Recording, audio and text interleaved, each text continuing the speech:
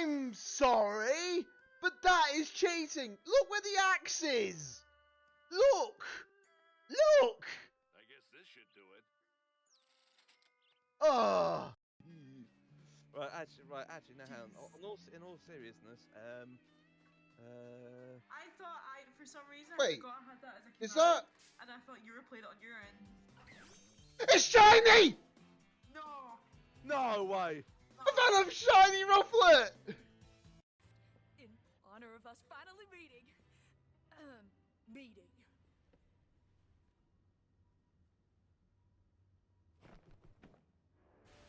Oh! Stylish. What the hell? Oh god, it's Michael Jackson Dante.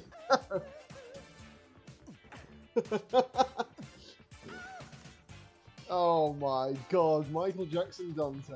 That'll be the perfect way to end it. Oh. You might look at my screen. Hang on. Oh my god, hang on, let me look,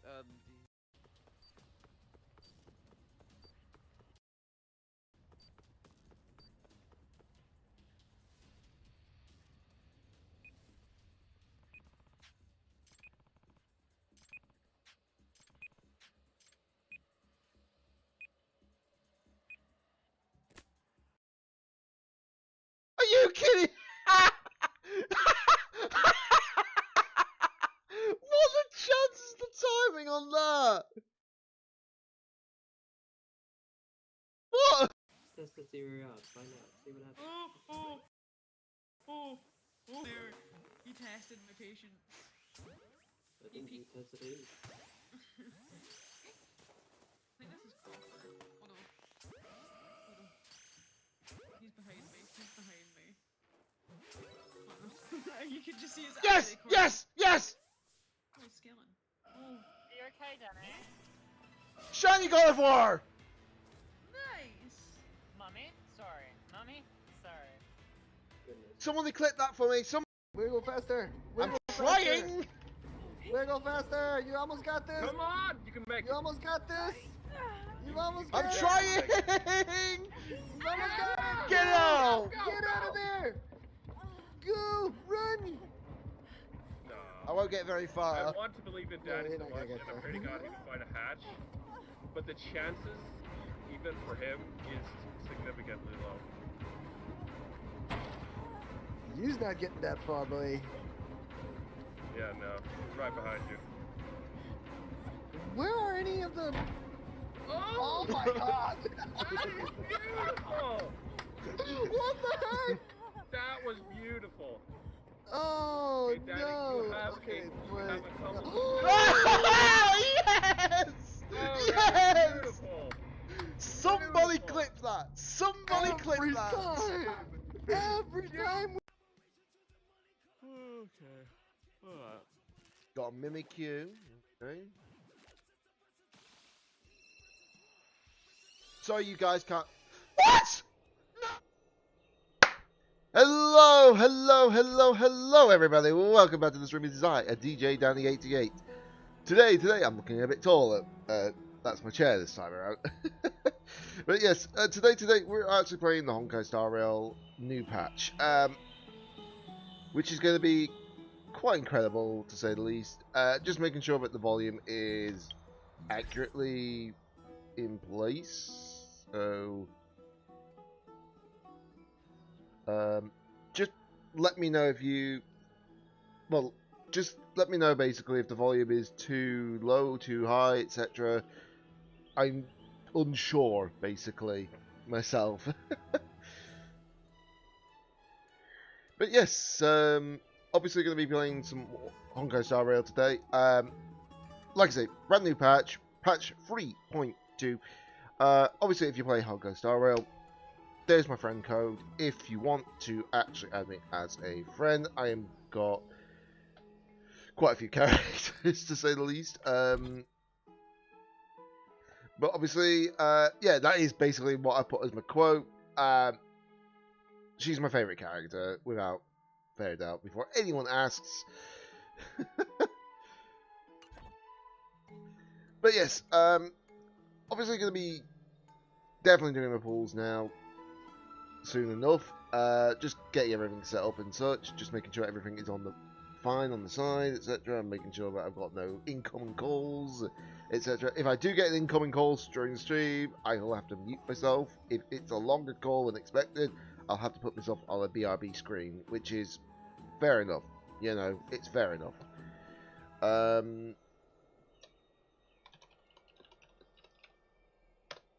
So just making sure to get everything dealt with. It won't take me long to sort out everything.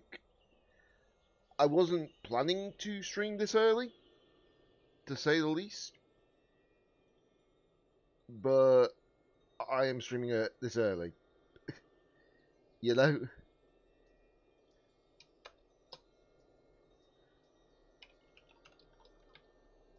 Let me just get everything sorted out. There we go. Just making sure everything is dealt with, etc. It's like I said, I'm just making sure everything is running smooth as a pancake on this end. I'm probably not going to have my sneak energy for today either, unless I need it during the middle of the stream, then that will be a different case then. So, right, I've made sure that I've got the activity feed and everything going, so... Oh god. I am making a hash of this layout changes that I need to do on my end. Well then. Now, the only downside... oh god, what the heck is going on? Rice with one single let's go. God's sake, you made me jump there!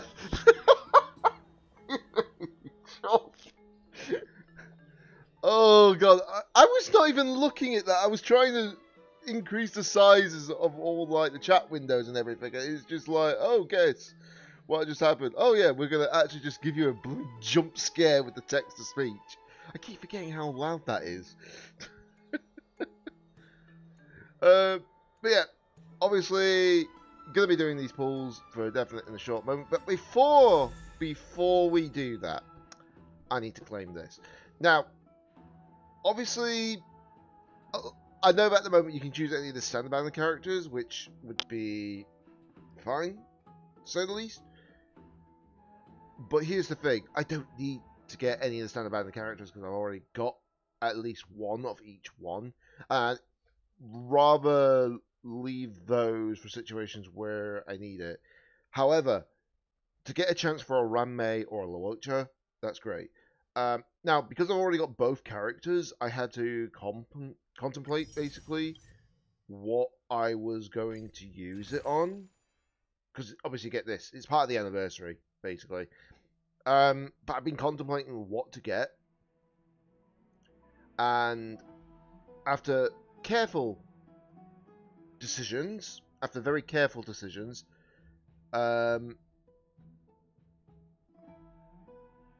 I am actually planning to use it on Ranmei. Now, obviously, that depends if they don't make this like time limited, of course. If this doesn't stay time limited, I might wait until a more prominent 5-star I need comes out. If not, I will get Ranmei. You know? But I'll figure that one out. I wouldn't imagine it is time limited, because that would be kind of like, annoying. But if it is time limited, then I'll get Ranmei. I'll find out when I get a chance to. But obviously, if it's not, then I'll just keep it there. Wait until we get a character that pops up here. For all we know, we may get a character on there that I do not have, but I wanted to get.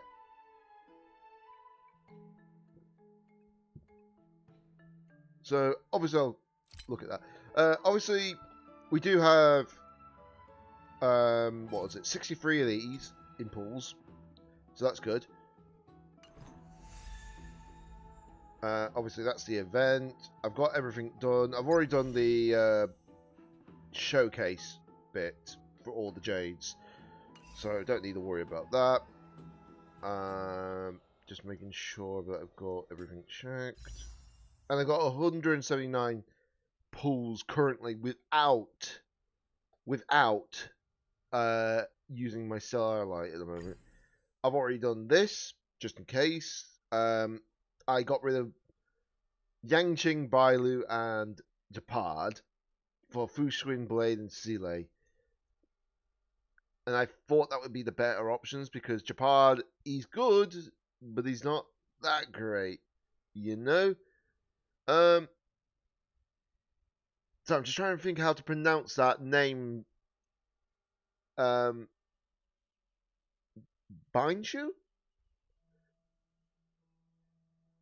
If I mispronounce the name, I do apologize. It's not one that I normally see a lot.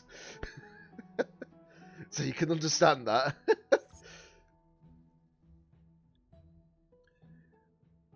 But yeah, the one thing I really love though is when I logged into the game, this is what I saw.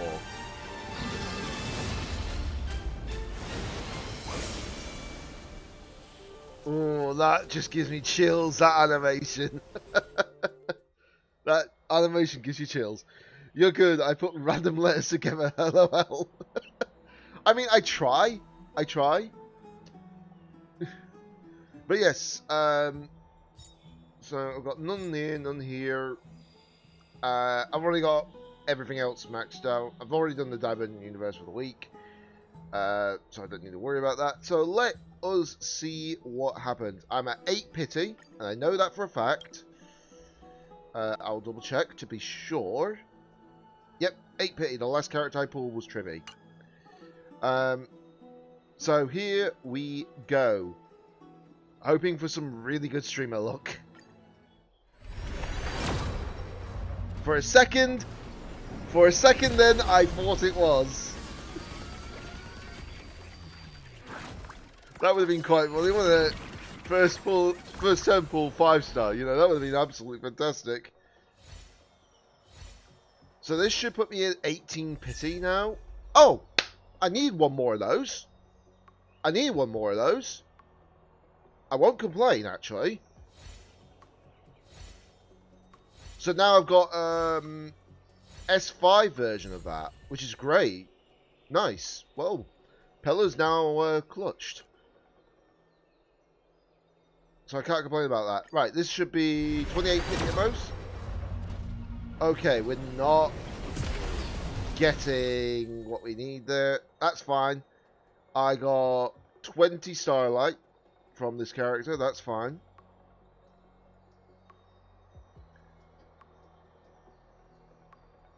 Yeah, I heard a lot of people have had really good pulls today on this character.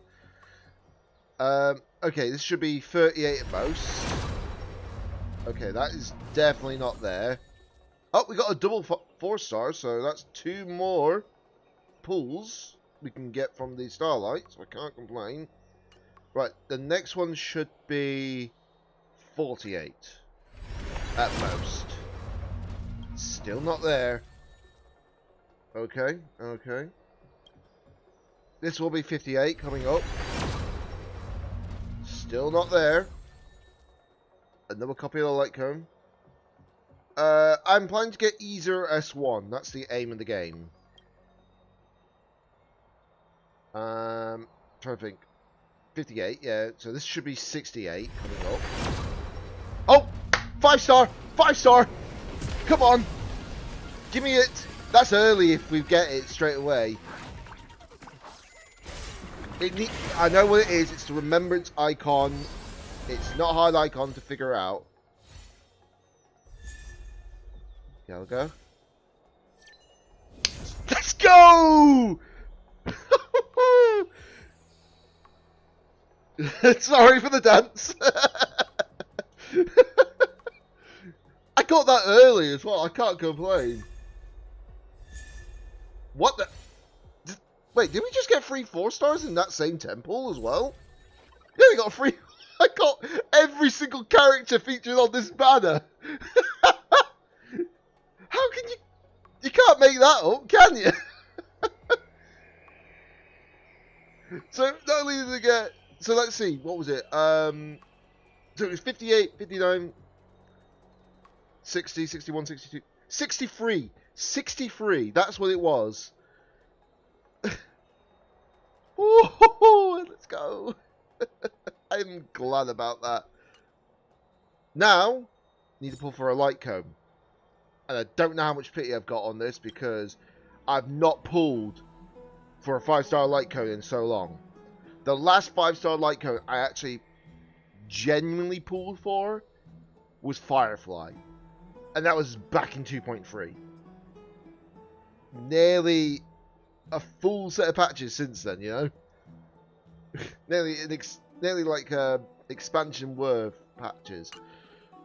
It's crazy. But yes, I'm planning to get the light cone as well because this is her best light cone. So we'll soon see. Oh no, you'll get it under 40. I'm guessing. We'll soon see, won't we? So I don't know how much putty I've got on this banner, so I'm just going to say that's 10. This will be 20. Wait, what?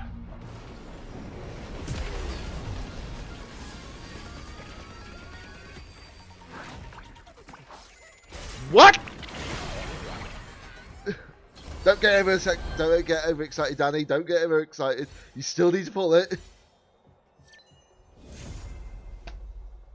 Excuse me? Excuse me? Excuse-moi?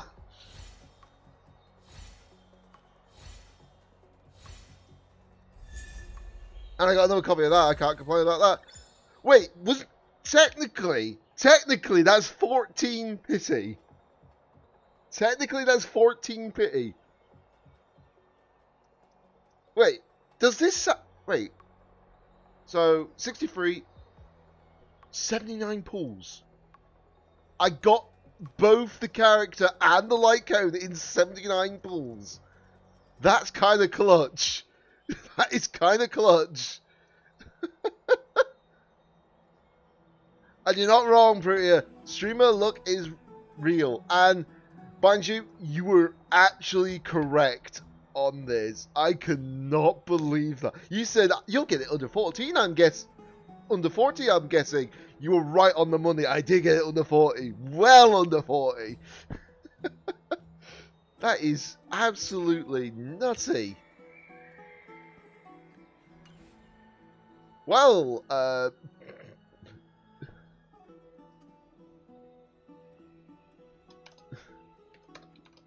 hold on, just need to...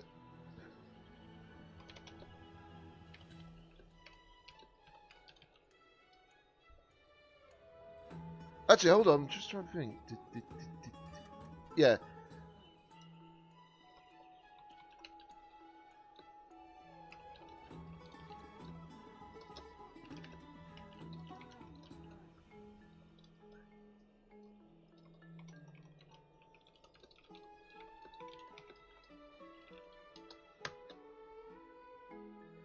Right, just had to let somebody know what just happened because obviously they play this game a lot as well. But the fact that I got the character that quick is insanely good. So, okay. Streamer anniversary look. It's real. It is real. So, let's level up. Obviously, let you know I am playing this game in Japanese. I've been playing it in Japanese since the start anyways, so it's fine. But I could not believe this. And the thing is, I don't even need to worry about getting everything ready. I've already had everything pre-farmed, which is insane. Don't have to worry about my level up manuals either because I've actually got God knows how many of them. I've got over 2,000 of them, which is a lot considering.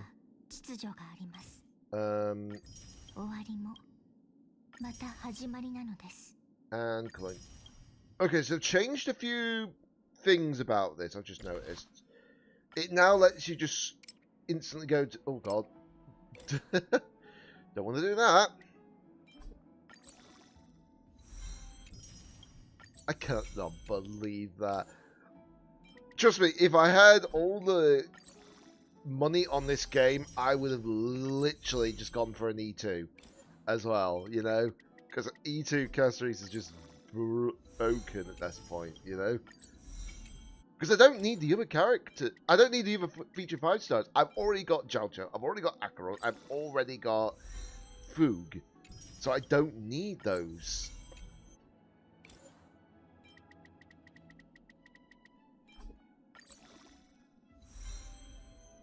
Hold on. Sorry, just...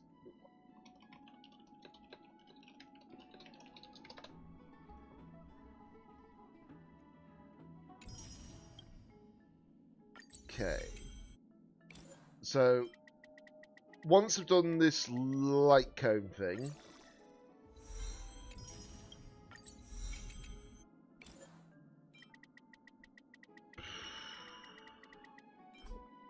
that is ridiculous, though.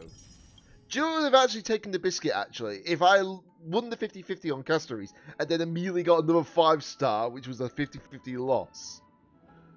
Just imagine if that would have actually happened. That would have gone mental. I've already got my relics ready as well, because I did pre-farm them as well, and I know that I've got them ready here. I'm just trying to remember which one it was that I actually put on you.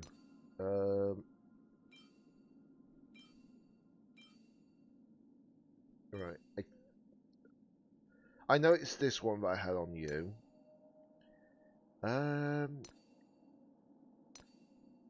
Let me just check.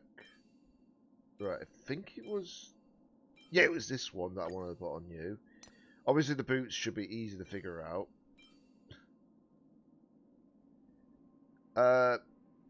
Do you know if the free 5-star thing is savable? If you mean the Golden Companion thing, I am trying to find that out myself. Because if it is...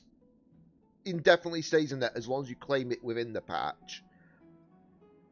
I'm just going to go out on a whim and say, if once you claim it, save it, just in case. I'm going to look up some information when I get a chance to, and find out myself, because I need to know just as much.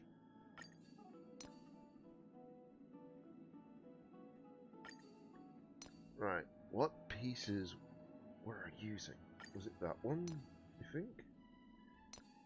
Right, let me just look at the statistics. Gives me an idea there. I think that is the correct set. So it's, the best way to find out is by just doing the traces as well. She gets a lot of crit rate, by the way, on this character. I think she gets about... I'm trying to think how much crit rate she gets. She gets about 18% crit rate on the entire thing. Obviously, granted, you need to be really using HP as your main stat for your ornament spear. Because if you don't, it's kind of reduction in like damage. I think it's... If you compare it to quantum damage boost, I think it is...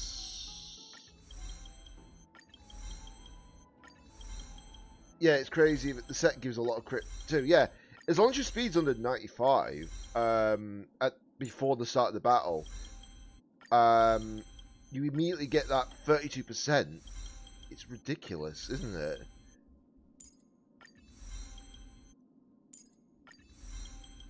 I don't have to worry about the credit limit situation, you know.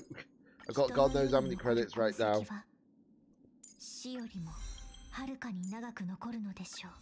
This is going to take a while to get through all of it.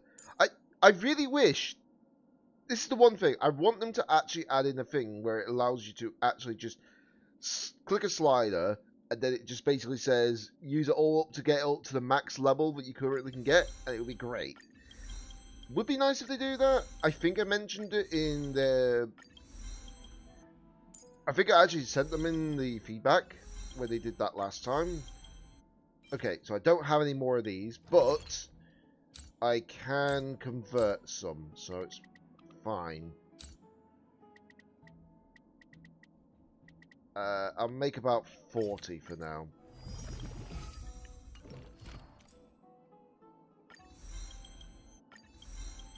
There we go. Okay, so let me have a look. So, trying to think off the top of my head. So 3,000. So let's see, 32 on top of that. That's 87.4%. 87.4%. Hello? And the recommended is between 80 to 100, by the way.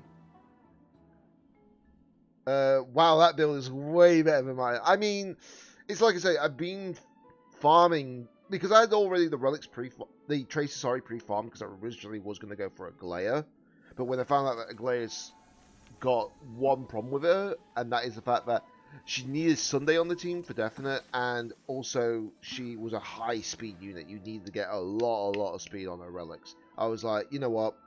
Because Castries is coming on the way for sure. Because I looked into further information, anyways. Because Castries was on the way, I was like, yeah, it'd be better off if I just save my remembrance materials until Castries. Oh yeah, definitely. You're not wrong. Jeez. But when you look at my relics, you can understand why it's such a good start. I mean, I could have put this one on, and I could have pushed her crit rate even higher. But I'm like, I can decide between whichever one of those I want, you know? In fact, let me just check. How much crit damage does she have? She has 222 on the dot. Where's the... And then you get 28% more because of the bone collection set. So that's 250% crit damage.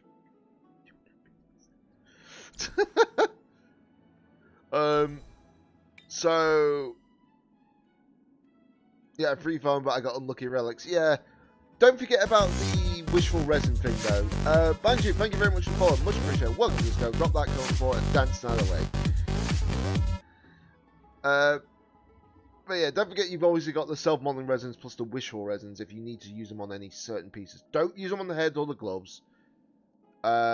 Always make sure to use them on the torso, the boots, the spear, and the link rope.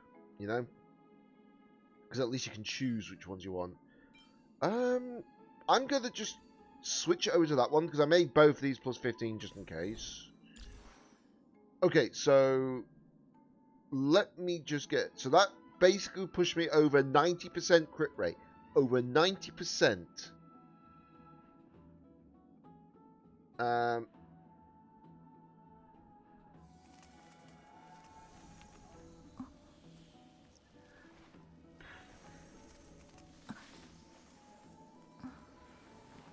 Ooh. Don't forget about the variable die as well, but yeah, ooh. I feel that pain. So yeah, 58.6 plus 32. That would push me to 90.6. So with Remembrance Trailblazer, that'll put me 100.6 crit rate. That's pretty bonkers, actually. 60. So I'm just doing this calculation. So okay, so I'm at 144% crit damage. And that's besides using Remembrance Trailblazer, because when the Remembrance rate's out, you get an extra bit of crit damage. So, we got some clutch moments. Let me just claim my rewards. On that. Obviously, I won't be buying the Battle Pass for a while yet, so it's fine. There's no point in buying the Battle Pass until you get, like, level 30, level 40, basically. That's when I probably would recommend it. That's the Star Rail event. Got Caceres now, but obviously I'm not changing it to the icon because Firefly is my best girl. I know about this. I've already started pre-farming for him. Because he's going to be used on my Herta teams instead of Saval. Because at the moment I'm using Saval, but once an Axa comes out, he will probably be the better erudition unit to go alongside the Hurt. And I'm not joking, because I do use Saval here. But that's just to make her a battery, which is ironic because she's a lightning character. Yeah, you can add me in the game, no problem. There's my UID. In fact, that's a point. I'm just going to go into my profile.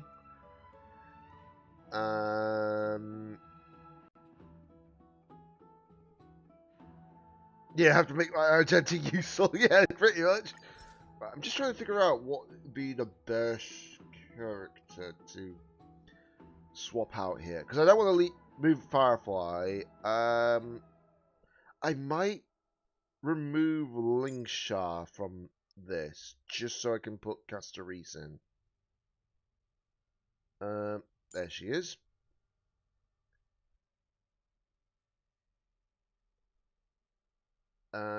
We do that.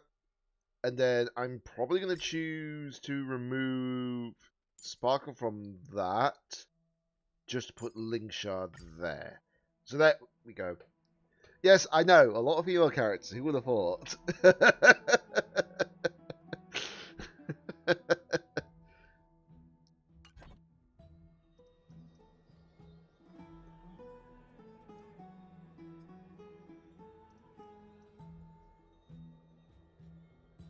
So, yeah, I can see it in the actual thing, so, yep. Fei Fei is the goat. I would imagine that's Fei Xiao for definite.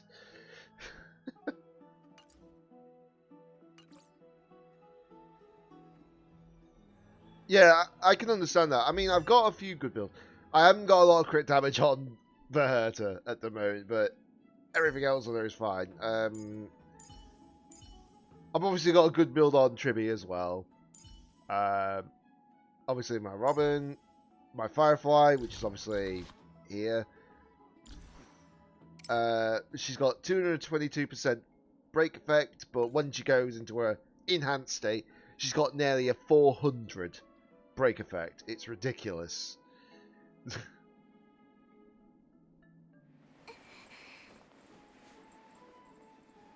But yeah, I got a lot of good characters on this. I don't know why, but there's one VA that I want them to put in this game. One Japanese VA. I want them to put Ri Takahashi in this. Won't be for a while yet. I know that for a fact because she's having surgery at the moment, so she's taking a month hiatus.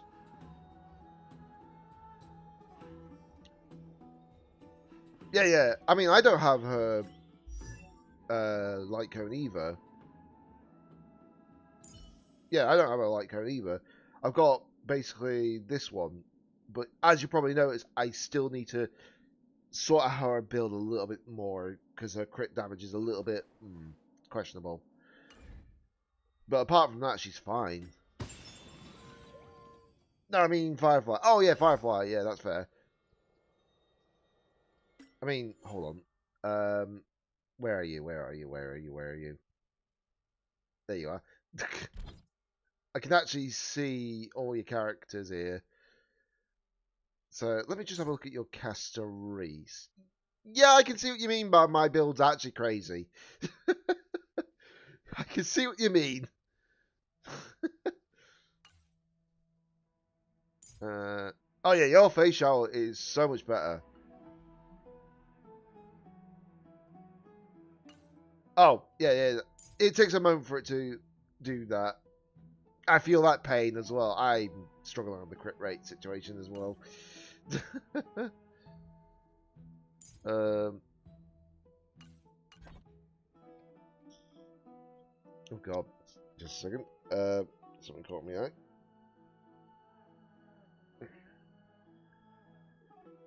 1 second while I just ban that bot.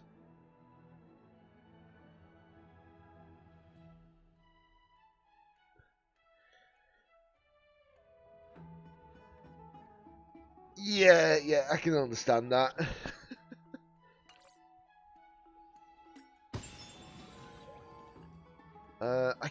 Oh yeah, I forgot. This is the light cone we get from this event, which a lot of people are like, oh, it's kind of bad, but no, it's actually good if you get an AXA.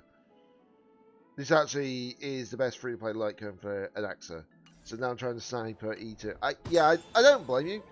If you can afford it, it's fine, but it's like I said, I'm going to save up my pools for an AXA next. Oh wow, I've got 75 pools now I can claim. I literally have a soft pity range on. That is insane.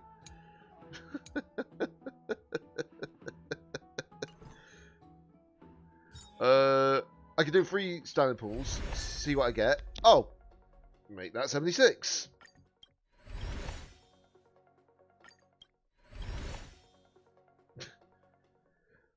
Look at the... I think I've only got, like, what? 2 characters? Yeah, I've got 2 characters that aren't... Damn, I always convert my Starlight immediately. I mean, this might be why I get streamer look, I don't know. Because I'm not converting my Starlights willy-nilly, you know?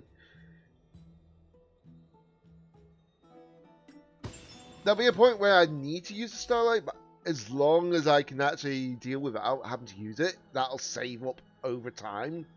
To the point that when there's a character that you want to pull for and you lose the 50-50, you're prepared.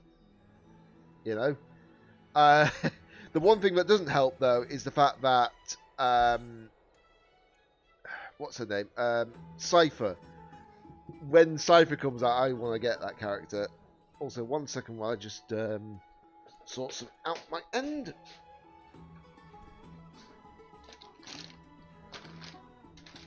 Because I haven't had lunch yet, so just going to try and get my lunch ready and all that as well. I don't really like the upcoming characters, so I'll probably save to E2S1, the next one I like. Yeah, that's fair. Because Cypher, as far as I've heard about her, she is just by being on the field, she already puts defenses down. Just by being on the field.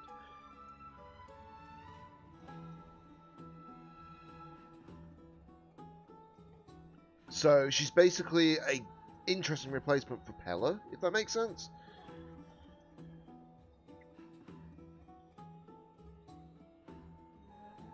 Right. Let's see. I now need to change a team lineup. I need to get a new lineup. Don't ask the names of the teams. I don't know why I chose those names. Right. Where are you, Castorise?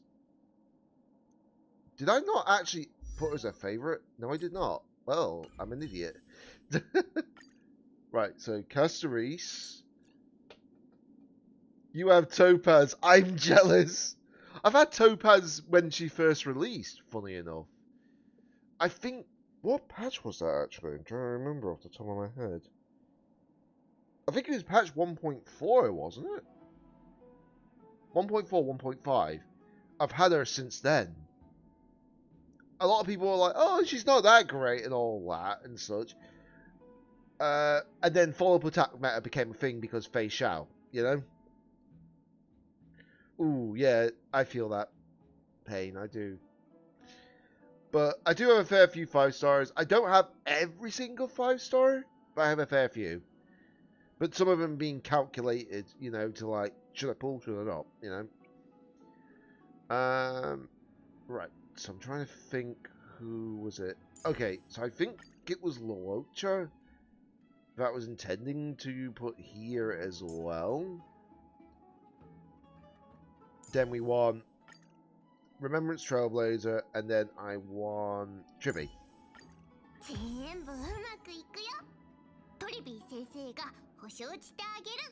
Did I just add that team member and it just give me an achievement? What the? Okay, fair deuce. Fair deuce.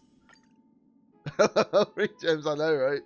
I'm moving Caceres to the center point, so she's a bit zoomed in. Right, input team name. I like to give team names to this.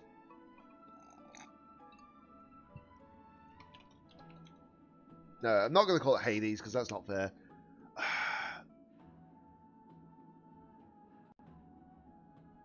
Oh, that's...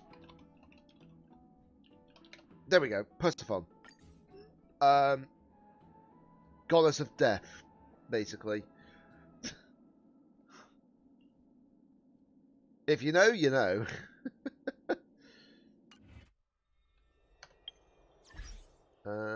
Let's see. What did I... That's what it was from. Okay, that's fair. That's fair.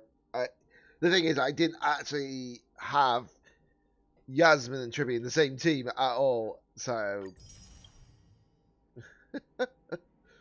Okay, fair dues.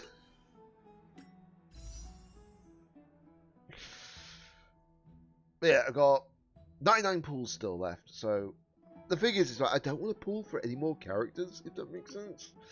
Because, like I said, I've already got Acheron, I've already got Jalcho, and I've already got Foog. I'm better off just saving. Yeah, sure, I could get, like, these light cones. I don't even know what this light cone does again. Oh, yeah, that's fair, that's fair, that's fair. But there's no point in getting the light cones right now. It's kind of unneeded. Let's see, go to the light cone section. Oh, I forgot about this option. Ding! Right, so yes, yes, and I said yes for that. So now I've got S5 resolution, which is fantastic. It is really good because by doing that, I've now got guarantee. As soon as she does any attack, she's now guaranteed to put a debuff down. You know, and that's fantastic. Wait. Do I already have that light cone maxed out on someone? Oh, okay. I've actually got 2 good night sleep wells. One's on Gwynaifen at the moment, fair enough, but it's just because Gwynifen's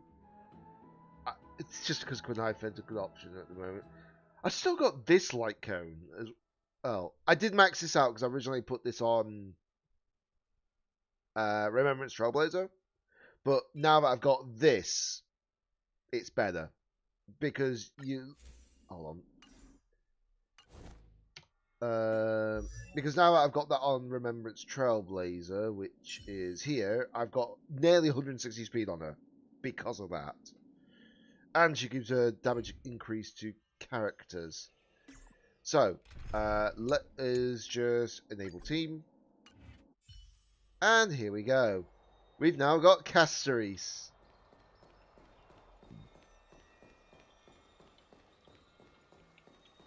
And now I need to try her out in battle. I actually need to try her out in battle. So, before we do any story, I need to try her out. I know that's where the story is, so that's fine. Right.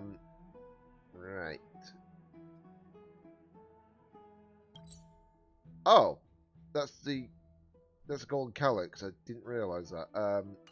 Hold on.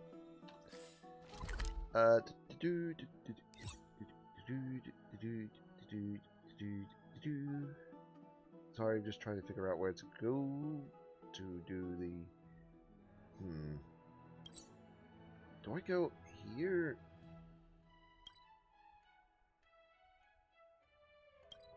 I think I'm better off going there. I won't battle in this calyx, obviously, but it's just to give me an idea of this, you know. Okay, so let's do that. Let's do that.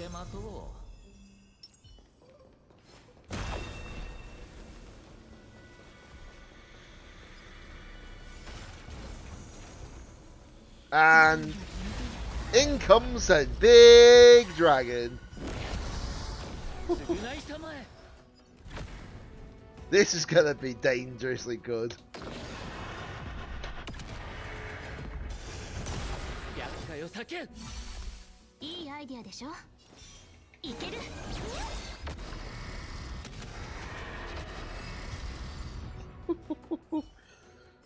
There is a better way to test that, honestly. Hang on. I just thought there is a better way of testing that, you know? And I don't know why I just didn't do it. There is a much better way of testing her out. Where is it? Not that. There it is. So I'm only going to do the first half before anyone asks. So preset line up. There we go. Let's just see how crazy she can be.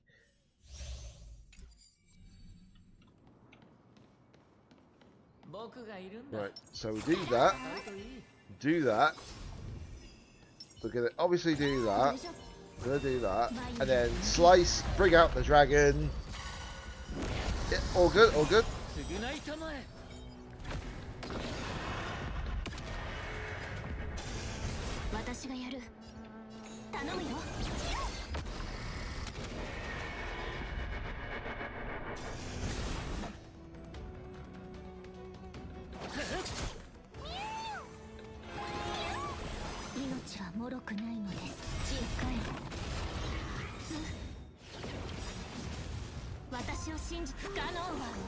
Do that. Activate the zone.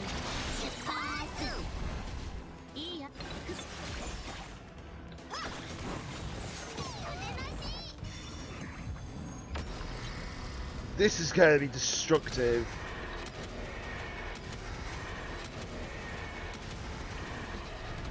Excuse me! Nearly 2 million damage!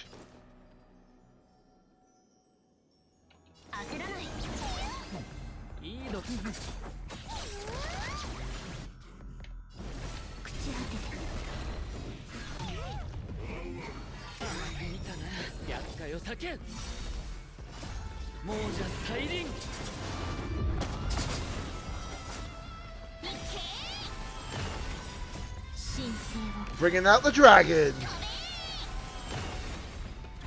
Hold on, I need to see. Look at how much crit damage she has! Excuse me! That is insane! And over 10,000 HP.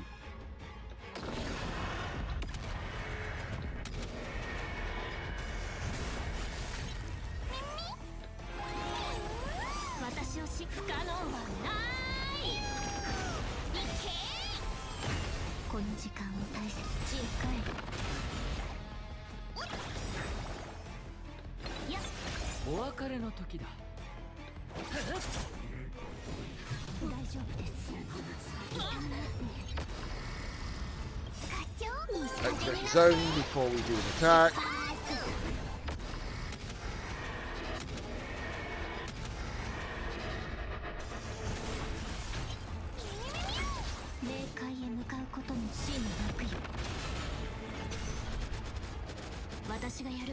Blooming egg.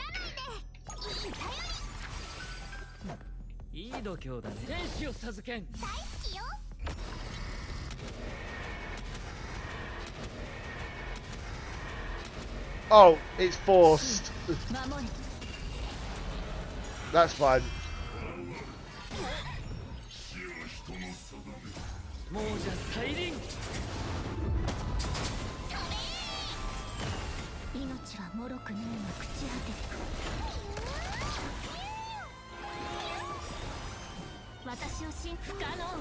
Do that.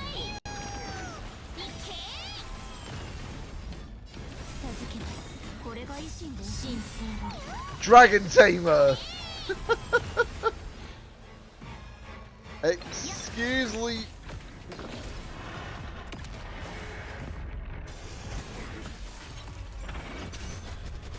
Oh my god. 厄介を避けん。償いたまえ。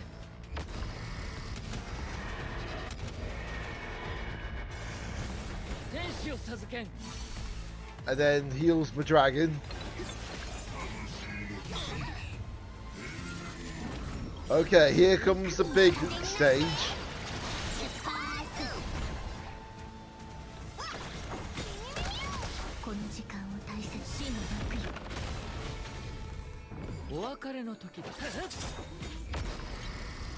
Right, time for the ultimate blast. Let's see how much damage you're gonna do here at the end.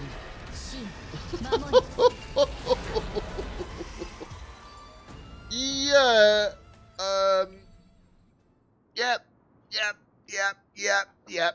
Yep. That would have made this MOC so much easier. That would have made MOC so much easier. And I'm now being pushed back here. I forgot about that happening. Oh my god.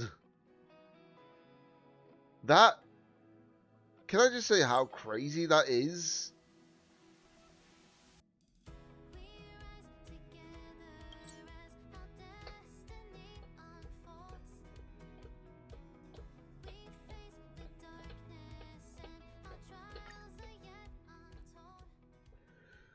Oh boy.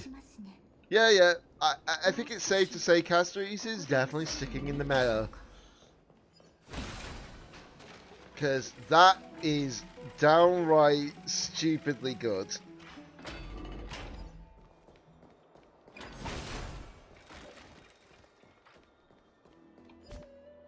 Alright, hold on a second while I just do these as well. Gotta activate those trick snacks.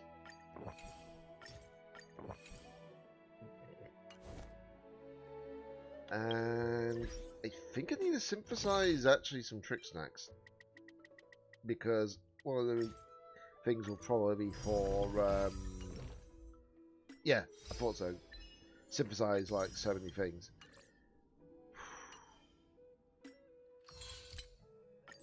There we go. That's another level on the battle pass.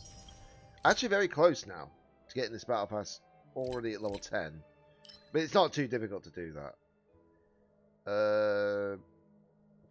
Apocalyptic Shadow doesn't restart until when? Monday. So we're fine.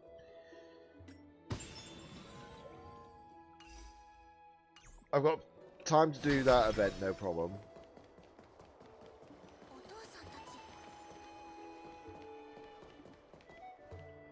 Right, 1 second, we'll just noticed something. Yeah, give me a second, guys.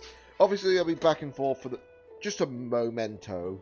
It doesn't mean that I won't be doing the story and all that, like delaying it until after I've had my lunch.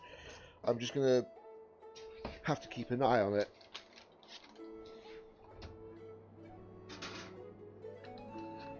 That's all.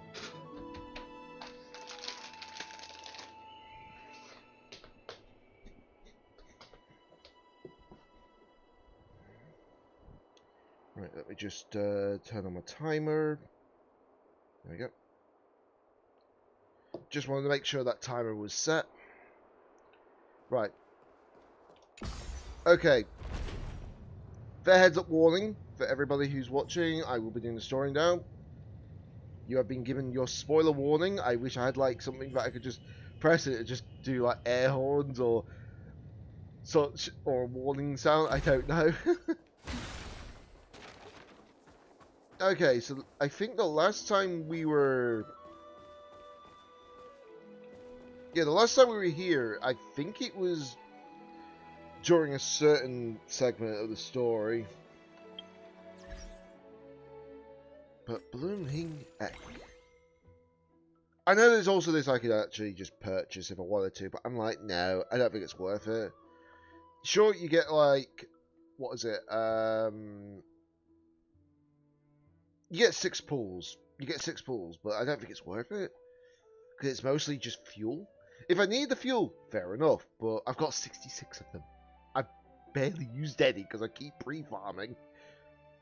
I think the only time when I'll probably use them is if I need to buy, well, need to farm more ornaments. But at the moment, I'm okay on the ornaments.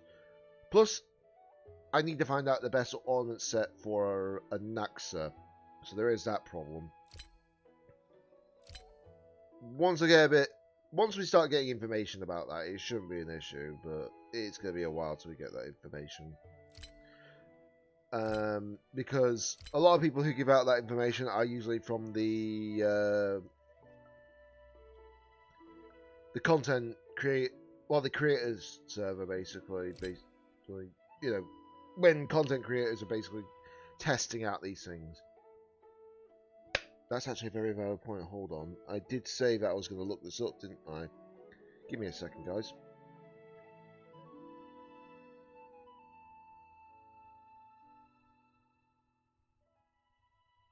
I did say that I was going to look this up, didn't I? What was it called again? Golden Companion Spirit. Right.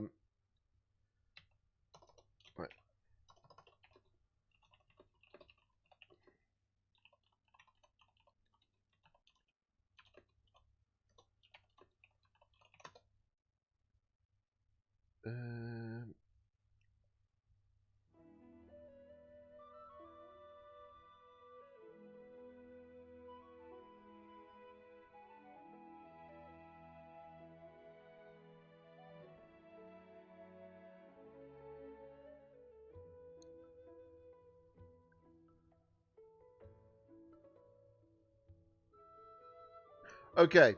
Right, I've just looked into it. Oh god. Did that just show off something on my screen? Yeah, it did. It's fine. It's only like a, what is it, Arcanine wallpaper? Neon style. But yeah, welcome back, mind you. So basically, I've looked into it now. So it appears that the only thing that's time oriented is literally the claiming of the item. You got until 3.4 to claim that item. Well, end of 3.4 to claim that item. But it does not expire once you have it. So it might be worth saving up on. It might be worth saving.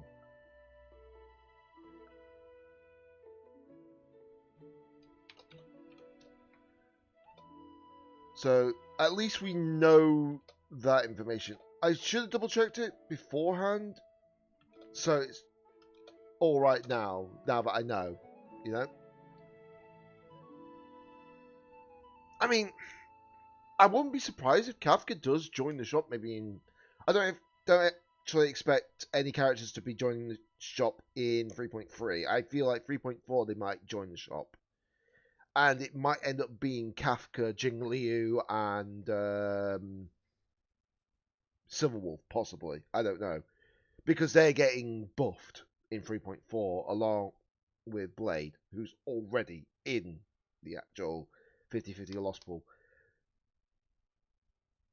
But I feel like they're only going to be adding 2 characters to this shop, aside from the Stone Brothers. For all we know, they might even add Silverwolf or Kafka or such into the edit pool, if that makes sense.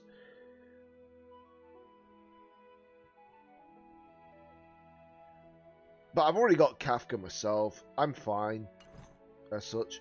In fact, hold on. Hang on a minute, actually. This is actually quite funny. I do have an E1 Kafka.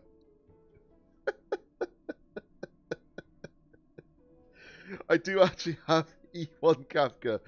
Her E2 though makes her so much better. But I do hope if they decide to buff up Kafka, if they are buffing up Kafka, does that mean, is that hinting that we're gonna get a new dot engine being built? As in, is the dots gonna be boosted? Or if we're going to get new supporting units, you know?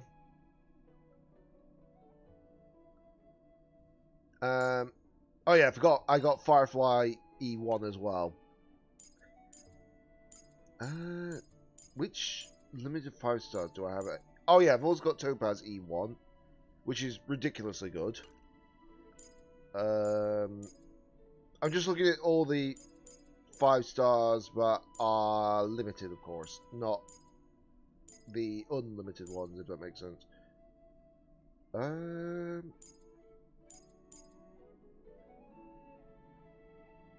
Yeah, I think that's it. And then know that the only 2 4 stars I've got currently that aren't maxed Eidolon are Arlen and what was it? Arlen and Danhan are the only ones I don't have at that point. Do you know how long the story is? I don't want to sit for 8 hours. I have no idea how long it is. I have to find that out myself, you know? I mean, hold on a second, actually.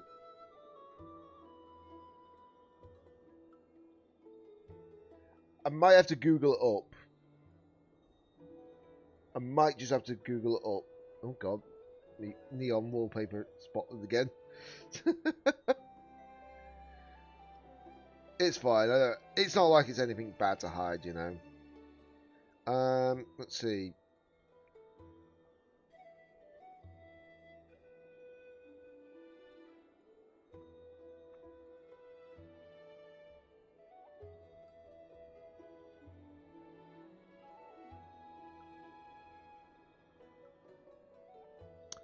You can judge from my reaction how long it might be.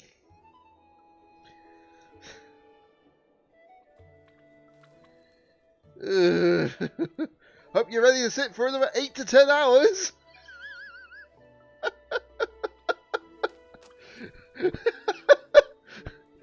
Oh no.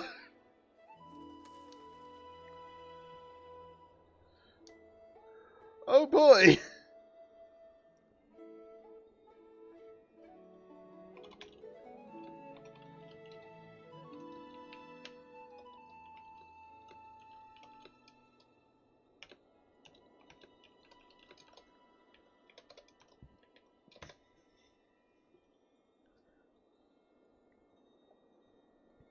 Yep.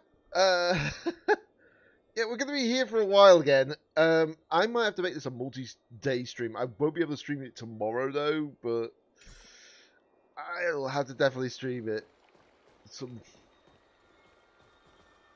I just want my J's, man. Why is there no skip button? Apparently, if you rush through, it's about 4 to 6 hours, but for me, I like story. I'm one of those people. I've played God knows how many games which have got long stories. Oh, I was wondering what was happening. She's got her idol animation.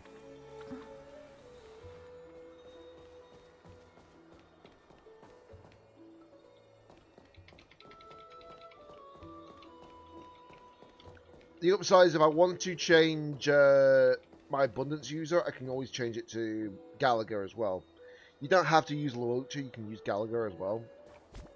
It might not even be a bad shout, just to show it off.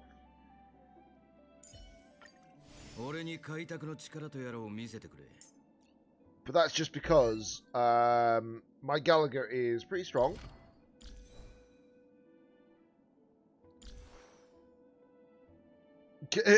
I know, right? It's literally that meme, basically. You got that yearbook.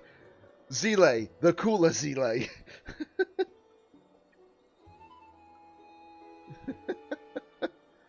Do you know what actually makes me think of, actually? Honkai Impact 3rd had 2 Ziles. We had the purple-haired Zile, and then we had the black-haired Zile. Or as I think they called them Zile Purple, Zile Red. I could be wrong. Or was it Zile Blue and Zile Red? I don't remember. But Impact 3rd literally had that. Oh boy.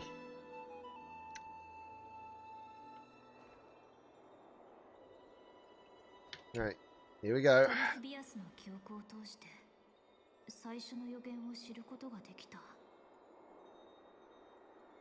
Oh yeah, I forgot that we got Trivios mentioned as well. That makes sense. 人々は一人と別れを告げ、その者だけが奇跡を目にすることになる。これぞまさしく運命。 Ooh. オロニクスの試練を受けたら、私もこの予言の中の人々になるのかな。 Oh, I forgot this was going to be part of the story. I forgot that we might have been asked to take on Oryx's trial. The actual main character, that is. I completely forgot about this. And my timer just went off, so give me a second.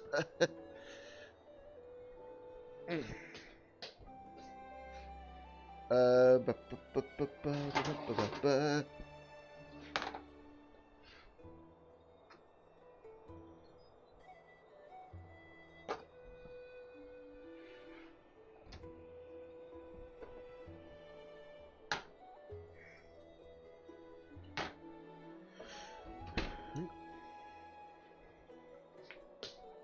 Right. I just had to do some part baked bread and all that. That's why, you know, I had to go over that way. So I've got to wait for that to cool off a little bit before I can actually make my lunch, but it's fine. とにかくアグライアに返事しないと。 This is going to be interesting. Some time ago. 来ましたか、キャス。先日借りたこちらの詩集、読み終えたのでお返しします。 Before anyone asks, yes, I do play this in Japanese. I do like a lot of the English voices in the game. The problem is because the ongoing situation for the recordings of the English side, it's not helping a little bit. I understand that a lot of the cast for Amphorius are basically voiced, but not all of them. All the known cast like Dan Han, Himiko, etc., they aren't voiced, I don't believe. I would have to... I can't really find out because I don't want to spoil anything for the story. Like, I don't want to know if there's any like certain characters that might be popping up. 最近忙しそうでしたので、てっきり本を読む時間もないと思っていましたが。仕事は立て込んでいますが、そのおかげで読書もはかどったのですよ。 I generally can't remember who voices these characters in Japan. I'd have to look. I am reading, don't worry. やることが多い時ほど本を読む時間が取れなくなるものではありませんか。人は時間の有限性を自覚した時こそ限界を超えられるもの。際限なく湧いてくる問題を処理するうちに、頭の回転も早まり、結果本を読む効率も上がったのです。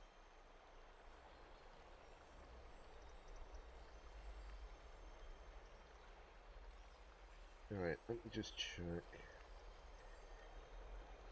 Who voiced BRB? No worries.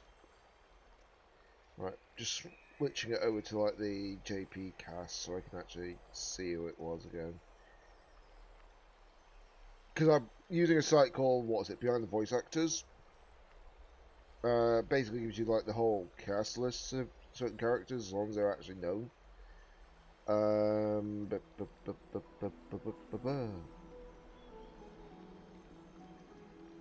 Wait, it doesn't have the information for Caceres. Okay, that's weird.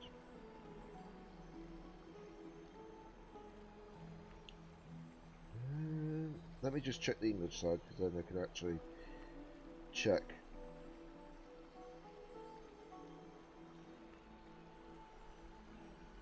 Yeah, it doesn't actually have, that's weird, actually. Hold on.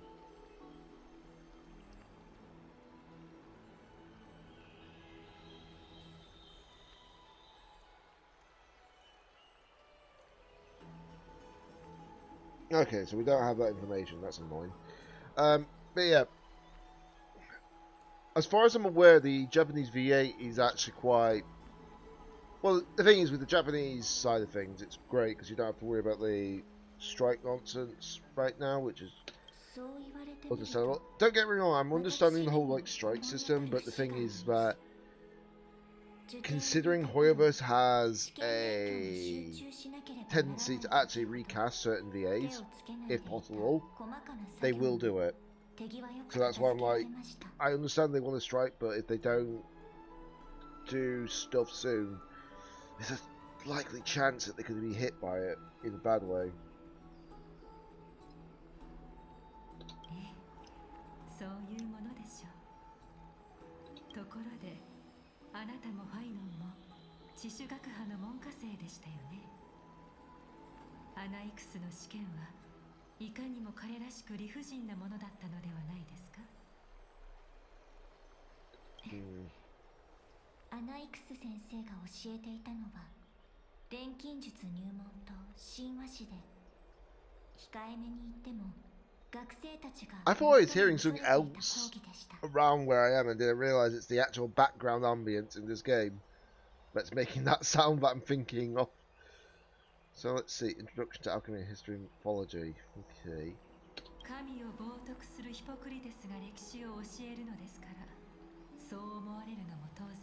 I do like these character designs. I really, really do. But the problem is that it's like I like all the character designs and such in this game, but the thing is, it's like I say, when it comes to like getting the characters on your account, it's like, do you get them or do you not? I like Aglaya's design, but the problem is that her kit was not what I would make me say would be the best for myself on my account. Whereas Castorice's kit is just bonkers good. I mean, he needed a better quantum unit.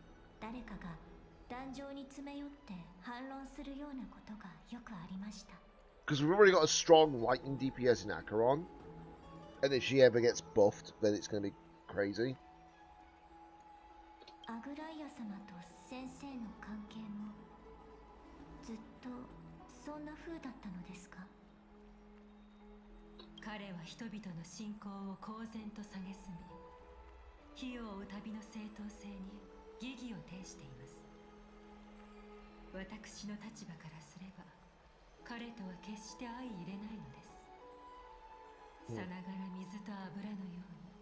Interesting.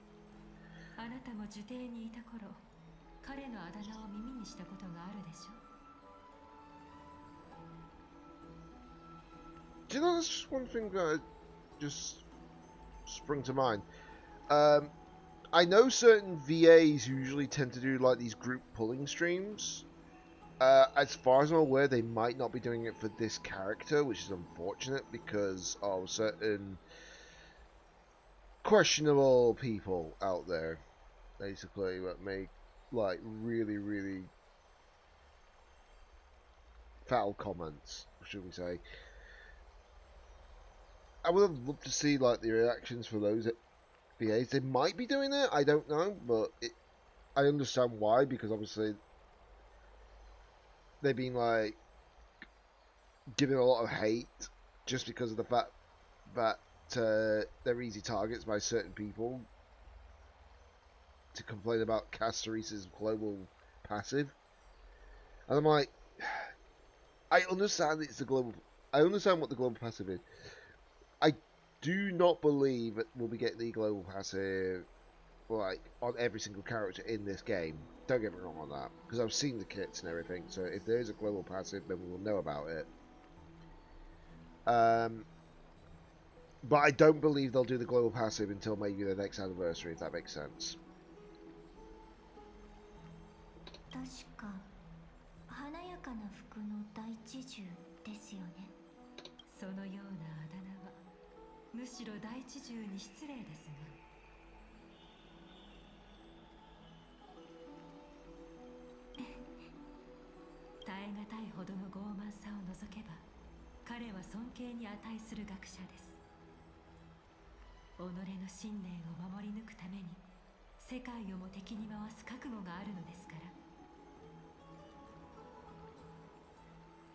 But yeah, just heads up everybody, but obviously if I do have to pause for a second at any point, then I'll need to, because I need to have my lunch. But once I've had my lunch, I'll be back on progressing, you know. サーシスは彼を選びました。禁止が震えていますよ、キャス。何か心配事でも。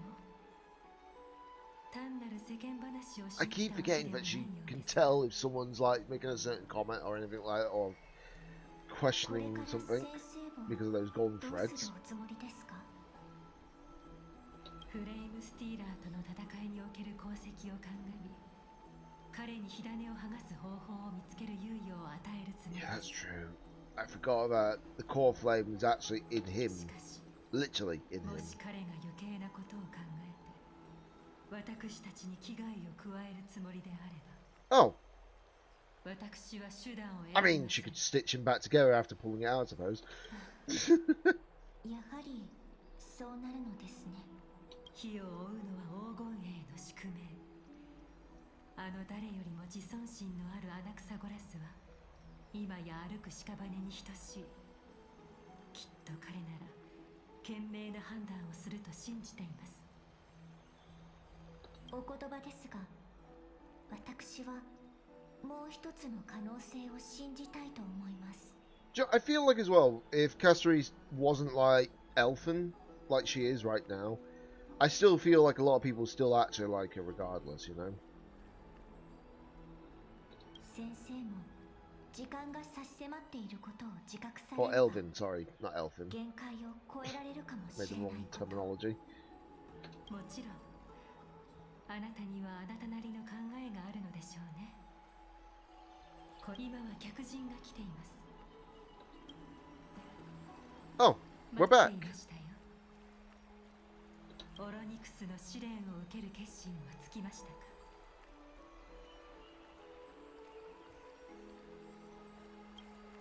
それがいいでしょう。その聖獣はタイタンと切り離せない関係にあり。 Yeah, I think that's the reason why we're taking Charlotte Oryx. Is because technically we're already bonded with Oryx in a way that we least expect it.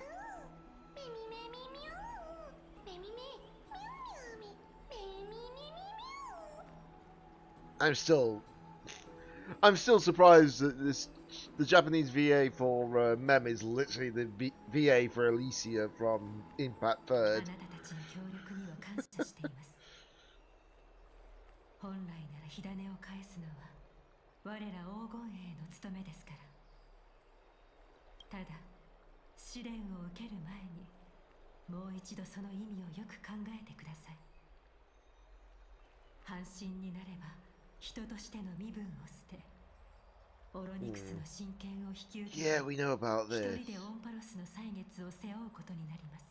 あなたの運命は我らと密接に結びついたまま、創世の終着点を迎えるまで二度と断ち切ることができなくなるでしょう。いいえ、むしろその逆です。神になることにおいて、あなたほど The funny thing is, right, they say this, and the funny thing is when I realised that there is a few characters literally in the entirety of the Astral Express that could actually attain supposed divinity per se. Obviously, one is of course a Trailblazer. It kind of is obvious, really, with it because technically they're a Stellaron. They've got a Stellaron embedded in them, and we've seen what they're able to do, and they always tend to catch the gazes of Eons. We've caught the gaze of 3 Eons, technically, so far, haven't we? Which are... I'm trying to remember the name. I can't remember the name. But basically, the ones that we took the gazes of were, of course, the Preservation, the Harmony, and now the Remembrance. So... it'll be interesting to... oh, also the Destruction, clearly. Yeah, there's 4 of them, sorry. we've actually taken the gaze on. 高い適性を持つ者は黄金栄 But で if も I 手 had to の say 存在です another character that could probably あなたが attain 断るので divinity, あれば it い would く be らか Don 基 Han, 準を落と wouldn't して it? 他の When も I の think に当た about るし it. かない The で reason す why I say Don Han is because he's already like a very powerful Vidyadhara. In Vibro Lune specifically. 奥平間にはヤヌサポリスから Imagine 来 if た you do 司祭 get の that そ and の he 子 gets a 孫 new が powerful 少 form. な That'd か be ら quite ずい cool. ます他に選択肢がなければ I don't know for 彼 sure, ら but の it'd be 中から quite cool. 適任者を Quite 探 cool, すつもりで honestly. す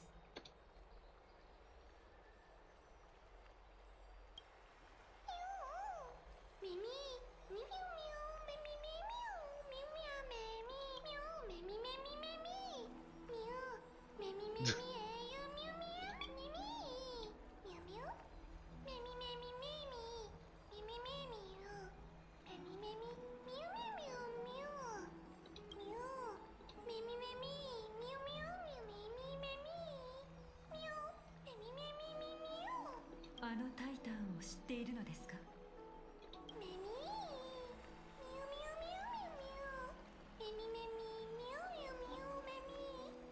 I mean, when you consider the fact that technically Fuli was the one who gave down the gaze upon the Trailblazer, 経験したことのない記 it's 憶が存在 possible する because of the fact that, you know, Oryx thinks Fuli is her mother.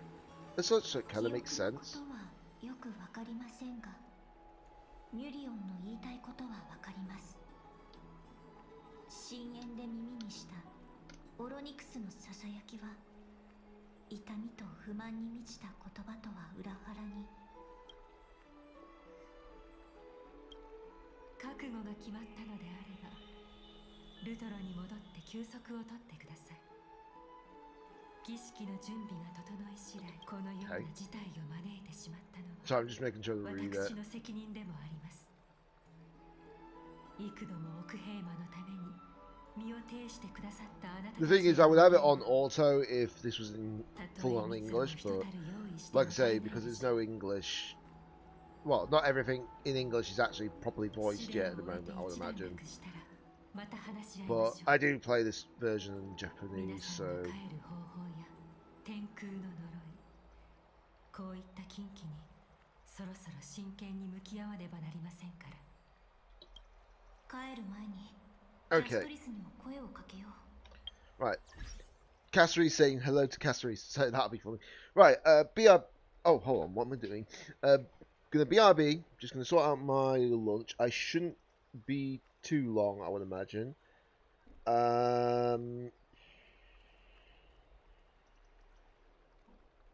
Trying to think what would be the best call to do here, actually. Let's just do this.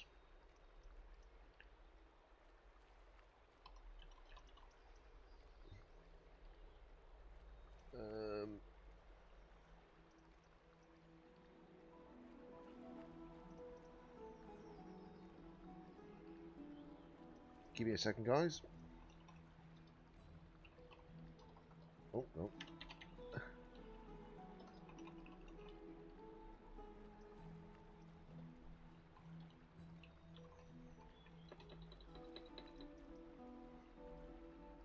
There we go.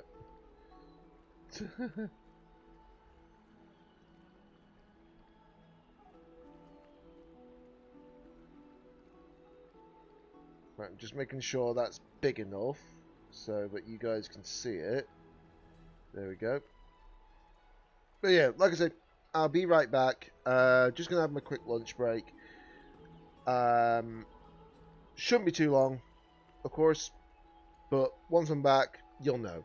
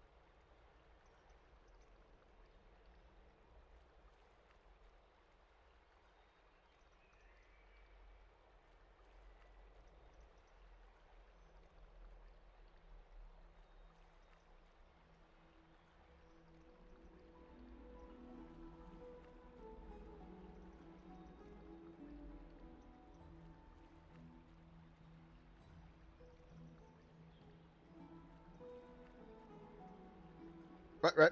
Here we go. Sorry about that. Right, so no more lunch break now.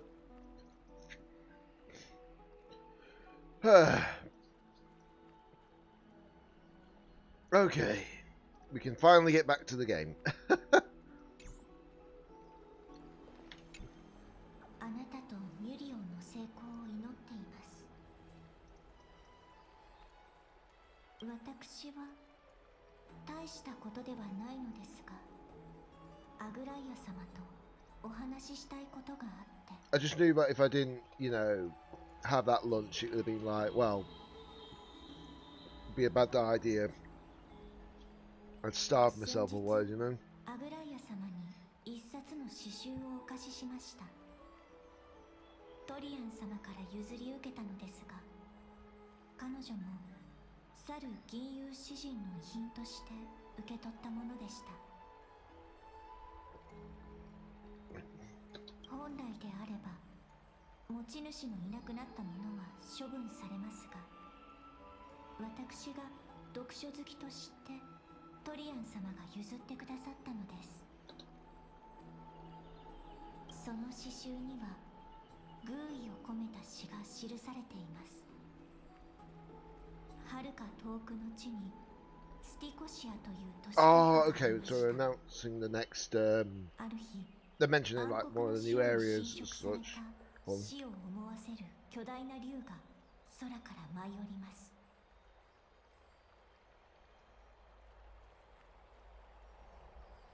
Sorry about that, just had to blow my nose.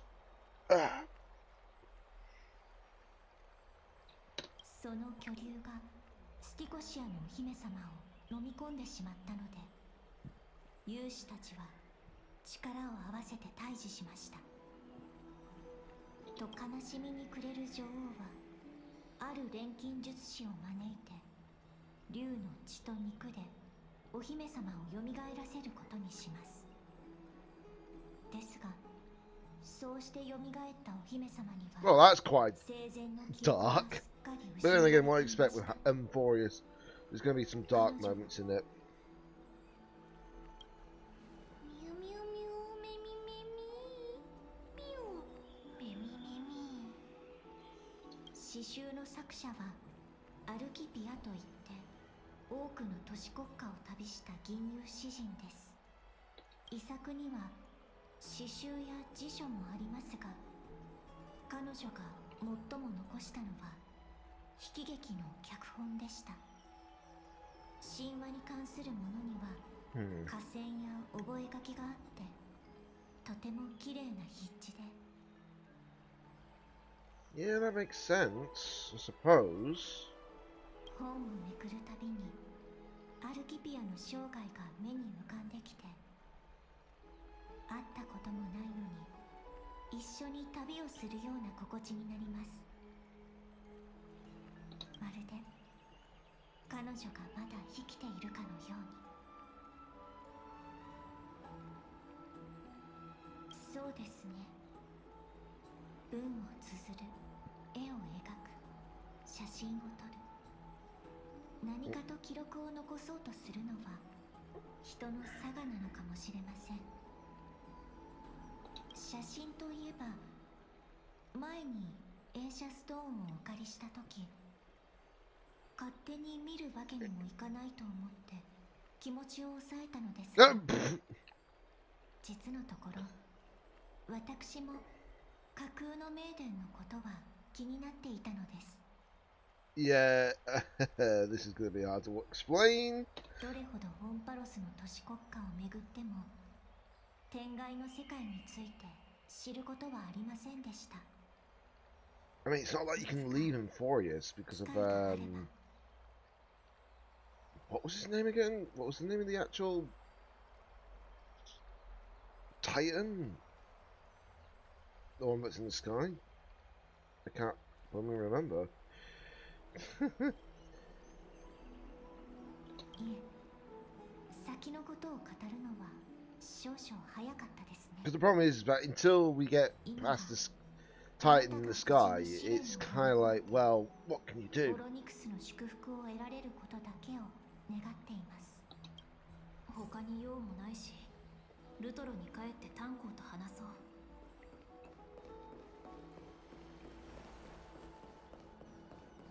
Oh yeah.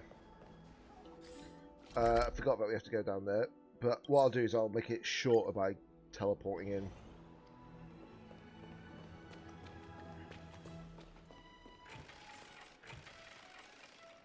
Opening the lock.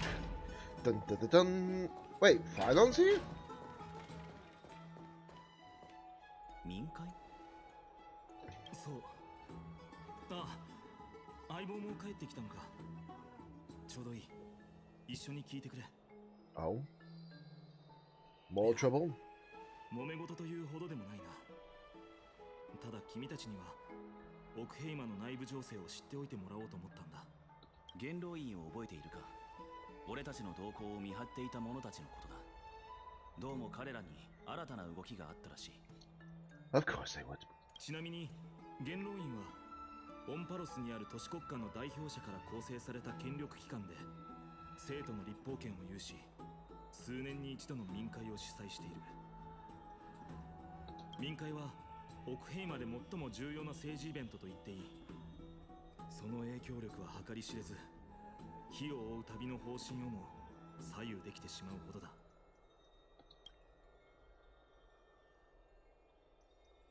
5年から10年に一度、元老院は黎明の崖で民会を開くんだ。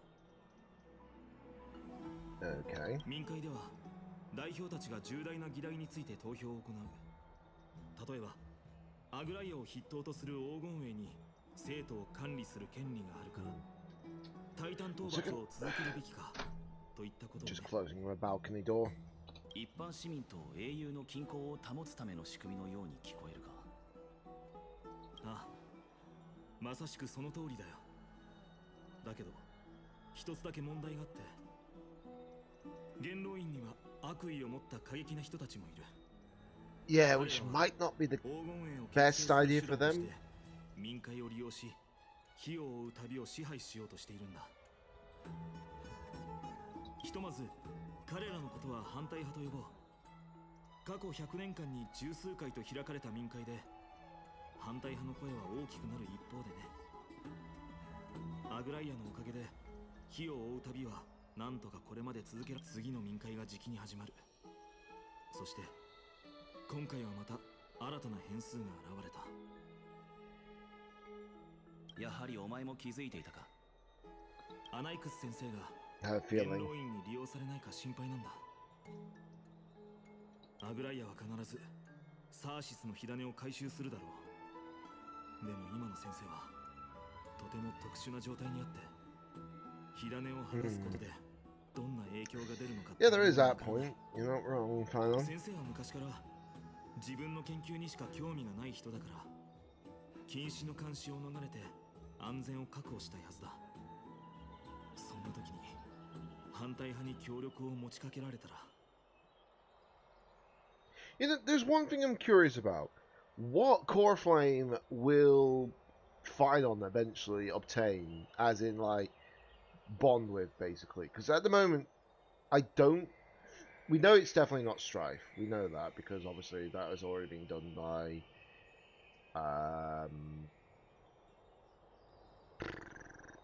Midday. Or Midday, whatever you want to pronounce them as. But I'm going to take it on a whim and say this. I feel like he'll obtain the power Kefali. I just feel like he might. He might not. Might throw a curveball at us. We don't know, but I feel like he might. 火を追う旅を裏切り、元老院に着く可能性があると。もともと信託を信じていないわけだし、裏切りとは言えない。けど、黄金衛にも教え子の多い先生は、オクヘイマの大切な盟友だ。僕は、どうしても戦友同士で争うところを見たくない。わかった。俺たちにできることはあるか。I can understand where Phylon's getting out. 僕はアナイクス先生を信じる。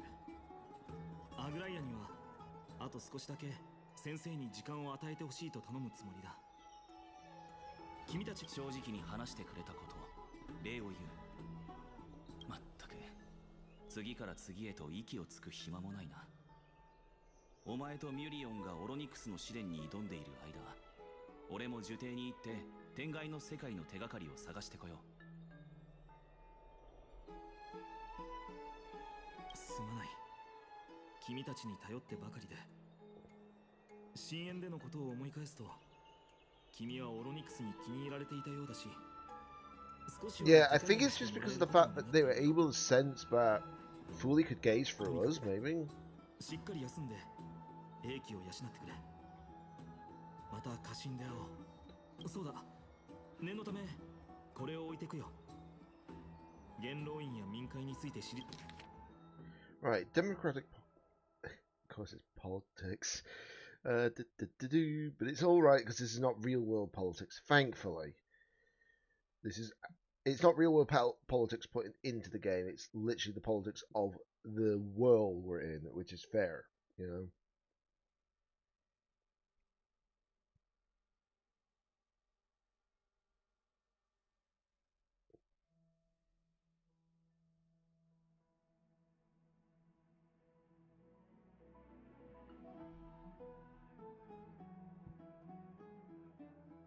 Jeez, that's a lot to read, by the way.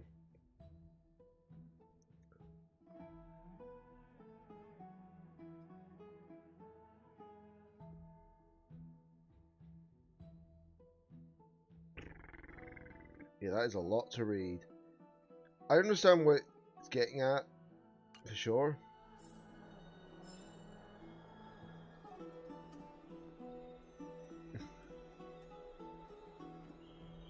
Right. Okay, so we just gotta rest up and such. See what happens. I don't know why I keep looking in the shop.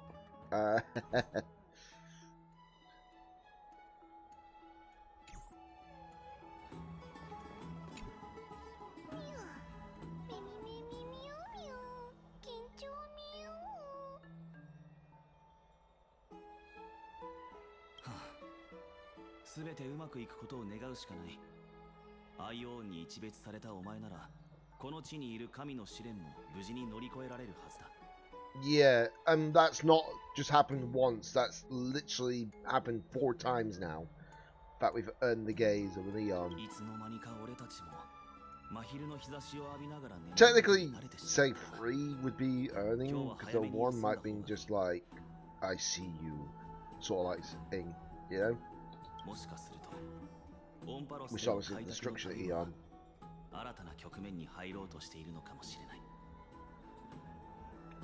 Yep, a new phase of our trailblazing expedition.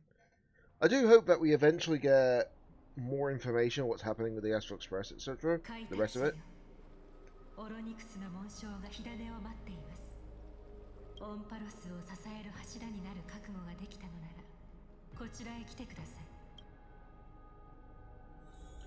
Let me have a look. So 1, 2, 3, 4, 5, 6, 7. So it's still 7. We haven't put Oryx's in yet.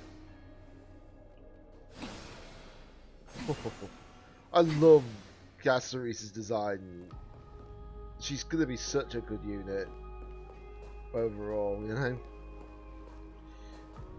But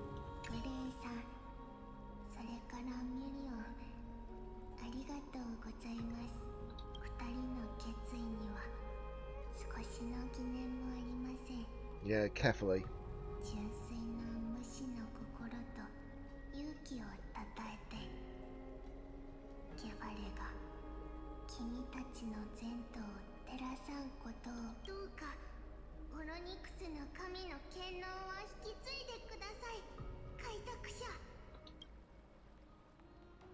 Here we go. I feel like a lot's gonna happen here.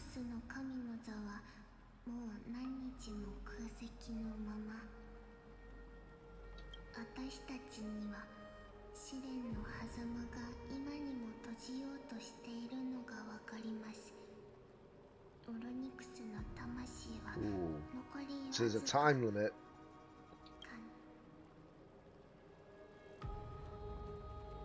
I've long gotten used to fighting fires. Yeah, we're not going to say that.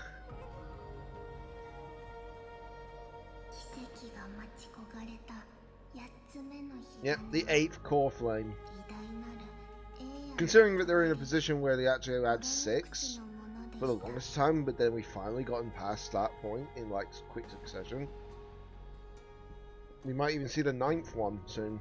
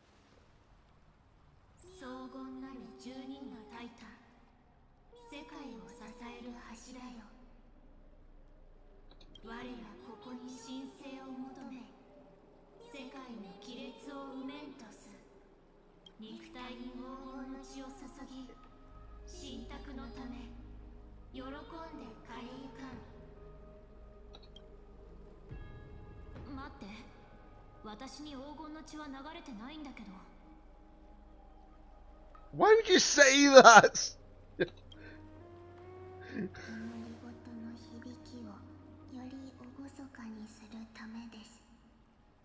Technically, we don't know if you've not got gold blood. I mean, you've got golden eyes, so it's possible.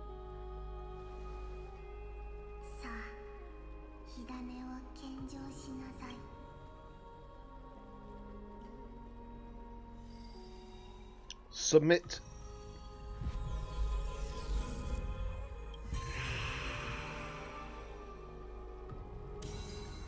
The core flame has been submitted to the actual Vortex of Genesis. And now we have the 8th core flame.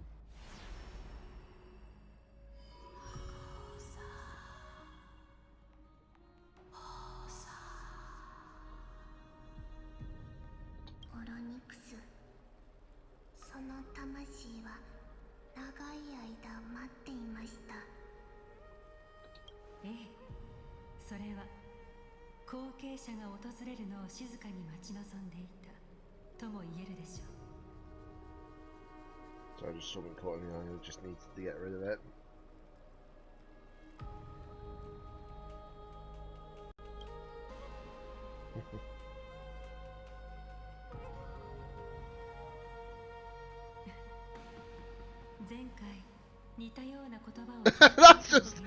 that's just a low blow to fight on. That's a low. That's a bit of a low blow to fight on. Oh my god. I mean, technically, yeah, I understand why he didn't succeed, but that's because, you know, he couldn't overcome the trial of the Strive Titan before. But I don't think the Strive Titan is basically the Titan that, you know, he would actually gain the core flame of.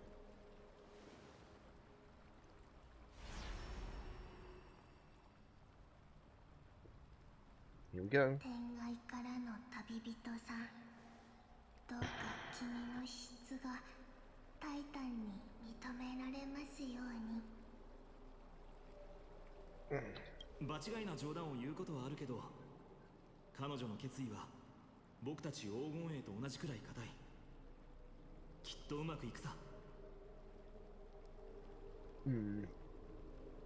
You're not wrong. さて、彼女がいない間に君と少し話したいことがあるんだ。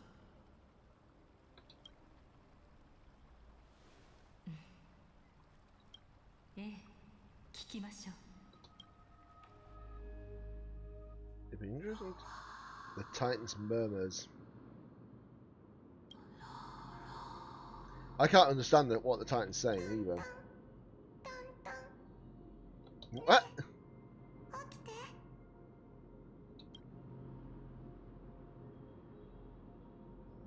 Wait, did she actually just... How are you able to talk? 私もびっくりしちゃった。 She's actually speaking. もしもーし。なんて可愛い声なのかしら。きっとたくさんの記憶を集めたおかげでぐーんと成長したんだわ。 Well, at least you don't have to hear mem mem mem mem mem mem mem mem. それにタイタンの声も前よりはっきり聞こえるようになったわ。 I'm curious what to sound, hear what she sounds like properly in English as well. 母上、一体終わりにたどり着いたのか。 Ooh. 孤独な歳月が終わりを迎えるのか。かわいそうにクロマントに火種を奪われたせいでこんな狭い場所でずっと一人ぼっちでただ待っていることしかできなかったなんて。私たちが苦しみから解放してあげるわ。 Of course we are.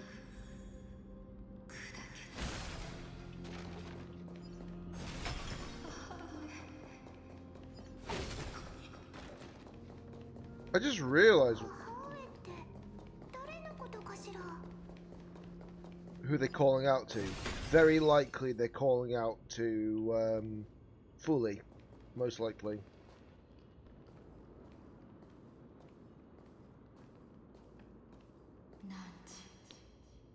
何時を覚えている。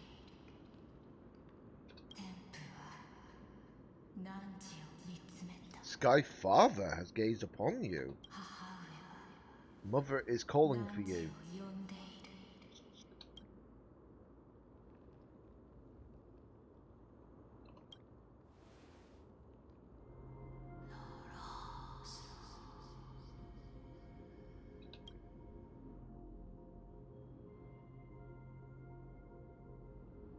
天父は何時を選んだ。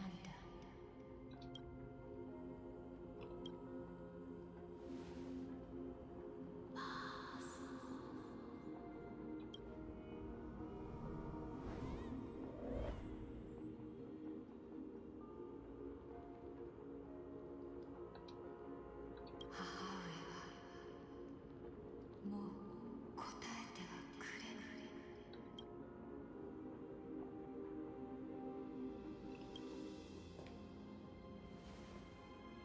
大事なよう、大事なよう。ホロニクス、聞いて。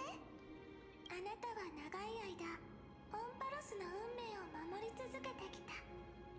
人々は記憶から力を得たけど、そのさざ波は全部あなたの肩に重くのしかかっていたわ。でももう一人で背負わなくていいのよ。これからはあなたの代わりに歳月を支える人がいる。解放、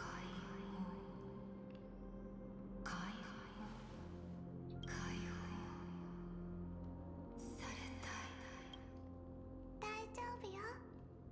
私たちが助けてあげるから。ゆっくり眠ってね。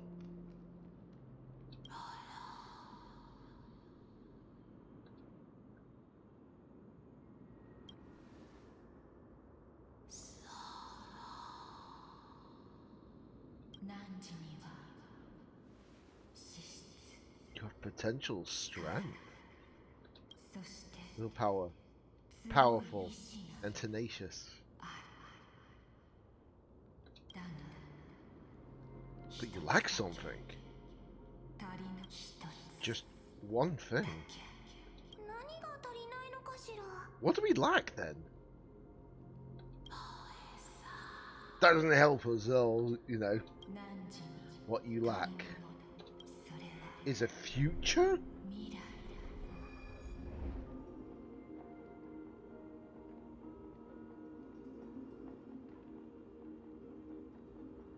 I'm just a shock as well. I don't have a future? 未来？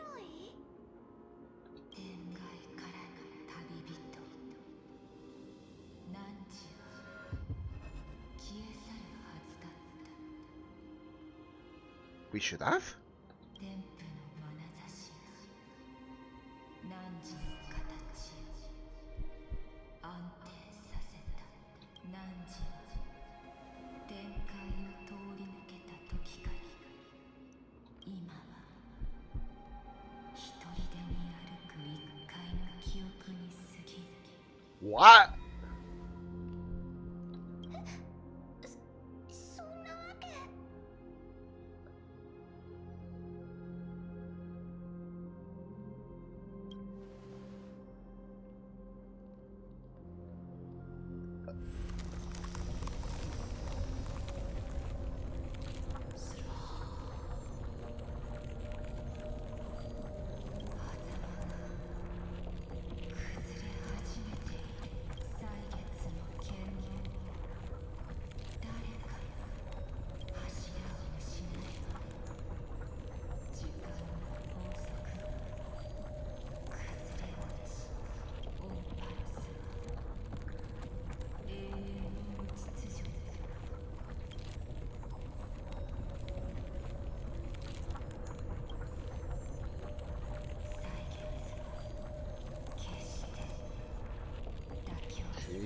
Jesus.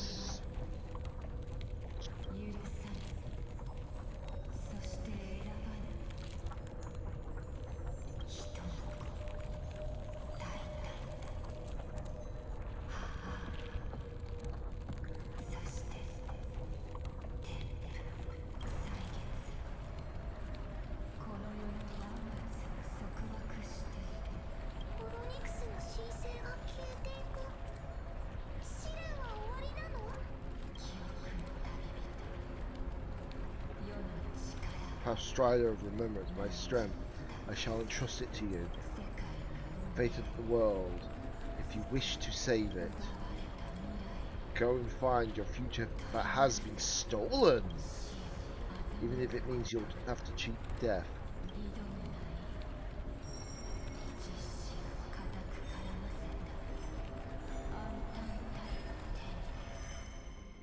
Oh my god, that's a mass! Before the passing of 15 entry hours, go forth and reclaim the future. This is the true trial of time. Oh my god. That is a massive plot drop. やっと目が覚めたか。手短に言おう。お前はオロニクスの神権を引き継いだ。試練を無事に完遂し、今やオンパロスの半身と同じ存在になった。ただ、試練で起きたことは全てミュリオンから聞いている。他の者にも説明するから、先にお前を部屋に連れて行って休ませてほしい。So you're actually able to understand them as well now. 実は話していないことがある。オンパロスに着陸する途中のことだ。ニカドリーの矛先に貫かれた俺たちの車両が深淵の廃墟へ落ちた時、俺は確かこう言ったな。車両が攻撃を受けた後、お前は意識を失った。お前を外に運び出していたら、今度は俺が気を失ってしまい、あの時は淡々と言っていたかもしれないが、実際の状況はもっと複雑だったんだ。お前は全身傷だらけで血が止まる気配もなくてな。なんとかお前を外まで運び出し、残ったわずかな力で止血はしたんだが、最後に確認した時、お前は息をしていなかったはずだ。だが目が覚めると元気そうな姿のお前が目の前にいたから。不利の一別がそれに関係しているかはわからないが、タイタンの話によれば、今のお前はオロニクスの親戚によって再現された過去の事物のように、そう考えるとミュリオンはお前を現実世界につなぎ止めるアンカーになっている可能性がある。あいつはお前から離れられないのだと思っていたが、嘆くにはまだ早い。お前を救う方法は必ずあるはずだ。オロニクスは奪われた未来を取り戻すことと死を欺くことについて言及していた。モーリスが不死身であることを考えれば、オンパロスには死をも覆し奇跡を起こせる力があると思っていいだろう。鍵となるのは所在不明の暗淡たる手だな。This is actually a massive lore drop. Can I just say that? I did not expect any of that plotline to be mentioned. The fact that obviously we've not been alive this whole time, that is the bigger shock. The fact that when they said we have no future, I was like, wait, does that mean our future is predetermined? But no, our future is because we are technically dead. Oh my god. That... Wait. If that is technically the case, doesn't that mean... Oh. Oh. That means we can technically touch Castries and we would not be affected by her. Oh.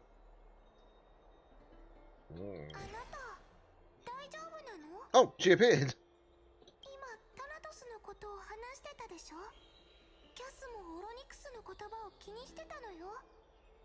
Yeah.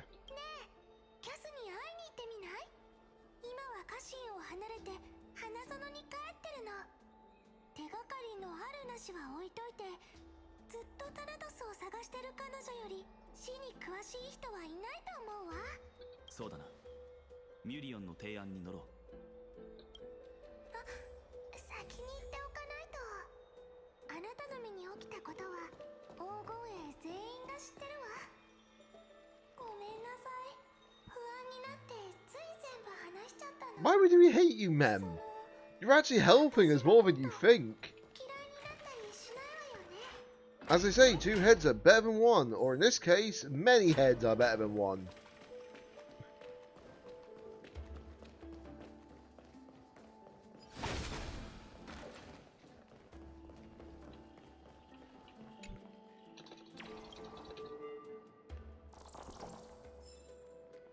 Didn't even realise that was there the whole time.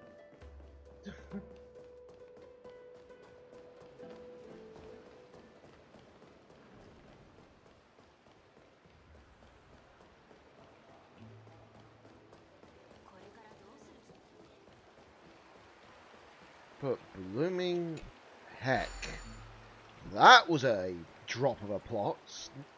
Now I can understand maybe why the story might be 8 to 10 hours now.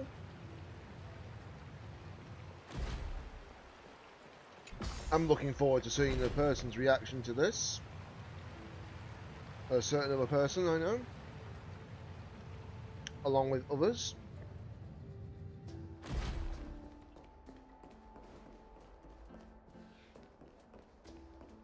Because trust me, this is shocking.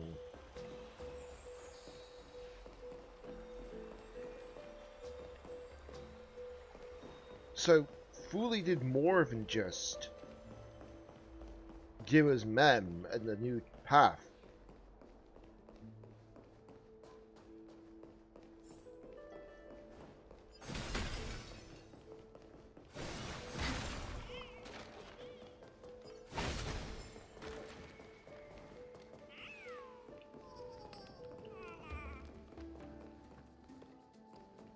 So I was just checking. Yeah. Blimey heck. I'm still shocked about that.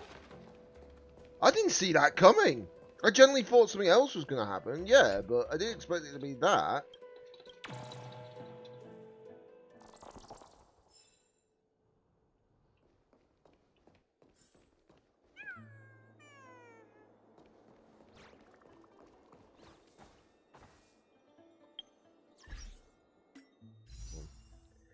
So just checking how many.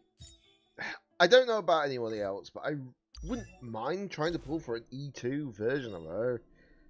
But I'm like, what's the point? You know?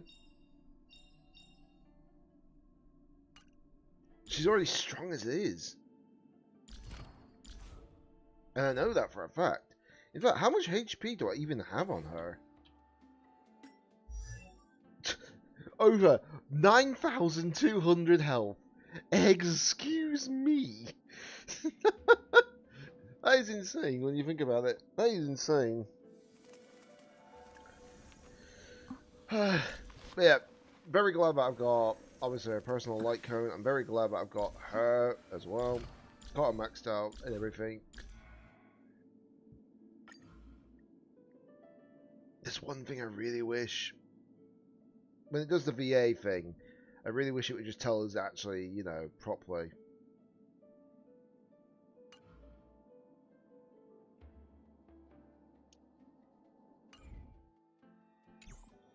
But yeah, Castries is going to be probably used for the entirety of this expansion. When I say this expansion, I mean like the whole of Enforius. There might be a second DPS that we might get for that kind of thing. I mean, Madam Herp technically is like the best Zero Edition unit in the game. So we'll have to see.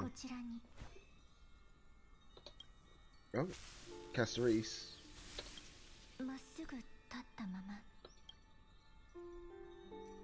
For some reason you feel like you've seen this scene before. Yeah, just a bit.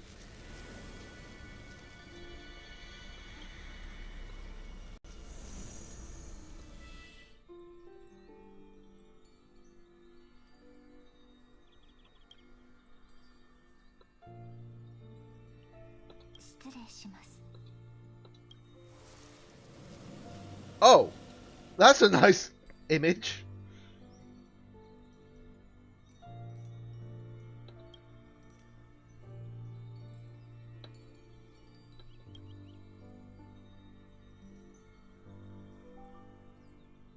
I knew this was the case because technically, since we're dead, we're technically not able to die.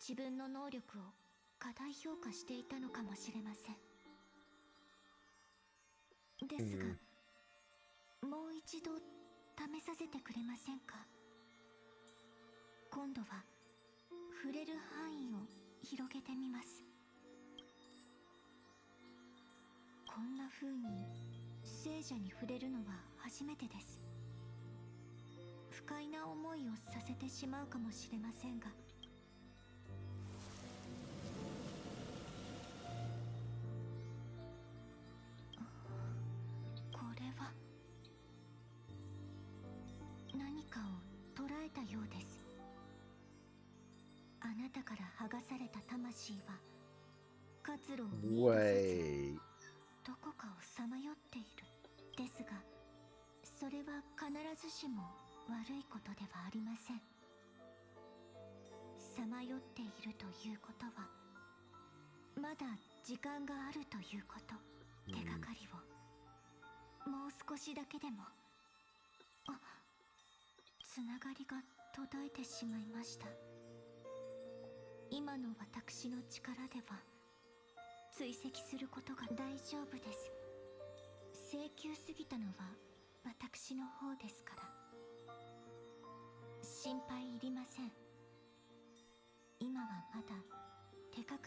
Yeah, she might get Core Flame of Thanatos. Because it makes sense for if she gets Core Flame of Thanatos, because then she might be able to stop her own curse. Because then she can control who dies and who doesn't. It would actually remove a curse, wouldn't it? 今の約束は覚えておいてほしいのです。オンパロスにはあなたが必要なんです。アグライア様とファイノン様がピュエロスで話をしているはずです。お二人もとても心配していましたので、よければ無事を知らせてあげてください。ただ今のあなたの状態が無事と言えるかはわかりませんが。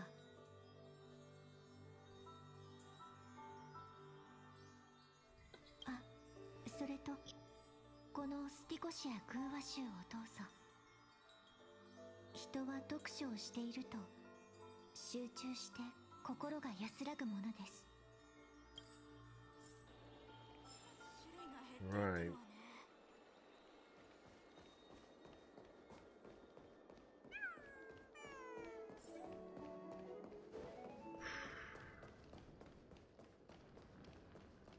The intensity of the story is increasing because we're in a time limit now.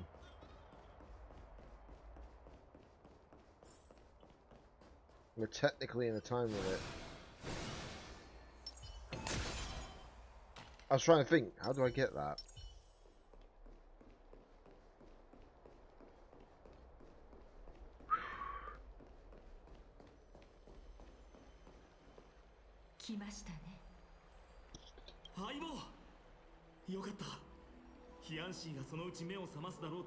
Oh, Hyacinth's still here. 気分はどうだい？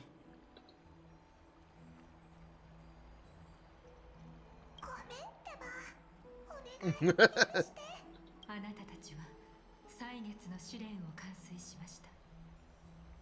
正直、私の予想よりはるかに順調だったと言わざるを得ません。それにしても、奥平間に同時に2人の死を欺く者が現れるとは予想外でした。さっきちょうどその話をしていたんだ。くそ、どうしてモーディスが奥平間にいる間に誰一人としてあいつの不死身を調べようと思わなかったんだろう。少しでも成果があったら。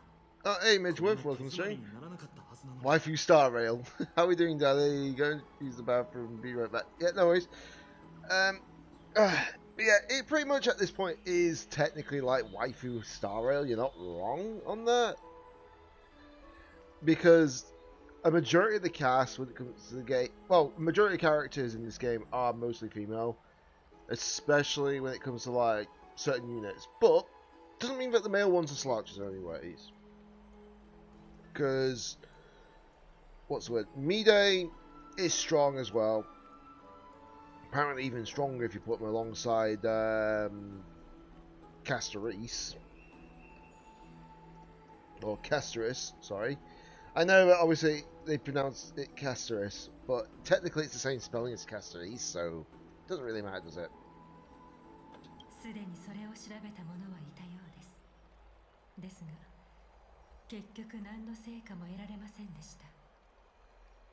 タナトスの行方について何もつかめていない現状が、ですが諦めるのは少々というもの。少なくともまだ希望は残されています。サフェール。この世に死の Oh, they're talking about Cypher now? Wait, is Cypher actually going to be visible now? 奥平間に呼び戻す努力はしてみますが、希望が絶たれることも覚悟しておいてください。タナトスはすべてのものを時の果てで静かに待ち受けている。オンパロス、当然の務めです。それにあなたには歳月の神の座に腰を据えていただく必要がありますので、サフェルが戻るまでの間は。どうしたんだ？最悪は常に重なって現れる。小さな気流はやがて巨大な渦となり、ついには天幕を引き裂く嵐へ。アナクサゴラスが元老院と接触しました。結局こうなってしまった。 Yeah, this is going to be interesting. How this is going to actually あな change. たの彼に対する判断が正しかったことを心から願っていますよ。そうでなければ、私と師匠が1000年かけて築き上げてきたものは、あのヒポクリテスによって。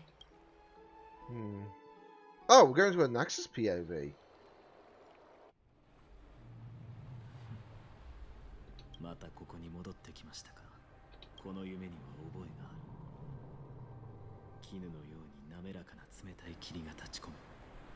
大地は荒れ果てていた。旅人がひしめき合い、ここはオンパロスのどこですか。教えてください。旅人は私の知らない言葉をつぶやいていた。あるいはただ上の空で私の教えてください。ここを支配しているのはどのタイタンですか。アンタンタル。アンタンタルテ、タナトスです。まさかとは思いますが。冥界ではならどこだというのですか。冥界の Oh, 外 that 側にある music ス is ティ in ク the ス。 background at the moment. あなたたちはそれを下って冥界は存在しない。大胆があなたと私を聞こえる。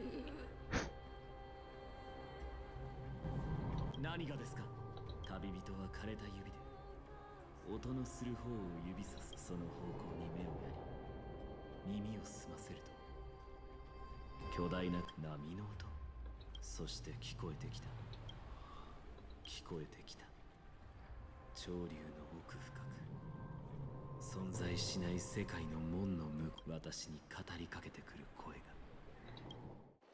人の子よ、そなたはそれほどまでに死者の列に加わり。Oh, Cersei's back. 目覚めたか。人の世にお帰り。そなたの意識は我が思っていたよりも早く消えつつある。私の意識はあとどれくらいここにとどまれるのでしょうか。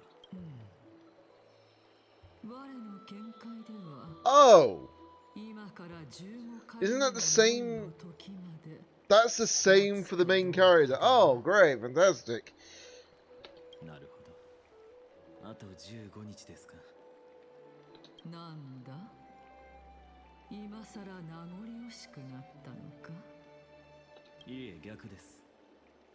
一つの問題を解くのに15の日夜は長すぎると思いまして。笑ってないでいきますよ。そろそろ元老院の使者が到着する頃でしょうから。もう一つだけ聞かせてくれ。そなたは本気でアグライアを裏切るつもり。裏切るも何も、そもそもあれに忠誠を誓ったことなどありませんが。では、あの白髪の小僧はどうだ。そのような行い、門下生を不義の盲信には必ず代償が伴う。これはファイノンにとっていい教訓となるでしょう。本当に厳格な死だな。 Okay, so we're in a Nax's point of view now. But because we're not forced to have him on the team, I would imagine that means we're not required to battle. And even if we do battle, I'd rather do it with my new character, you know. I know that an axe is coming down the line for sure, don't get me wrong, but he's not out yet. All I know is that he's a new erudition unit. He's basically an erudition silver wolf, is the best way of putting it.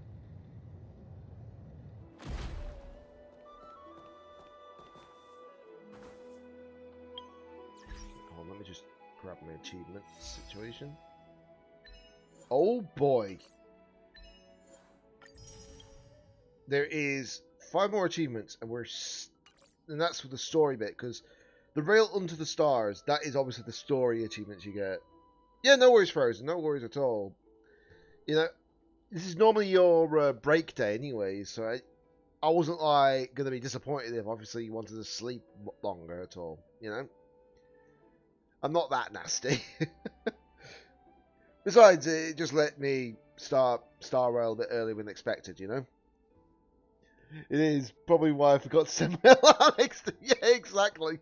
1 second while I just get a drink as well. Actually, hold on. I'm going to get a bit of sneak energy. Get myself some caffeine in my system, you know?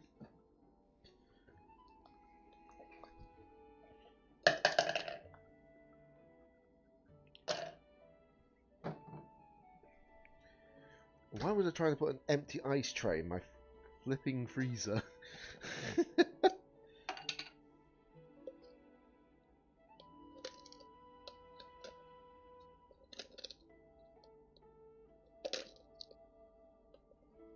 Oh god, I thought I actually had more of sneak energy than that, but no I don't.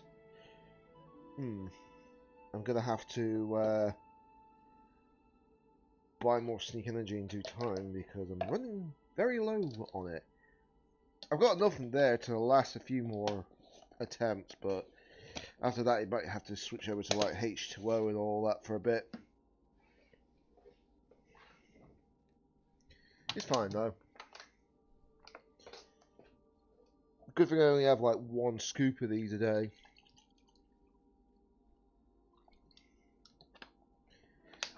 I'll check the messages in a second from you guys. I'm just trying to shake these. Well, I'm trying to shake this drink so I can't really see from this distance. Unless I suddenly made a text-to-speech thing for like the messages, but you know, it's kind of, I wouldn't do that when I'm actually playing something like Star Rail, you know?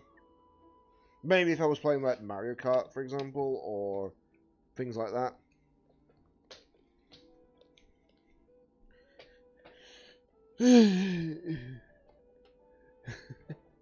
Because you're a freak. Oh, charming! Charming!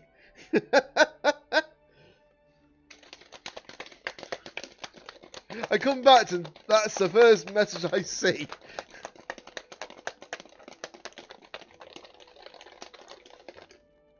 There we go. Right, let me just get back to this. Pretty much. Obviously, I've got a brand new character as well, Frozen. One that's quite, well, surprising.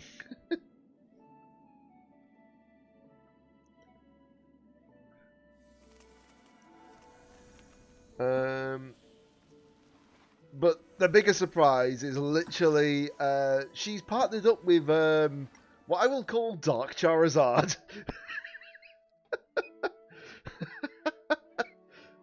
And this thing is a monster when it wants to be. Well, when I say when it wants to be, it is a monster in general. That's an ultra mega shiny, pretty much, yeah.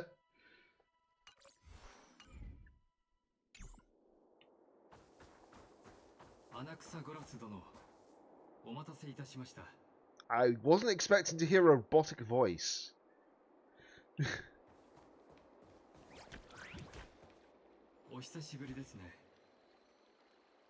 That is a robotic voice.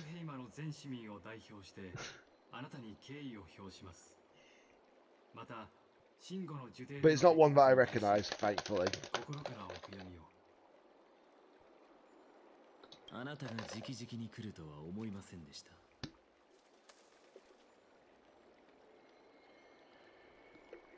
Oh, that's better.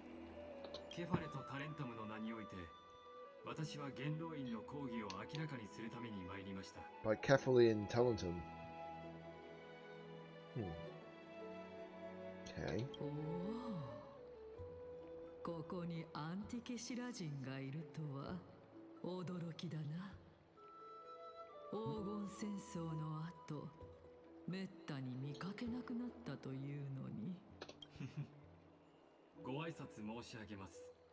尊きタイタン。 I was not expecting another robotic like character in this because the last time we had one involved in like a new world. It was during Penacony, which made sense because of a certain character, but in this one I didn't expect to have one. Like Kurgus. Okay. 今は奥平間における議会の主席を務めており、神霊の慣習の名のもと、誠実な市民の自己表現の権利を守っています。あなたにもこれが見えるのですか？ ご存知の通り、 But yeah, trust me, Frozen, when you see this big dragon in battle, you'll be surprised. You will be. ですので、アグライア殿が今、私たちの会談を遠方から聞いていることも承知しております。 Let's see it! もし必要であれば、禁止を断ち切り、あなたの基本的権 If I 利 can を get out of this 保護す cutscene, ることも可能ですが。 it's like, if I can get out of this cutscene, I'll change perspectives to actually sort that out. してほしいものですね。この哀れな糸くずはそのままで結構です。すでに対策が終わりなのですか？そんなものは不要です。あの女は私を監視する以外何もできないのですから。オロニクスが消滅したばかりの今、民会が開かれようとしている。私の体内にある火種を奪えば最悪をもたらすだけだと。それに奥平間民会における呪帝からの特派講師である私は以前からあなたの手腕をよく知っていますので、もう駆け引きは不要です。ライコス殿、案内してください。 The funny thing is, I recognize the Japanese voice of this character all too well. いいですね。 And I'll probably be hearing them again in July. のような勇壮な盟友は好意的に迎えてくれるでしょう。カイニツ殿がお待ちです。 Right, okay. どうぞこちらへ。 So, let me switch to different perspective, because obviously, when you're in that perspective, you can't see the battle situation happen, per se. So let me just go to an area where I can actually do a battle. And I will be able to show you what actually is possible. Right, I think this will have some battles. Okay, that's not a battle, but there will be one up here, I'd imagine.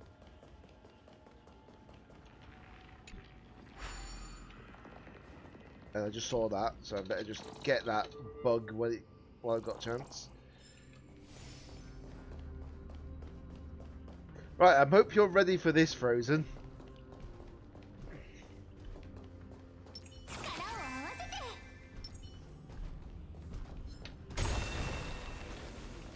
Just technique, and then slice. And here comes Giant Dragon.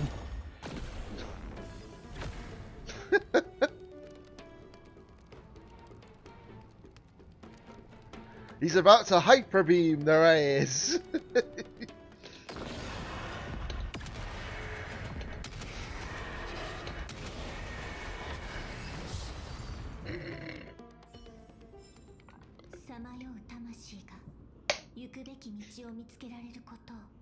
Literally, that thing is just monstrous in a good way.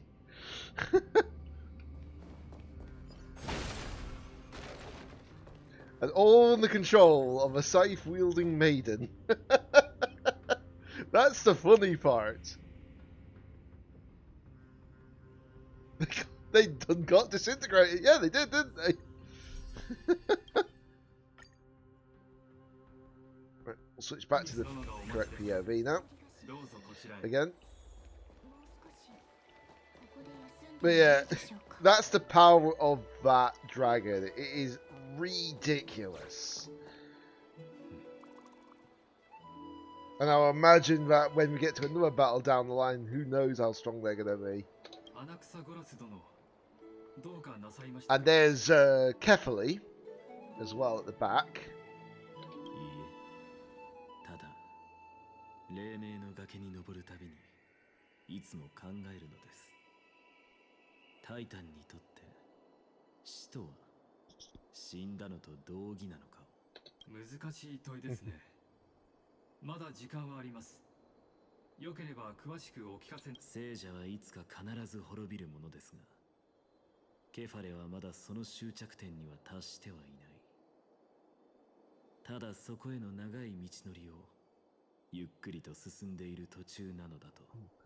The fact that I also got that character rather quickly as well is surprising. I spent, what, 80 pools to get both the character and the light cone that did it. I'm more surprised about that than anything. ケファレはまだ死んだとは言えないと。はい。死んだは一種の状態、かつ終了を示しています。対して人間と比べ、タイタンは空間と時間、どちらの尺度においても段違いな規模の存在です。そのため、死ぬという過程もより長いものになる。Anaxa is very much like a professor at this point. Really is. 人間の無知から生まれた誤謬に過ぎないのではないか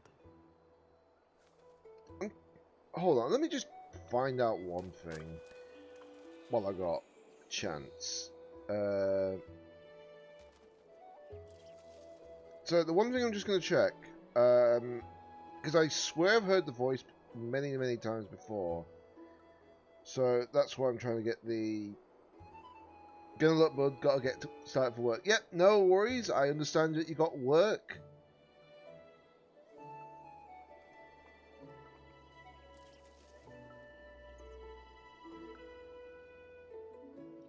Hopefully it doesn't, like,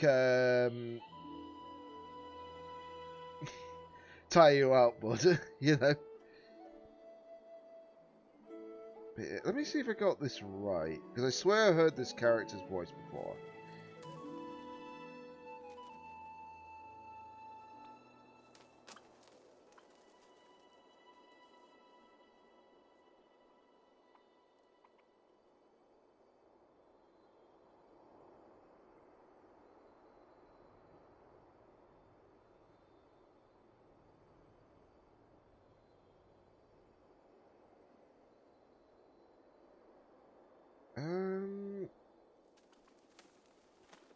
Let me just press space just so it can continue the conversation. 押村区はその証明も反証も難しいということかと。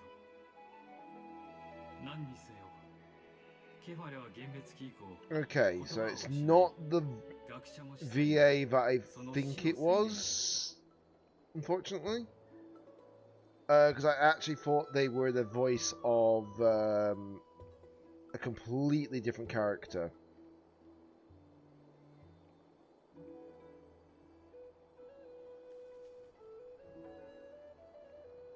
Right, just reading that while I got a chance. もし神々が傲慢ゆえにとおっしゃいますと。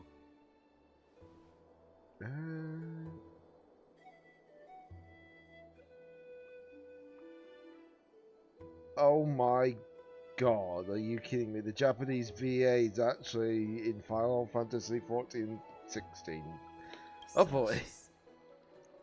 神話における天賦の同胞が私の頭の中に宿っています。ですから、私の質問は Mind you, I'm technically not surprised about that as well at the same time. When it comes to Japanese VAs, they're more popular than you think they are. Voice actors in Japan are basically equivalent to Hollywood stars. The ones who do actual live action and everything.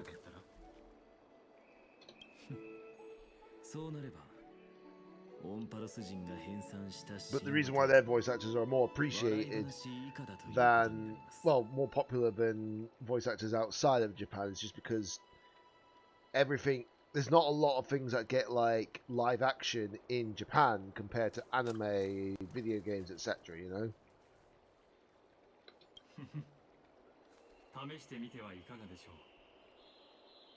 And then there's also the fact that when they do like Japanese voiceovers of anything that's already English to begin with, they voice over as well for that.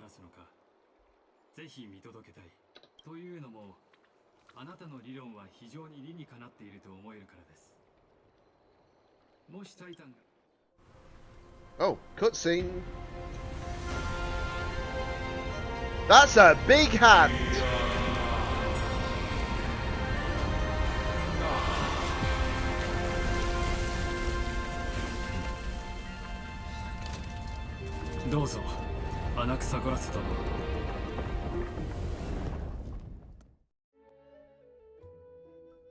Talk about giving someone a hand. It's a celestial! I know, right?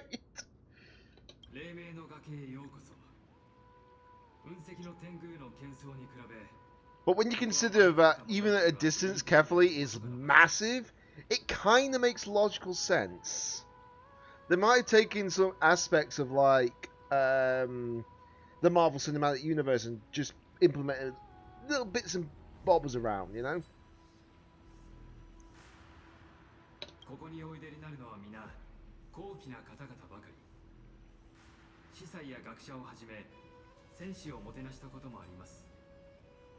そして今日なんとタイタンまでお越しくださいました。実に喜ばしいことです。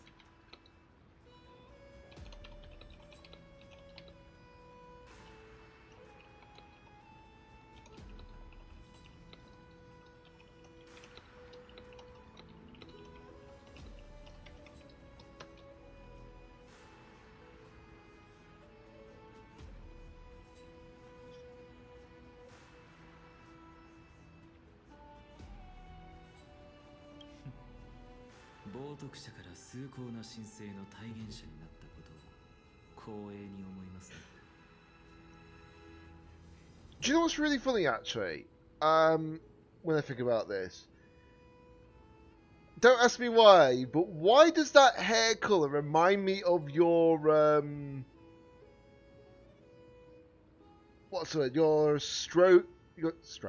Your streaming profile pic. It looks like your little character that you've got on your actual channel all the time, Frozen. That's literally what this hair colour looks like.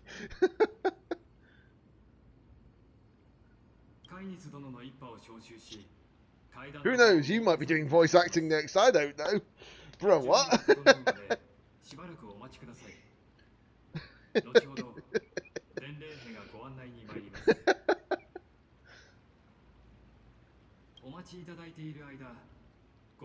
Yeah, I can understand that. I mean, I've done a bit of voice acting before, so I know how it feels. Obviously, it's been a while since I've done proper voice acting. The last time I did it, it was like... How long ago was it? It was like late 10s. I think it was like 2018. That's how long ago it was. And that was when a certain... It actually might have been earlier than that, actually, when I think about it. I can't remember. But it was when a certain game came out that people wanted to do that. But then it only got one expansion pack on that, and then after that it just stopped getting support, which is unfortunate.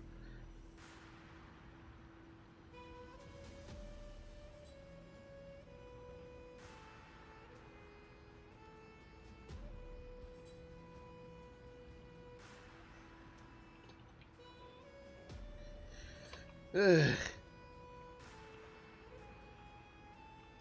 1 second while I just check something on my end.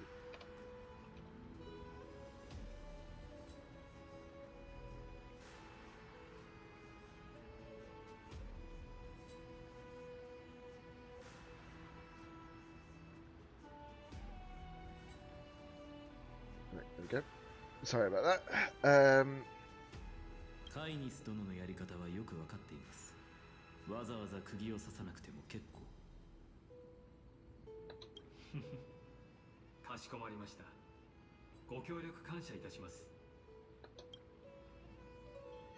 But yeah, the game that I'm talking about that obviously had like one expansion, but didn't get any support after that. Even though it was such a interesting game, it made you think about how to set up everything and made you think how to be skillful with it as such. I don't think you've ever heard the game. It was called The Movies. I'm trying to remember who made it though. I know it was made by a certain company for sure, but I can't remember off the top of my head who it was.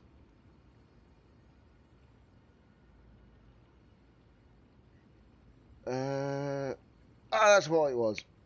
It was the ones who make the Fable series, aka Lionhead Studios.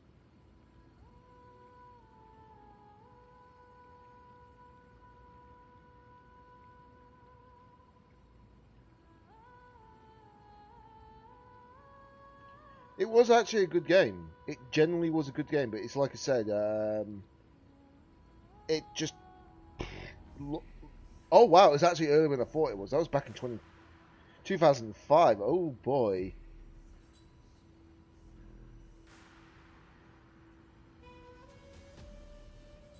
The funny thing is, it actually got awards as well, but then they just stopped.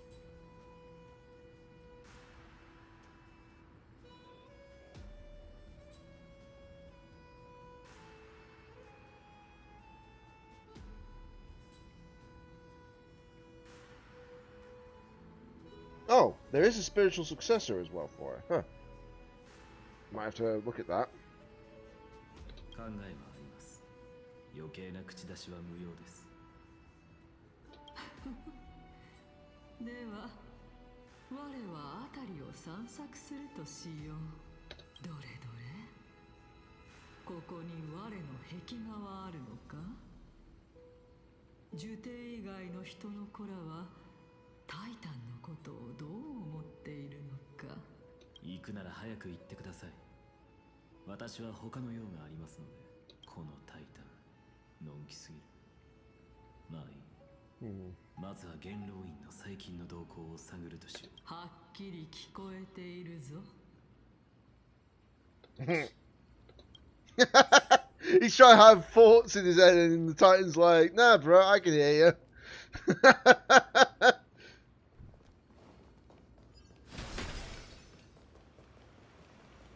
I knew there was a chest up here somewhere. There's always going to be a chest somewhere.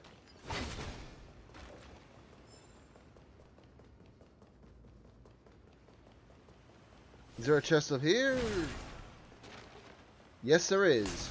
Right there. Two very easy chests.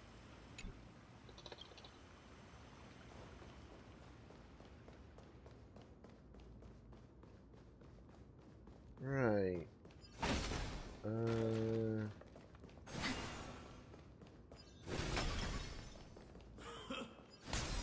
を冒涜する学者もここに立ち入れるのか？どうやら私は歓迎されていないみたいですね。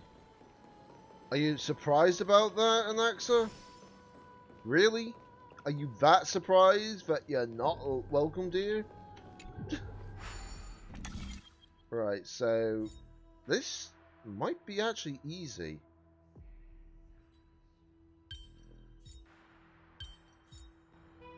Oh yeah, that's easy. Never mind, shut me up.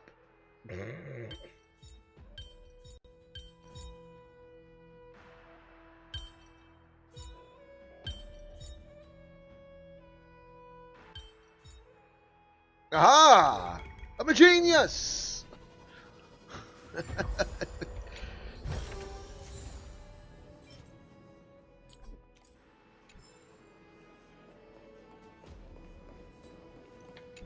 Wait. 穴草ゴラスか？お前も他の学者と一緒に暗黒の潮に飲み込まれたものだと。ケファレの司祭でありながら死者に敬意を払うこともできないのですか？しかし、お前たたちのような異端者が思考の神の恩寵を受けられるとでも思っているのか。せめてもの忠告だ。黎明の崖では口を慎め。わしはもう人の顔色を伺うことしかできん女才ではない。お前を懲らしめる手段など5万とあるわ。I will say one thing though, that if I ever got like into proper voice acting properly again, as such, I need a proper recording booth. You know, even if I have to edit everything myself afterwards, I would need an actual proper recording booth, just so I could actually be as loud as I want without having to worry about noise complaints. But yeah, there's a point where I'm like, I wish I had like a bit more soundproofing in this place. Then I wouldn't have to worry about neighbours, and then I wouldn't have to worry about having Frozen waking up at like God knows what o'clock, you know. 私が見るに死したタイタンではそれほどの度胸は与えられないでしょう。そうですね。カイニスに尻尾でも振ったのですか。カイニス殿はお前がお気に入りらしいからな。今回は多めに見てやろう。早く行け。当事者以外もこの件を知っているのだとすると、カイニスには少なからず誠意がある。素晴らしい論争であったな。さすがはケファレの死。それは称賛？それとも揶揄ですか？称賛だとも。旧世の神の信者は悪を憎むべきだからな。早く行けと言ったはずだ。狂人の独り言など瞑想の邪魔にしかならん。Right. Okay. So that's one side done.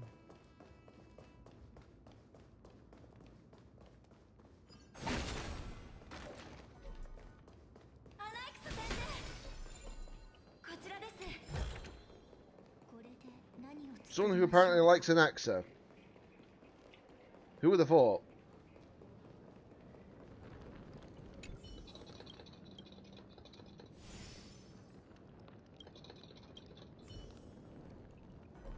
I was expecting something more from that, but okay. We'll repair that pillar, thank you. There is a puzzle here, so I do apologise if I do these puzzles every so often, but it's my, you know, right. How am I supposed to do this?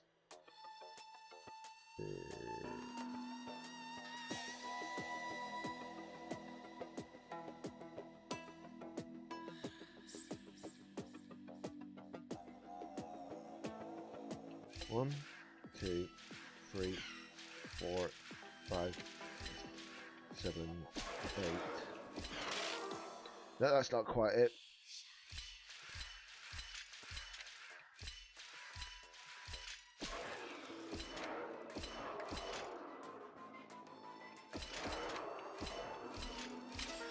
I had it. I did actually have it, so I know exactly how to do it.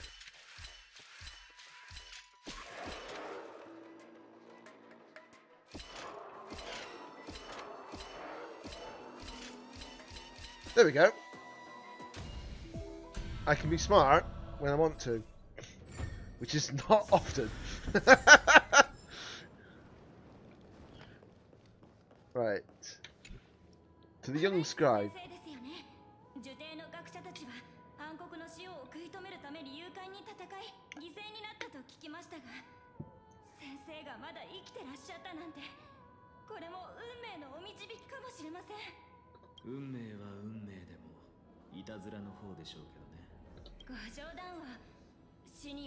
Even when they design NPCs in this game, there's a lot of them that actually look quite decent.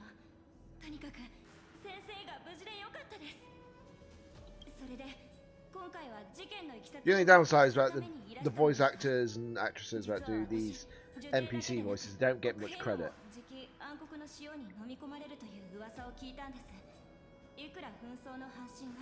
人類側に。一つ教えてください。元老院はカイニス一派はサーシスとオロニクスの消滅を知り、ヒオイの一派は災いに抵抗する力を失ったのだと吹聴していですが、あの王子が半身になって暗黒の潮を退けると、すぐに矛先を変え、外部の脅威は消えた。残るはアグライアとその一派のみと言い始めました。おそらく彼女たちは次の民会で予想通りの動き。相変わらずの日和見主義というべき。それもまた弁論の知恵だと。 Makes me laugh how they're like, oh, because Miday's now combating the black tide, we're safe. And I'm like, no, you're not. No, you're not. 自分の壁画を探しに行くのではなかったのですか？それと耳元でひっきりなしに喋るのはやめてください。双方の矛の先にいるそなたがどのようにあがくのか気になってな。しかしそのカイニスとかいうもの、どうやらアグライアよりも悪辣なようだな。そなたはなぜそのものを後ろ盾にしようと思った？そう考えているのですか？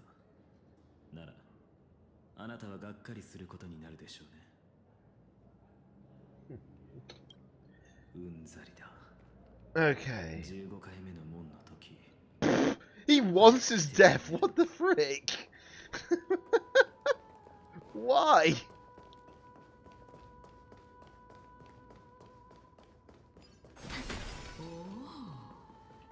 この壁画に書かれている巨木、まさか我なのか？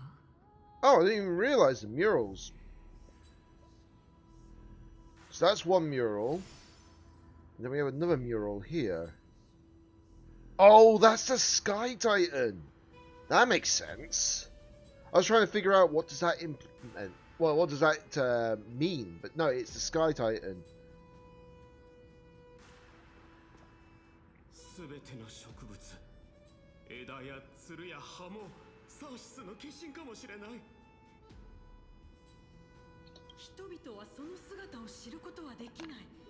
だからタイタンを。 And before you ask, no, the Sky Titan is not Articuno frozen. 平等に分け与えることを表現しているのか。なんて素晴らしいのだろう。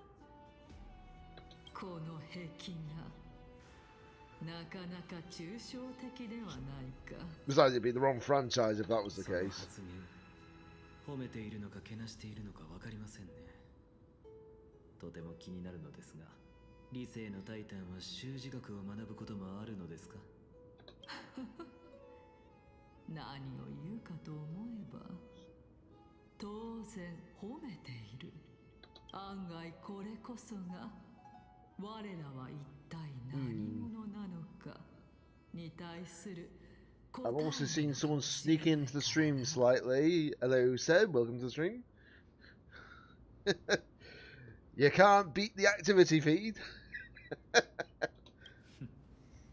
私が求めているのがあんな醜いものだとは認めたくないですね。ああ、なるほどな。 How's it going?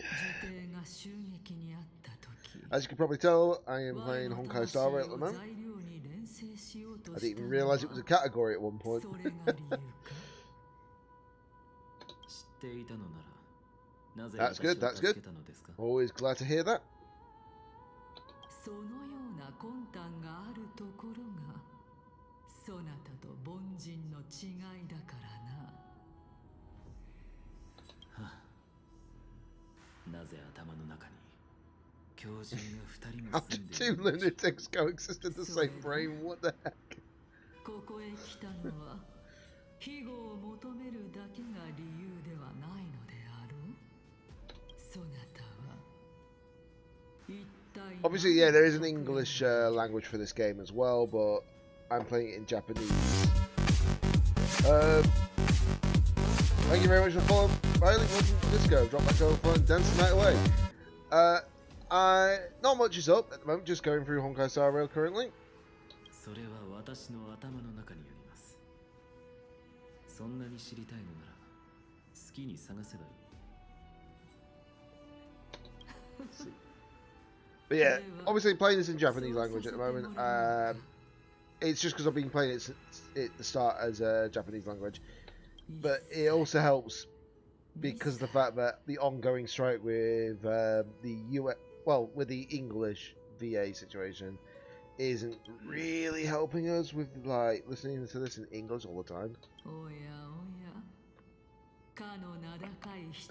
I know it's only a few characters that have been affected currently, because as far as I'm aware, the whole Euphorious cast has been voiced, but not all of them are voiced. So basically, some old characters, like we have since the beginning, they're not voiced as far as I'm aware.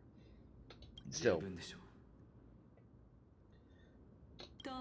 they do need to really get on with it though, because I'm like, I understand them wanting to actually get like better like situations dealt with and all that, but I'm like, at the same time, strong arming a company into doing something is not the best way of doing it. You can, I hope there's negotiations happening between the, the English VAs as well as obviously Hoyoverse, but I don't know what's happening in the background, so I can't really say for sure. How long have I been streaming? Probably since 2016, as far as I'm aware. So about 9 years so far.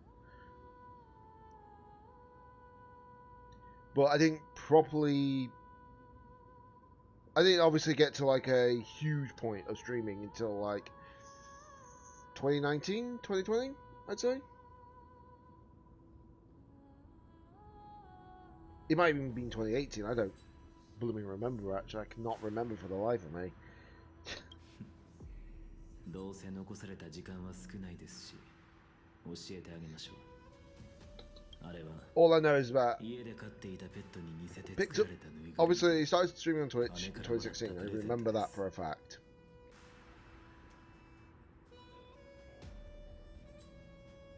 Yeah, just a bit. I'm a bit of an old streamer. Fair dues enough that. Not as old as some people out there. There's content creators who have been like streaming for even longer than I have, Heck, there's even people out there that have been doing content in general for longer than I have. I think, I'm trying to think of some people. There is one content creator that's done like content since, what, 14 years ago? So it's not impossible to get like old content creators, but they're still going strong as well at the same time. なら自分で続きを見てはどうです？ 5歳の年になれば答えがわかるでしょう。見渡す限りの暗黒の死を見るに耐え。 So I'm just sorting out the drink. Well, I'm shaking up my sneak energy at the moment. Where am I from? I'm from the UK. Let's see. Dorios, the Earth Titan, Aquila, the Sky Titan, and Kefali. As well as, and obviously when they mean you, of course, that's Circe's. それがそなたが錬金術の研究を始めたきっかけか。ええ、まさに。すべてはあなた。No. Trust me, I would never do that on stream. Never. But obviously, when you're shaking your drink here, you have to. Because unfortunately, it's because the thing is, it's a powdered drink basically. So obviously I have to shake it every so often, otherwise it'll just, all the power will just sneak down to the bottom.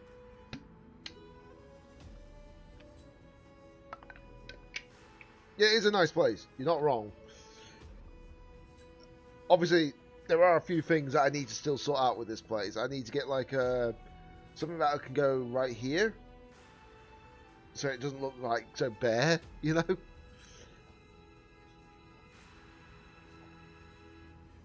I was joking, don't mind. I know. I can take a joke anyways, so it's not a problem. 覚えておるぞ。初めて魂の概念を提唱した。それだけではありません。彼は生命と物体の構成、およびそれらの運動と変化は、すべて魂に由来するものだと主張しました。すべての命が同源であるというのなら、自分を犠牲にすれば。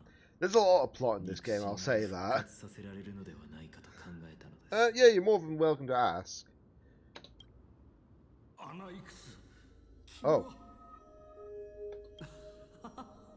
成功ですよ、先生。これは冒涜だ。Oh, and actually when he was younger. 掲げる受刑であっても、この行いは君を家計に処す十分な理由になりうる。Also, welcome back, Midge.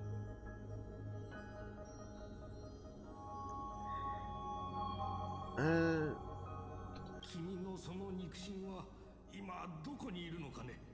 早く彼女を受刑から連れ出し、誰にも見つからない場所に隠せ。さもなければ君も私も七賢人会議の審判を受けることになるぞ。安心してください、先生。私の姉は今もこの世にはいません。oh. それはどういう意味だ。考えが甘かったのです。片目程度の代償で他の死者を奪い返そうだなんて。So the only one he cared about, well, the one that he cared about the most, unfortunately, is no longer along the living. Wow. Yeesh. I mean, I've already got like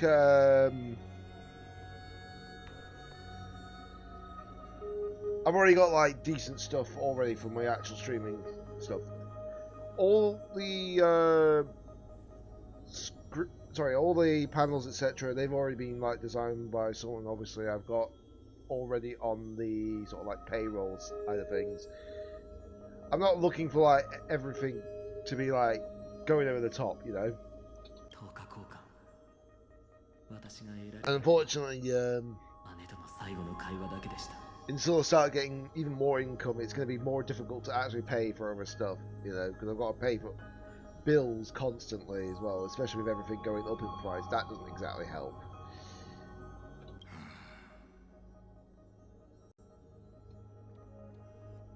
もうこれ以上の研究はやめるんだ。私だって自分の一番優秀な学生がこのまま道を踏み外すのを黙って見ているわけにもいかない。だから約束してくれ。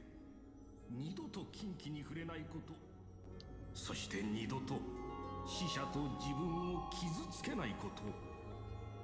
そうすればこの教室はまだ君のものでいられる。No worries, no worries. 君には君だけの人生 I mean, があるんだ。 I'm not really one that will just lash out, basically. I'm just one of those kind of calm people, which is quite surprising when people hear that.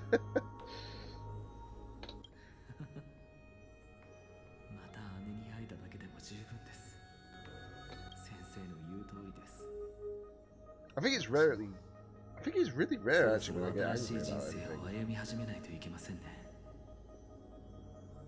それでいいのだよ、アナイクス。それで次の課題は何にするんだ。セレサスの研究を引き継ぎたいと思っています。魂の研究を続けたいのか。しかし受刑はすでに彼の思想を徹底的に分析している。これ以上研究しても新たな知見は得られないと思うが。いいえ、先生。死の霧の中で姉の姿を一目見て。All good, Seb. All good. Hope you have a good rest of the day, bud. それは私たちの魂に対する理解は氷山の一角に過ぎなかったということ。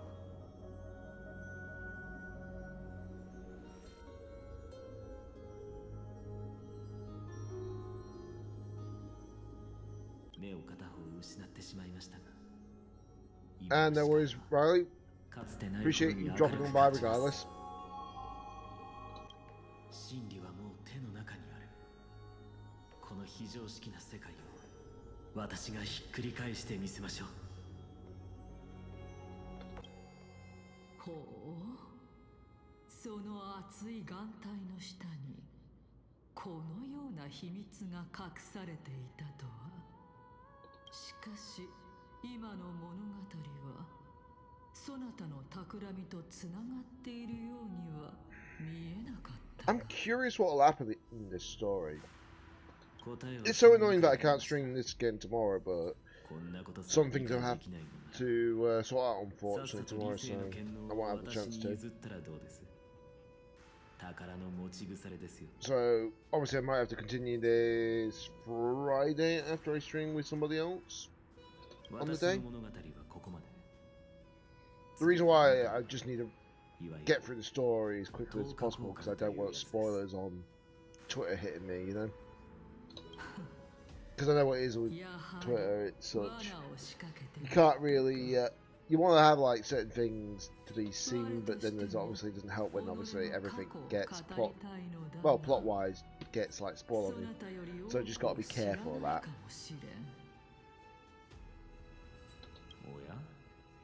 偉大なる理性のタイタンが己の無知を認めるとは信者たちががっかりしてしまいますよ。覚えておくといい人の子よ。 I mean, I silent certain words for the time being during like certain points of the year, so it should be easy enough to bypass all that stuff. なるほど。無知であるからこそあの意味不明な問題を私に押し付けたのですね。それだけではないぞ。我の疑問に答えられるのはそなただけだと思ったのだ。他人の正目というからな。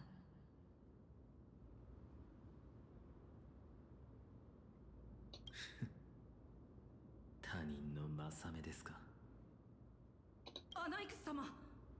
何か独り言を言っていたようですが、まるで Oh yeah, because no one else can see the Titan so easily. 時間がないので失礼いたします。ライコス様のお言葉を伝えに参りました。飼い主様が元老院に到着いたしましたので、階段の場所へご移動願いますとのことです。ようやくですか。Okay, so we've been waiting this whole time. The one who created the world and the one who bears the world.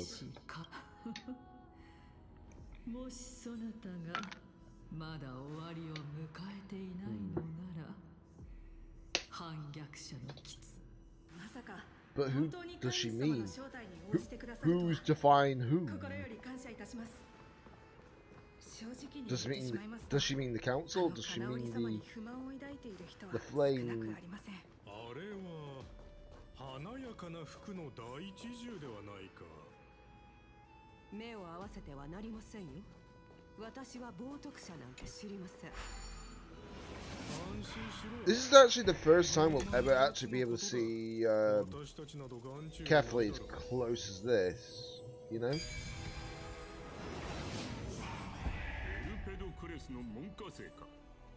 A little itch in the ear, slightly, so I just have to get to that.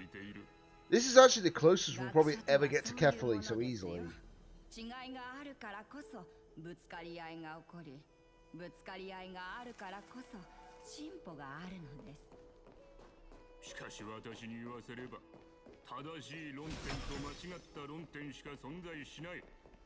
そして両者は共存できないものだ。典型的な白黒思考だな。 Oh, we've activated the teleportation position. Oh wow, there's a... Oh wow, there's a lot of location to this. But there isn't many chests. Huh. Well then. This will be an easy one to do. This will be kind of easy to do then. Won't it? If there isn't many chests around here, I would imagine that that's going to be fine.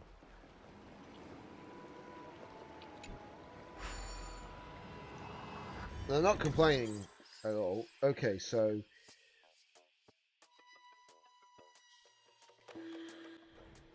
how do we do this? Right, so 7. So 1, 2, 3, 4, 5, 6, 7. Hold on. I'm trying to think. So, hold on. 1, 2, 3, 4, 5, 6, 7. Yeah, we need to have it positioned in a way that it would make sense, wouldn't it? So,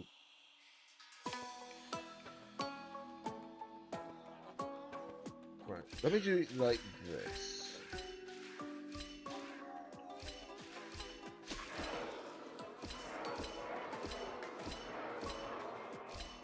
Oh, wait a minute, what am I doing? I forgot, you need to be on the button, don't you? So, 1, 2, 3, 4, 5, 7. Oh yeah, doing. Or number 2, sorry. 1, 2, 3, 4, 5, 6. No, that doesn't work. That's not going to work the way I think it is. 1, 2, 3, 4, 5, 6, 7. No, that doesn't work.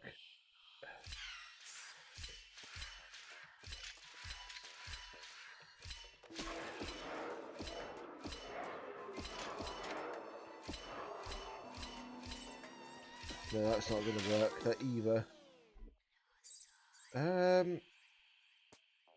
1, 2, 3, 5, 6, 7.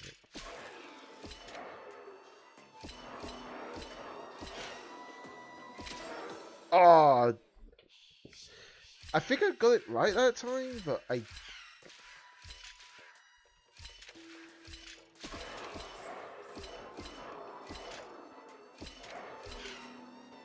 Oh, yeah, I had it right that time. I think I've got it right now. 1.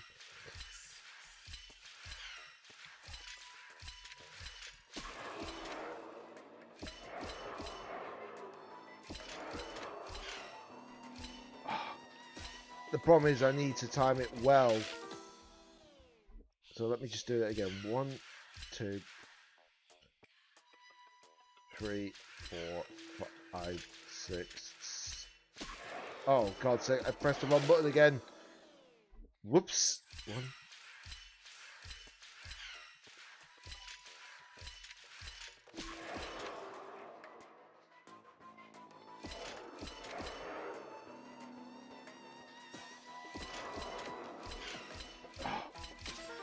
I need to hold on. 1, 2, 3, 4, 5, 6, 7.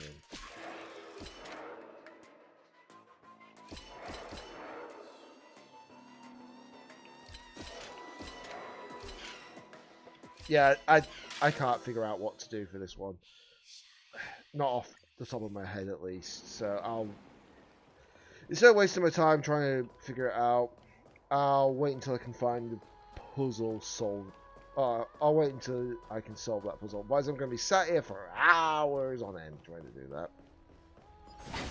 I don't mind doing these puzzles as I'm doing the actual content, but at the same time, yeah, if the puzzles aren't like simple to solve, there could be an easier way and method of doing it, but I don't know for sure yet.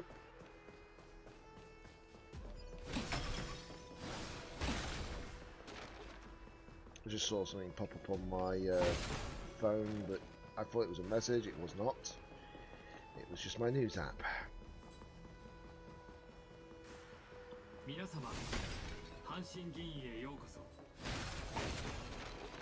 Oh, didn't even realise the chest was right there.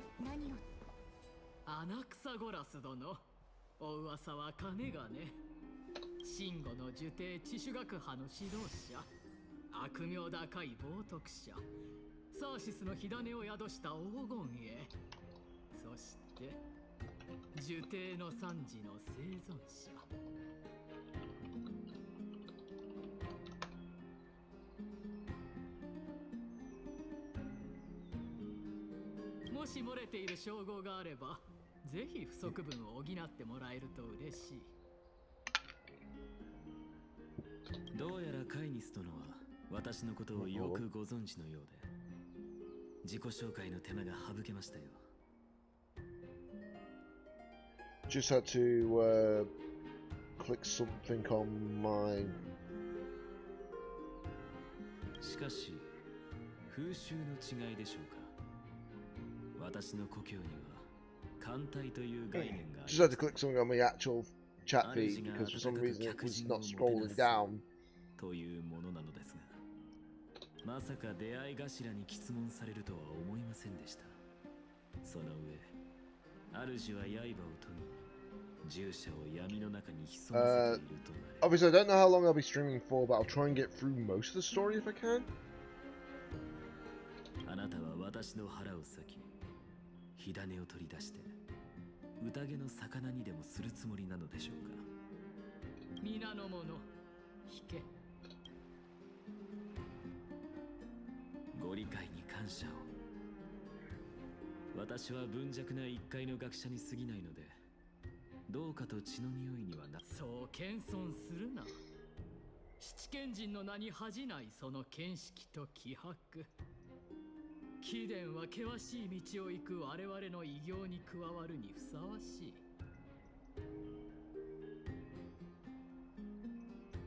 One second.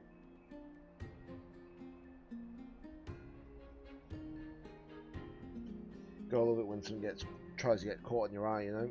あなたは戦争を望んでいるのですか？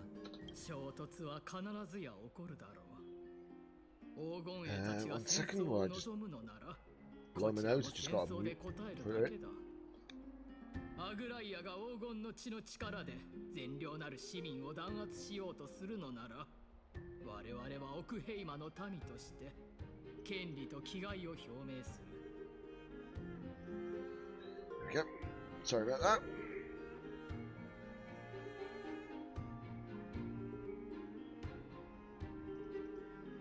平和への希望は残っているのか？すべては次の民会次第。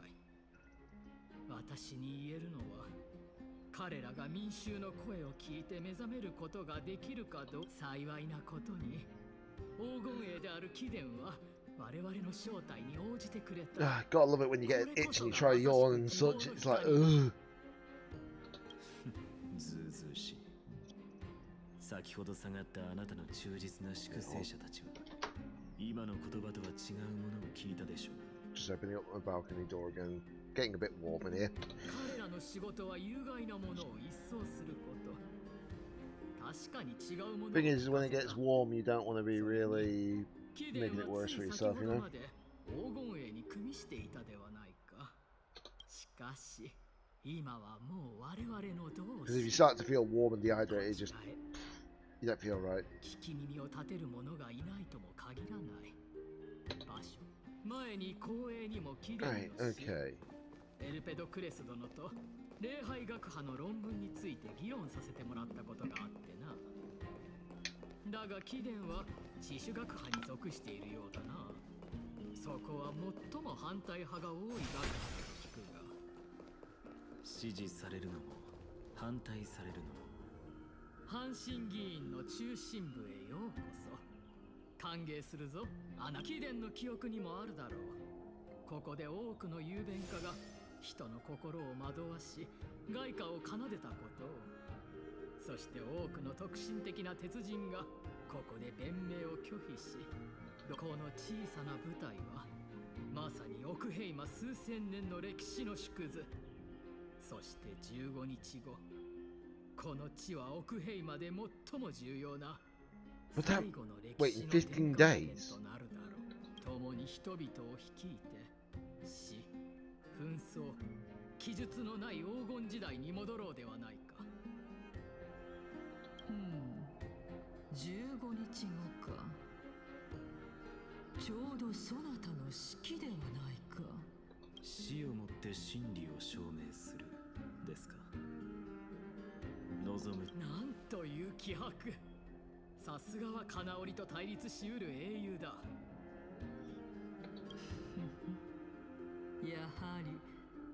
解したな。カイニス殿、お世辞は結構です。私は元老院の方々と世を救うため招待に応じたのですから、意味のない言葉で。そうだな。とはいえ、貴殿は禁止の追跡から逃れるために私の助力が必要なのではないか。考えすぎですよ。民会で人々の支持を得たい彼女が軽率に手出ししてくるとは考えられません。彼女に人間性がほとんど残っていないことなど私でもわかる。知っての通り、アグライアは私に宿る火種を狙っている。だからこそこの火種が私、そしてあなたたちが彼女に対抗する際の切り札となるでしょう。故に私は元老院に護衛を含むアルサーシスの火種、あなたが追い求める黄金期においてこれにどれほどの価値があるのかはご自身が一番よく分かっているはず。言葉を重ねたところで意味はありません。自重した方が賢明かと。当然重々承知しているとも。いわゆる駆け引きとは利益の交換。それが合理的な要求であれば元老院は盟友を軽んじることはない。貴殿にも協力する意があるのならば、真の哲学者のように言葉や知恵を通して各々が払える代価と手に入れられる利益を決めよう。先ほどの続きといこう。共通の敵、彼女は黄金衛の中でも2番目に年長だ。長い時間の中で摩耗し、火種に焼かれ続けたことで次第に彼女が貴殿を殺めようとする理由は十分にあるが、貴殿の主張にも一理ある。老練な政治家である彼女が本当に一線を越えるのかはまだ判断できない。となれば貴殿がここを訪れる前に彼女と結託していないと、ここにいる誰がケファレに誓えるのか。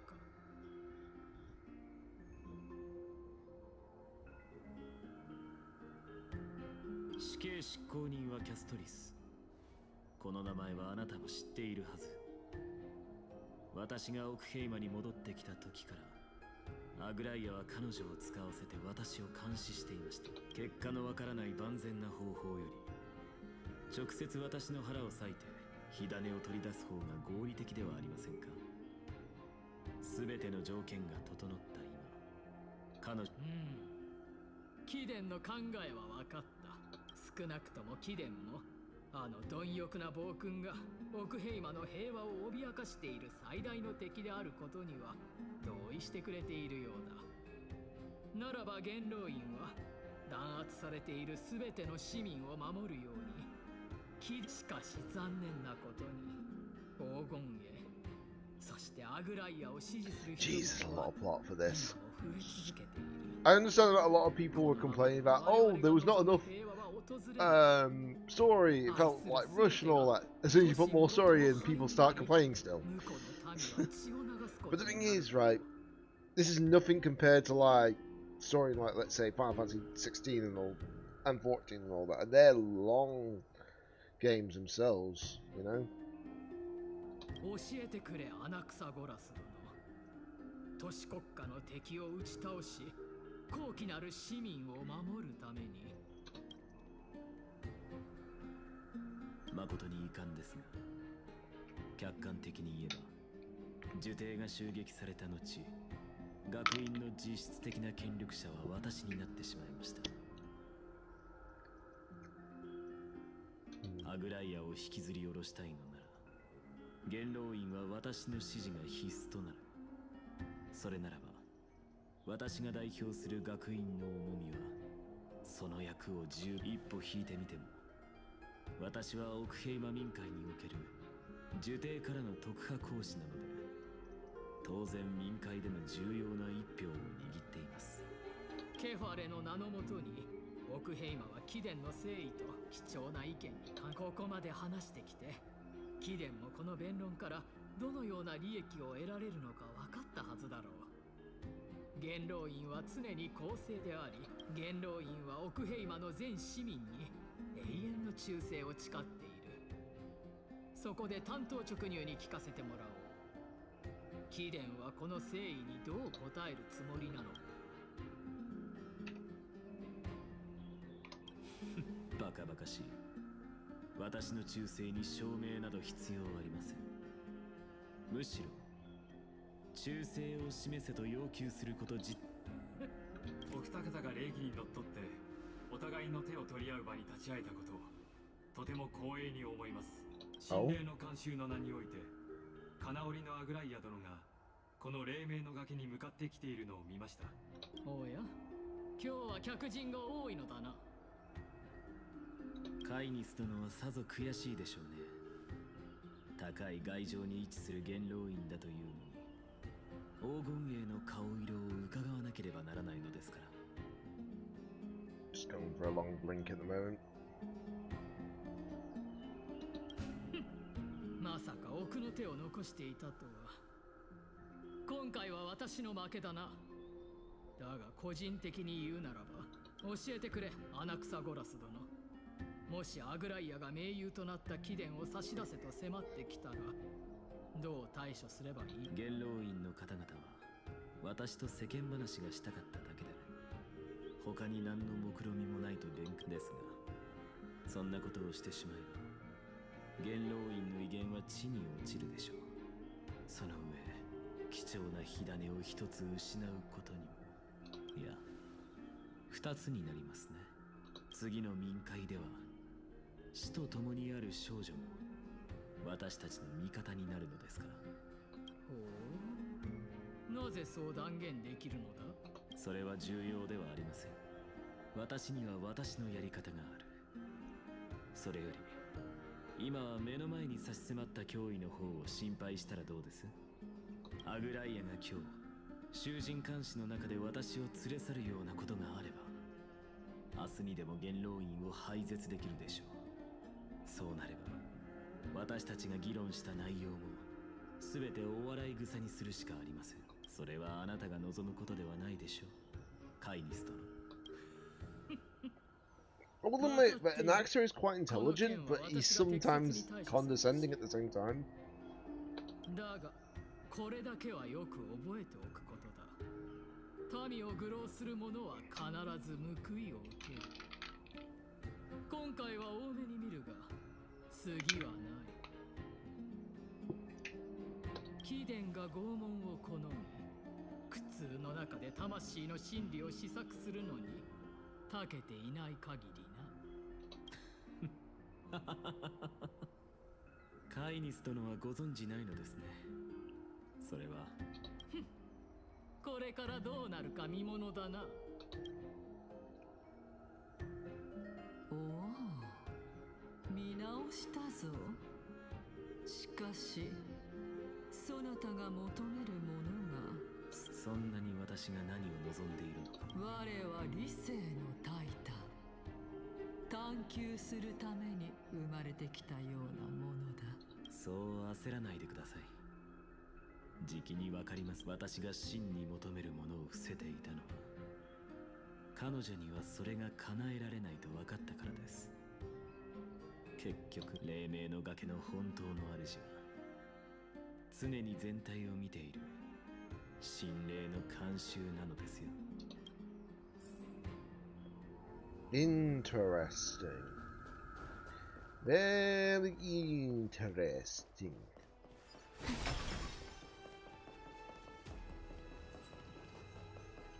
Okay, these puzzles can be done in a matter of seconds, I would imagine.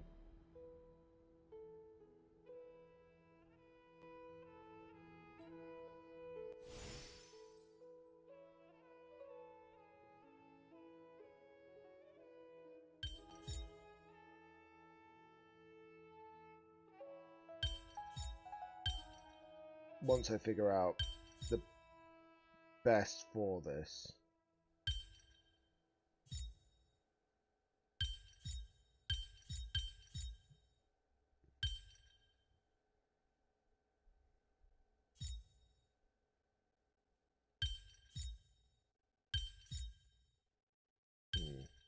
That's not quite it.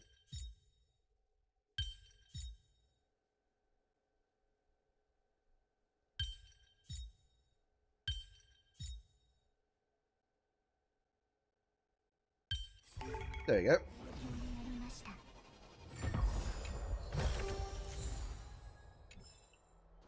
I mean, at least I had it right, you know? Didn't mean to activate the technique.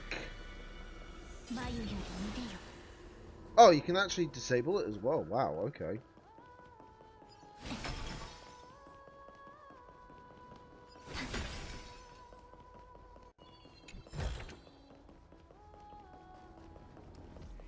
Fair dues. I do love this. I do love the fact that when they make these like locations and such, they just look so impressive. They really put a lot of effort into these games. 実際あなたは無益な弁論などせずに直接ケファリに謁見する資格を請求することもできたのですよ。私に断る理由などありませんからね。あなたにはないのでしょう。しかしカイニスにはあります。ケファレの火種を掌握した者がオクヘイマを支配できるのですから、彼女は私を警戒している。だから信頼を勝ち取るためにも弁論は必要でした。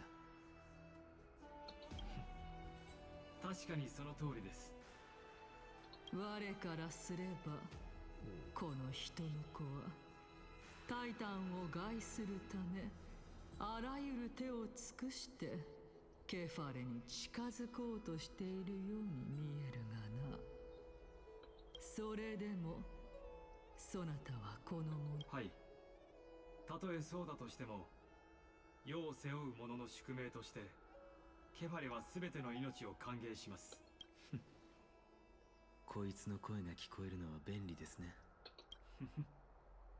尊きタイタンと直接お話ができるとは強越至極でございます。では行きましょう。アナクサゴラス殿。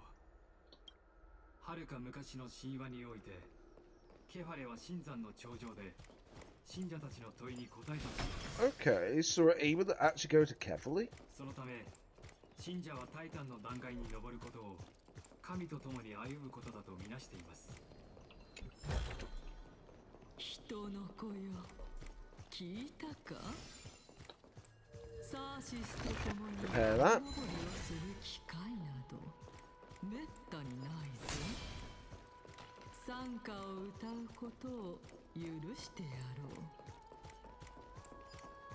タイタンの賛歌なんて歌えませんよ。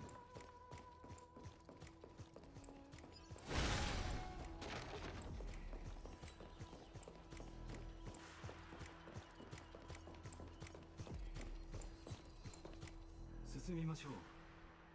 このヤーヌスの隠れ道を抜ければ巡礼用の長い階段が。まさか理由すら聞かないとは思いませんでしたよ。あなたが求めているものは分かっています。紳士は他人の善行を見守るべし。One thing I'll have to do is I'll have to do the anniversary event when I'm not streaming, because obviously that'll take some time.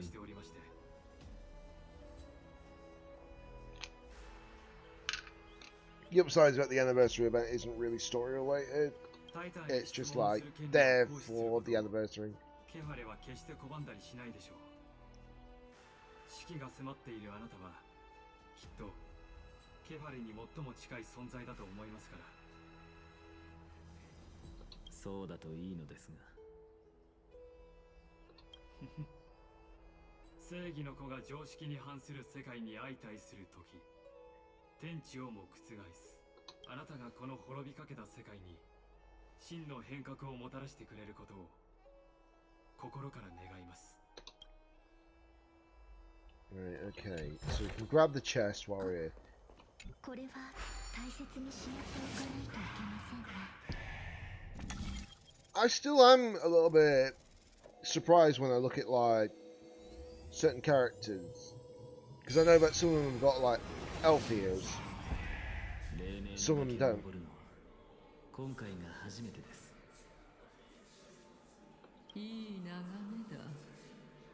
これでそなたもタイタンは壮大である。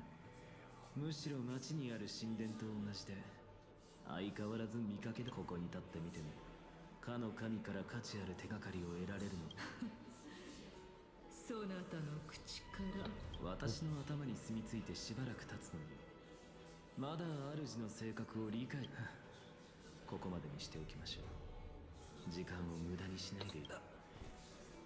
先ほどの論争で脳に負担でもかかったか。もし余計なお世話ですよ。タイタンはもう目の前だが、まだもし耐えられなかったらあなたが私を運んでくれるとでも自分の状況は自分が一番よく分かっていますよ。分かった分かった。では生還するとしよう。あれはサーシス。あれを見てください。どれだ。幻覚かそれとも死にかけの人間には魂が見えるのか。Interesting.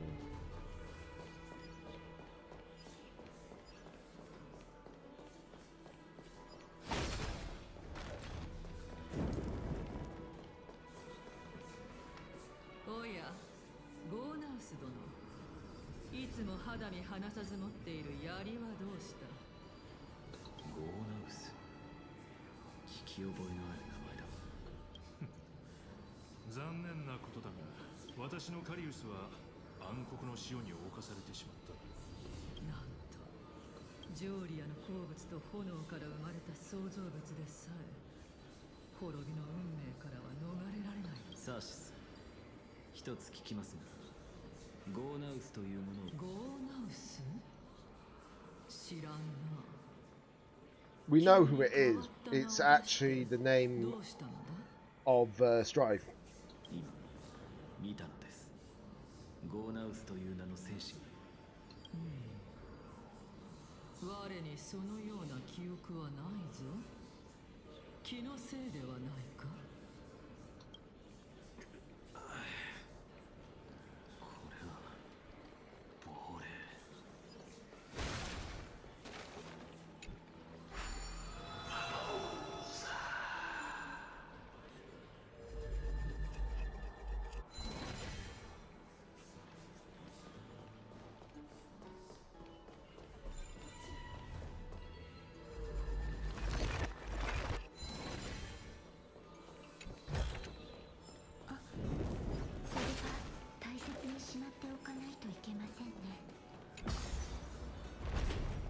Ascend! Even though it's more like it glide than ascend, you know?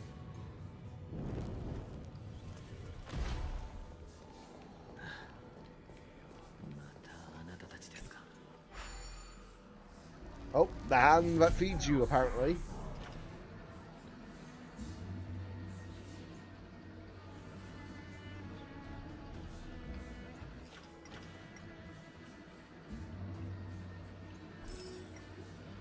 Right, there are coins about. There be coins about here.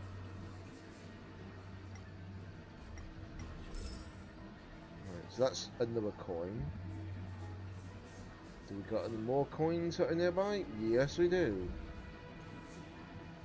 Oh, funny enough, there's actually a bug up here.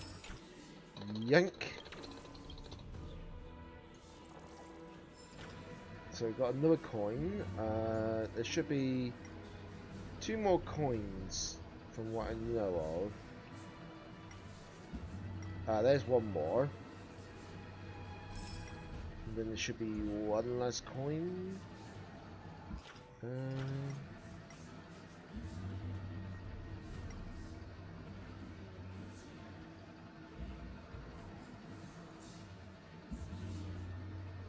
We're forced to stop there, so if there is another coin somewhere, it's likely within this area.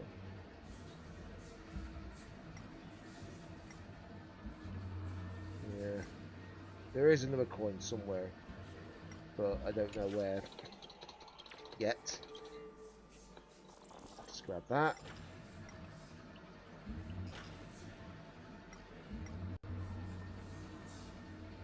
There's got to be another coin somewhere.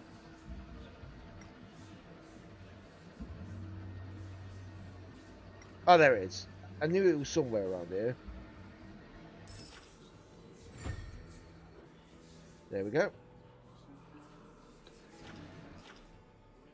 Disengage. That is rubbish. 私のことはいい。それよりケイオスからの返事はあったか。いいや。Chaos. 半身になる代償は私たちが思っているよりもはるかに重いようだ。ケイオス。半身。聞いたことがない名前だ。どのタイタンの権能を受けて。もう少し前向きに考えろ、ゴーナウス。我らが直々に会いに来てやったのだ。彼も旧友の面目を潰すよ。Wait, do not tell me that these were before the current Titans. These were the actual previous Titans. Before they become Titans. Does that make sense? 今度はあなたとゴーナウスがケイオスという人物について話していました。ケイオス。それもまた聞きを。まあいいです。おおよその見当はついていますから。私の推測が何者かの魂の。おや、それが本当に魂なんだとしたら、我は何なのだ。知りませんよ、そんなこと。むしろあなたこそ死に際の私が見ている現像なのかもしれませんよ。One second, guys. I'll just need to do something on my end.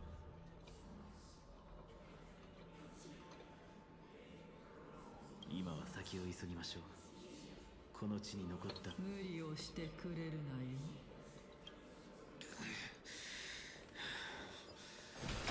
まだ大丈夫。もし私の推測通りなら面白いことになりますよ。Right, so there is another puzzle here. I'll do the puzzle. Those puzzles I'll probably do some other time. It's probably best if I just continue on, you know, story-wise. また会いましたね。まだいけるか。当然だ。我はただまったく山登りになって知っていた。Wow, if I knew I had to climb a mountain, I wouldn't have come along with you. これも容易の傍聴なのだろう。もしオンパロスに来世があれば、次は体を鍛えておけ。冷やかしはそこまでにしろ。価値のある情報。たとえここから飛び降りることになろうとも、決して出なければこの名高き七賢人カリプソ、剣石学派の野蛮人どもとどう違うというのか。カリプソ。彼女は七賢人。いや、本当に七賢人だ。私は彼女を知っているはず。サシス、カリプソという名前を知っていますか？サシス。Oh! Cersei's not speaking anymore? 一人でも十分。死者の域はかなり近い。Ooh, it's getting spookier and spookier. 麗しき旧世界よ、いずこにありや。伝説の黄金期よ、今によみがえりたまえ。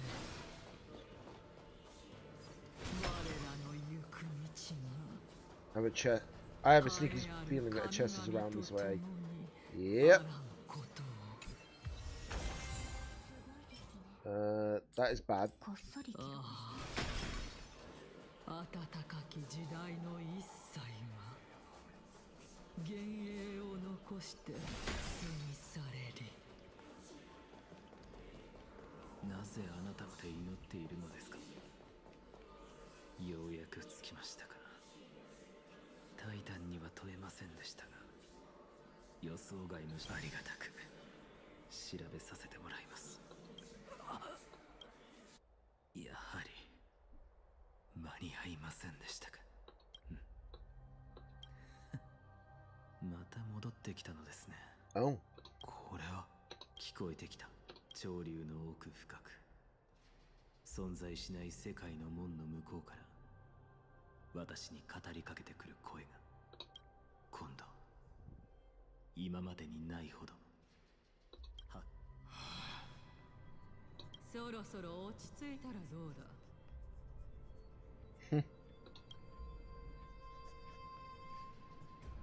オーナウスさん、それにカリプソー先生、二人もケイオスさんに挨拶しに来たの？ああ、ここで待ち始めてからかなり経つのだが。彼は未だに答えてくれん。もしかするとすでに容易の重さに押しつぶされてしまったのかもな。ゴーナウスさんは心配しすぎじゃないかな。私は感じるよ。それにケイオスさんのことはみんなよく知ってるでしょ。彼は救世主だから簡単には倒れないし、全部を忘れて置いてけぼりにすることなんて。彼を信じよう。それよりボリュシアよ、今日は一人なのか。ポリシア。ああ、うん。お姉ちゃんはまだお花の世話があるからって。痛ましいな。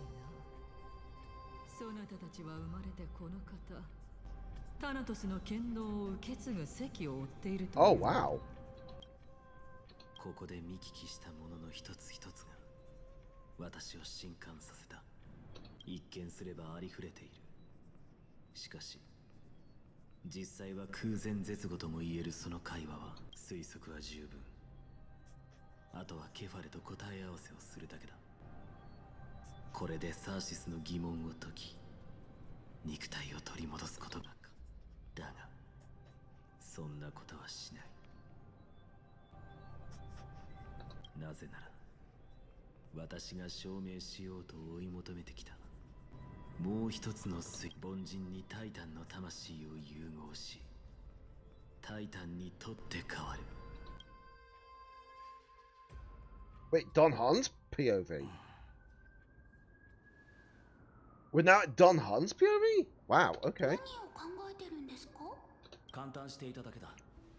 この巨木がサーシスの体育なのか。壮観だな。そうなんですか？特に驚いてるようには見えませんでしたけど、なんでしょう。タンタンは巨木を取り囲んでる町に昔のことだ。伏せさせてもらおう。He's talking about in the lower four.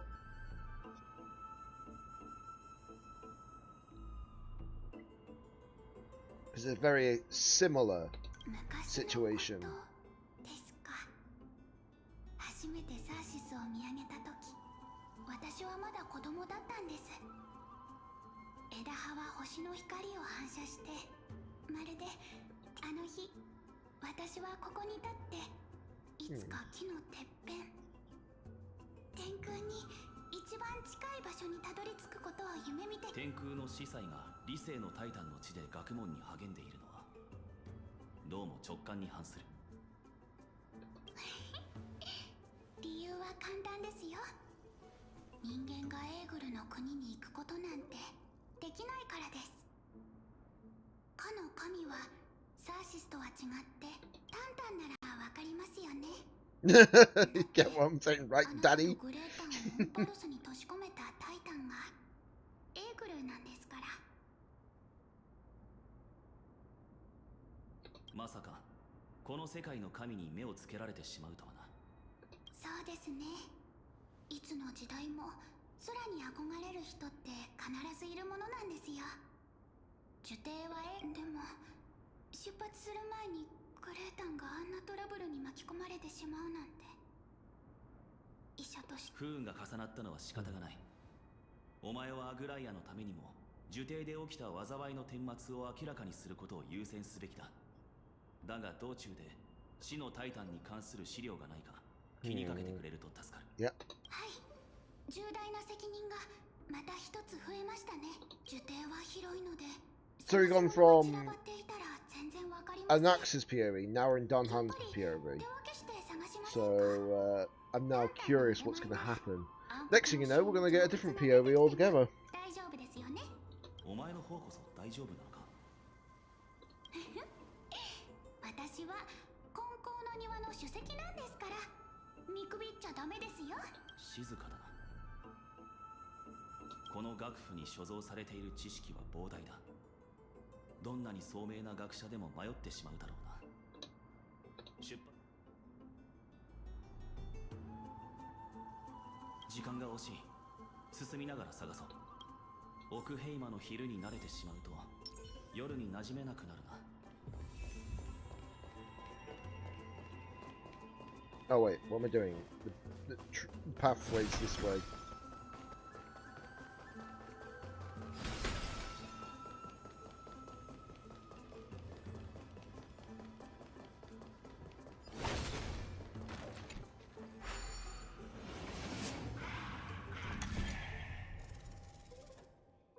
I was going to say, we shouldn't need to position all that this time around because we've been here already, you know?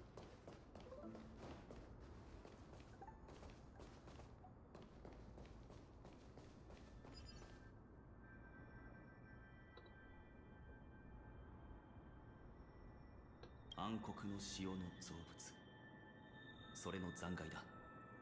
下に何かあるようだ。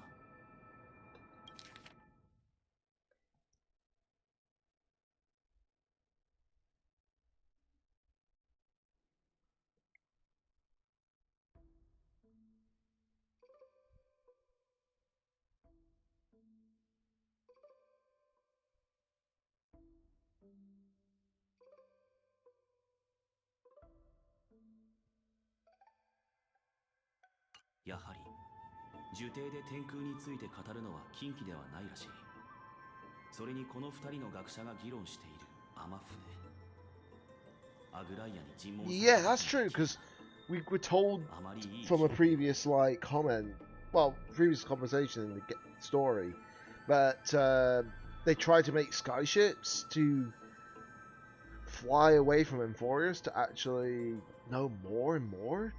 Only for the Sky Titan to shoot them down and destroy the city-state, but probably did that.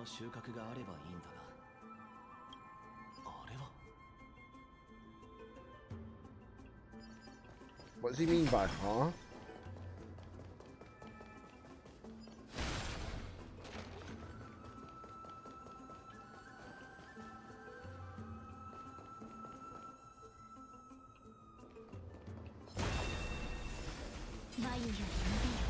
Time to face the dragon!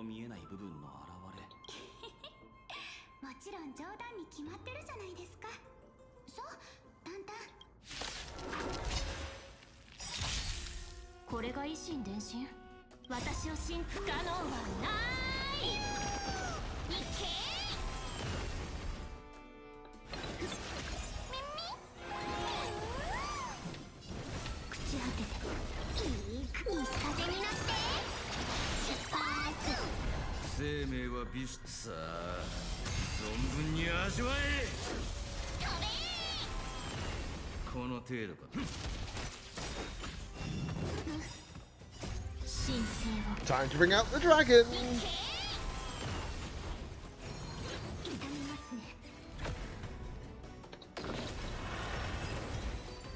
Didn't even get a chance to finish him off properly with everything. 背後にこれだけの敵がいるとは考えにくい。おそらく私のせいでしょう。暗黒の塩はオンパルスの巧妙にとても敏感なんです。もしくそれはそうとこれを近くで見つけたんです。タンタンなら興味があるかもと思いまして。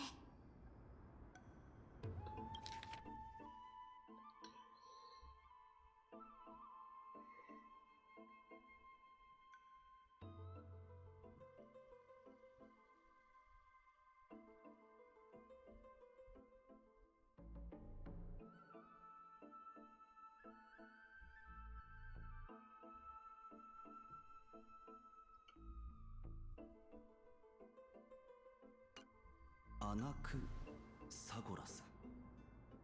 理性の火種と一体化したあの学者のことが書かれている。アナイクス先生が天空のことを研究してたなんて。そんなこと。火を追う旅とは対立するかもしれないとファイノンが言っていたな。かもしれないというのはちょっと遠回しかなと。先生は神を敬いませんし、信託に対しても否定的な態度をとってました。自由を歌う呪典の中でも異端者と呼ばれてたくらいですから。ですがまさか冒涜者がサーシスに選ばれるなんて。運命とは。道中俺も巻物を見つけた。お前が持っているものと関係があるかもしれない。本当ですか？見せてください。Interesting. これら2つの記録は同じ場面の会話みたいですね。呪典にあまり詳しくなくてな。いくつか質問してもいいだろうか。どうぞどうぞ。真語の呪典には7つの学派があるんです。どれも最初エウテプロ先生は礼拝学派の賢人で、七賢人をタレンタムの天秤にかけるなら片方にアナイクス先生。なるほどな、理解できた。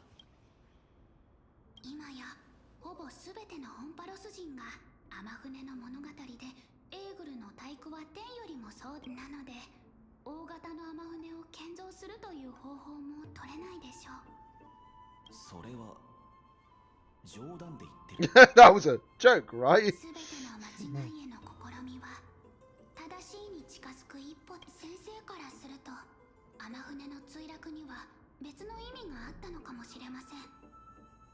天幕は突破できないものじゃなかった。神罰を招いたのはまさに残念ながらエーグルに関する研究は今も礼拝学派を中心に行っている。問題ない。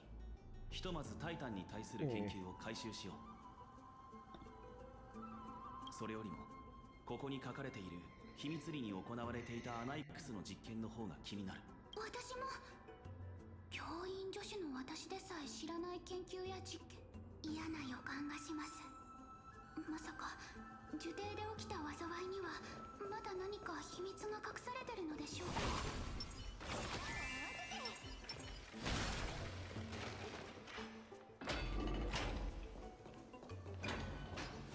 I know that I never actually got originally to go this way before.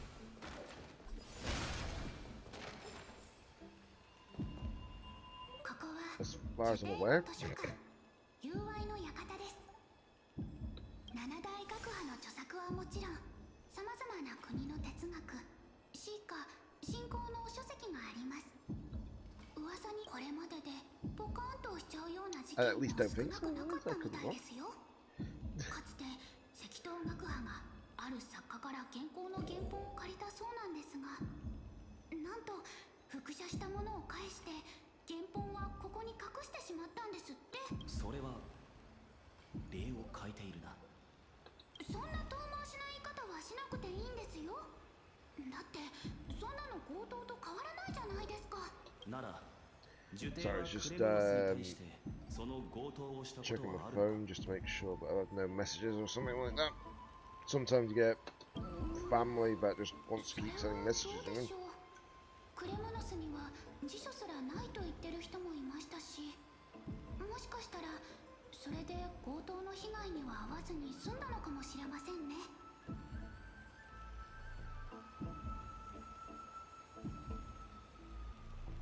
友愛の館の蔵書数はあまりにも膨大ですので、一巻ずつ探すのは現実的ではありません。なので蔵書の石板で必要な。そうだな、ここは危険だ。長居しない方がいい。床に散らばっている巻物はお前が石板の操作をしている間に確認しておくとしよう。そうすれば見よ。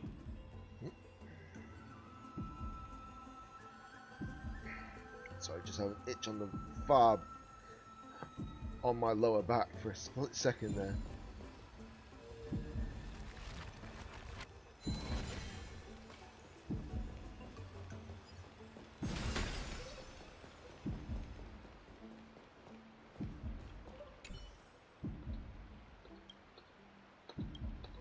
最後の方法はこれは必要ないな。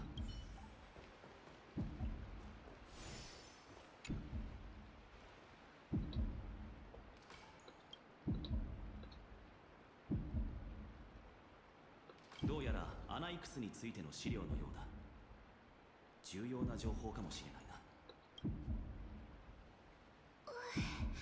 ほこりだらけ。これを開けなくてもわかりますよ。どうせアナイクスは神を敬わず。そんなに影響力がある人物なのか。はい。何せヒポクリテスなんて呼ばれてるくらいですからね。先生は学派を創設した時、全員の前で自分の著作を読み上げ、こう言ったそうです。タイタンは本当に人間の神に対する認識に合っていると言えるのだろうか。神が作った世界は完璧であるべきだが、アンパロスはどう。彼が言いそうな気がした。それからどうして。話を終える前に裁判にかけられました。とはいえ裁判とは名ばかりで、実際は弁論するだけなんですけどね。第一の告発はあなたはタイタンたちが天地を創造し、山や川、海が神々の傑作であることに。アナイクスの立場で答えろということか。神話によれば海、空、大地は全てタイタンの創造物だ。もし先生もそう答えられていたら非難を受けずに済んだでしょうに。ですが先生は日和の歴史反対していた人たちは当然この答えに満足できず。あなたは研究を名目に魂を汚し、神に意味嫌われる取引を行う。随分と物々しい非難だ。先生は一人でいる時でさえ眼帯をつけていて、それで片目を錬金術の材料にしたのではとこの世界の人々、特に神の血を宿した黄金衛はケバレの庇護を受けている。もし本当にそのようなことがあったのなら、幸いこの告発には証拠がなかったので取り下げられることに。先生は挑戦者それぞれと論争を繰り広げ、最後の一人になった学者からこう尋ねられたんです。すると先生は数秒間黙って、タイタンは偉大な存在であるべきだということを一度たりとも否定していないと答えたのです。Not bad.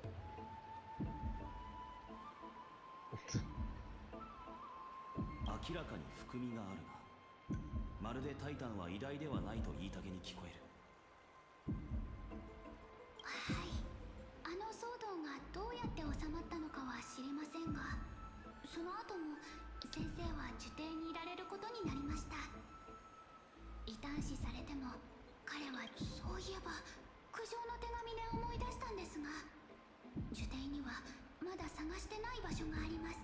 根石の間、アナイクス先生の錬金実験室です。蔵書の保管方法からしてそんな重要な場所を見落とすとは思えないんだが。これはあまり知られてないのですが、実は名義だけの首席を除いて他6人の賢人にはそれぞれ他の人の立ち入りを禁じた特別な部屋が与えられてる。友愛の館の管理人でさえ金を破り賢人の研究を記録するようなことはできません。呪典がこんな状況になってしまいましたし、ちょっとだけ金を破っても大丈夫なはず。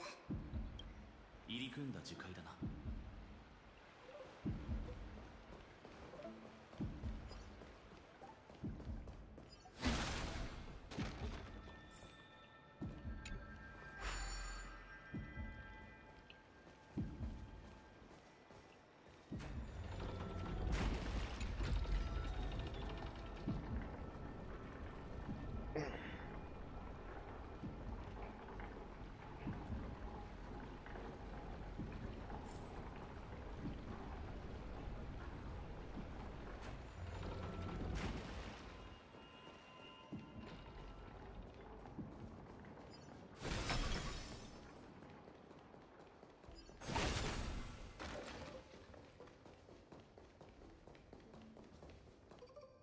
来ましたが、どうして何もないのでしょう。錬金用の材料にジンの図案、部屋の封印まで。まさか道理で来た道に外敵への備えがなかったわけだ。ここに入ったことはないんだったな。はい、そもそも錬金術は危険なものですし、他の学生たちが言うにはアナイクス先生は奇妙な素材を収集しては実験を行い、顔は埃まみれ、髪はボサボサになって出てくるそうで、なのでここには誰も近づこうとしなかったと思います。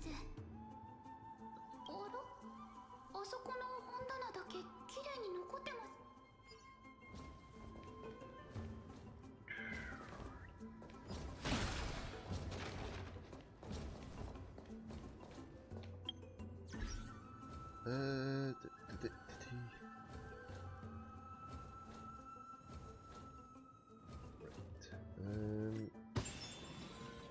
I keep thinking that is actually there. Yeah. Actually, I'm a little bit curious about one thing. How much jade? Oh my god! I didn't expect to have that many jades already. Jeez, that's another what? Just under 3 pulls. Just over 3 pulls. Honestly. Obviously, saving up any jades and turning them to these banner pools and such because it's a bit more worth it. Before I continue though, I'm just going to quickly get another drink because it gets warm in here and I don't want to be dehydrated, you know? Because if you get dehydrated, it can give you a bit of a headache, unfortunately.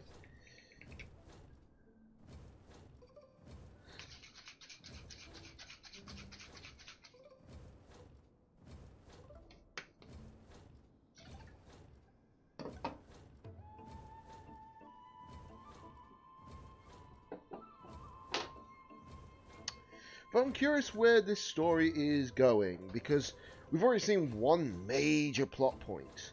So I'm curious where else the story will end up being, you know?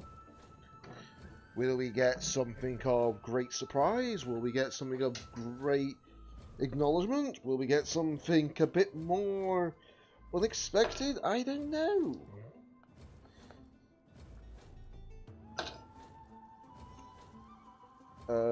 Actually, hold on, guys. I was just gonna get some. I was just gonna put a drink in the glass, and then I just realised one thing. Just need to refill one of my ice trays. So give me just a momento. Shan't be a second, anyways. It just requires me to fill up an ice tray and then just put it inside of me. Freezer, that's all.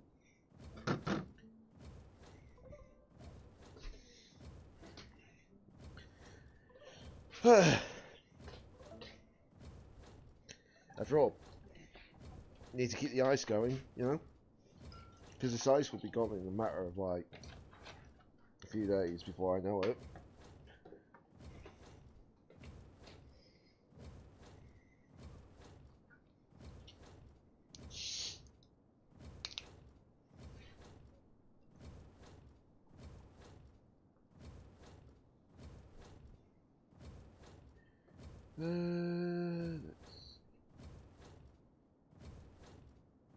All I'm hearing is that in the background. I know what it is. It's an enemy outside of the area that I'm in, but still.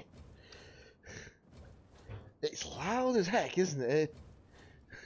Even though you can probably not be able to hear it, guys, as clearly as I can, but still. Whew.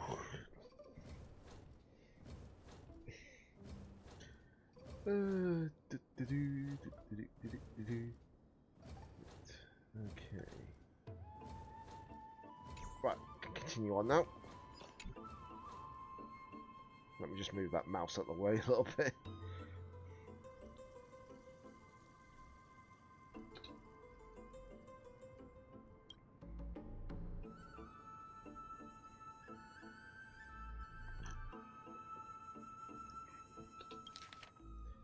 Oh.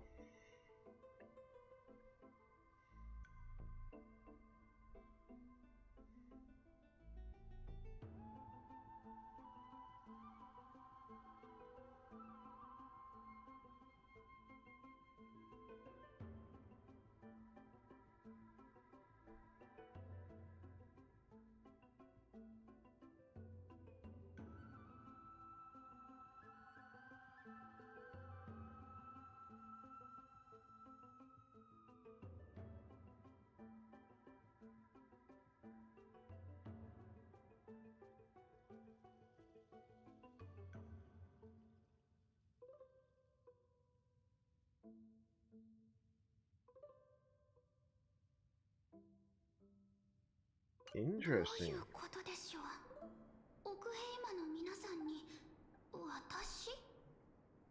この手記には詳細に見るべき点がかなりあるようだ。運命の深淵からクレムノスに至るまでタイタンの創造物を数多く見てきた。呪帝にもだが錬金術によってそれらを人の魂と融合させるというのは、アナイクスは黄金栄に流れている神聖に着目し、英雄たちの背景を細かく考察したようだ。キャスタンだけは納得です。彼女も自分の出自に興味を持ってますから。それに自主学班が作った薬の中には病を治す万能薬もあるので。でも資料を見る限り先生の目的は薬を作ることじゃなくて黄金の血の由来と原理を明らかにすることだったみたいですね。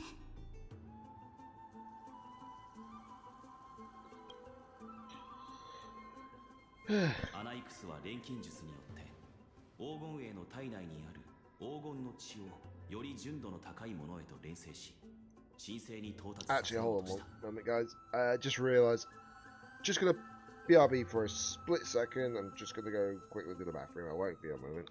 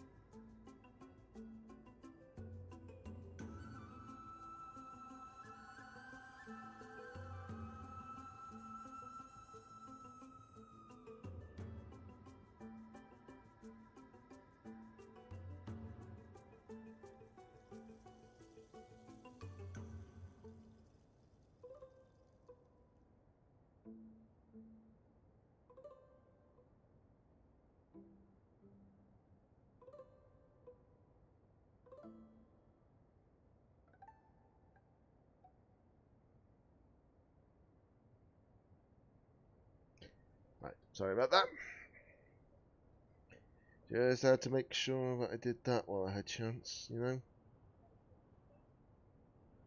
これがいわゆる示準に近づけるということなのだろう。だが、タイタンの創造物や人体を錬金の材料とみなしているのは、いささか狂気じみている。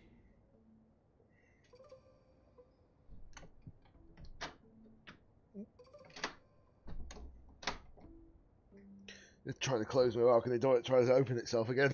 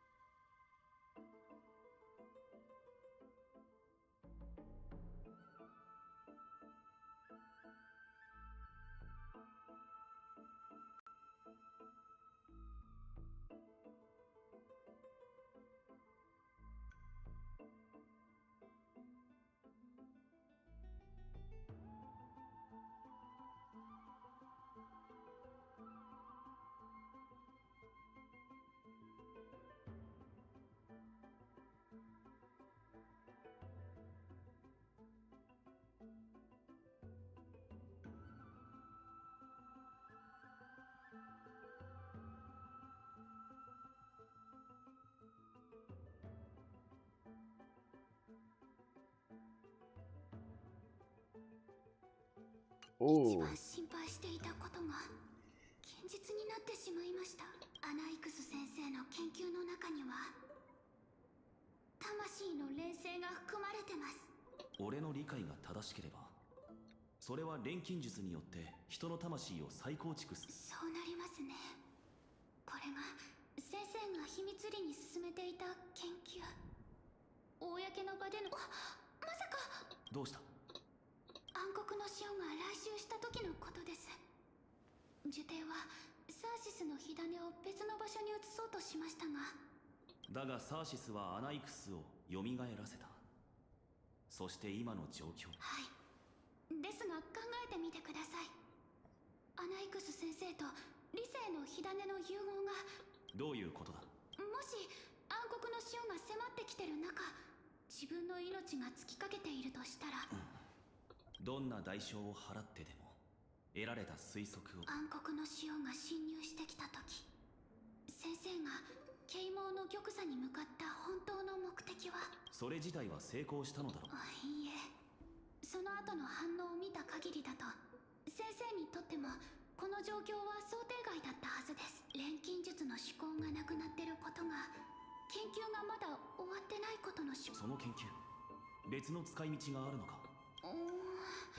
何に使うんでしょうね。待って、まさか。創造の原理を掌握し、万物を完全な状態で誕生させなければならない。Oh no! That's not good. 先生、私たちが見ているこの空は。ああ、もちろん偽物だとも。これはただの教材で、パッとしない手品のようなものだ。昼夜が乱れた今、星空の理解がしやすいよう天文学者がタイタンの親戚を借りて光を調整し、過去の夜をここに投影している。生徒の空がケファレの黎明のミハニによって照らされているようにな。ではオクヘイマの空も偽物なんですね。Oh, the plot thickens. The plot thickens. 手品の種を暴いて得意げにするのは子供だけだぞ。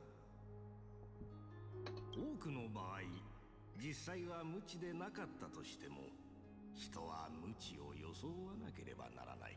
それは自己欺瞞ですよ。人々はケファレの創世神話も司祭が言うことも全て信じている。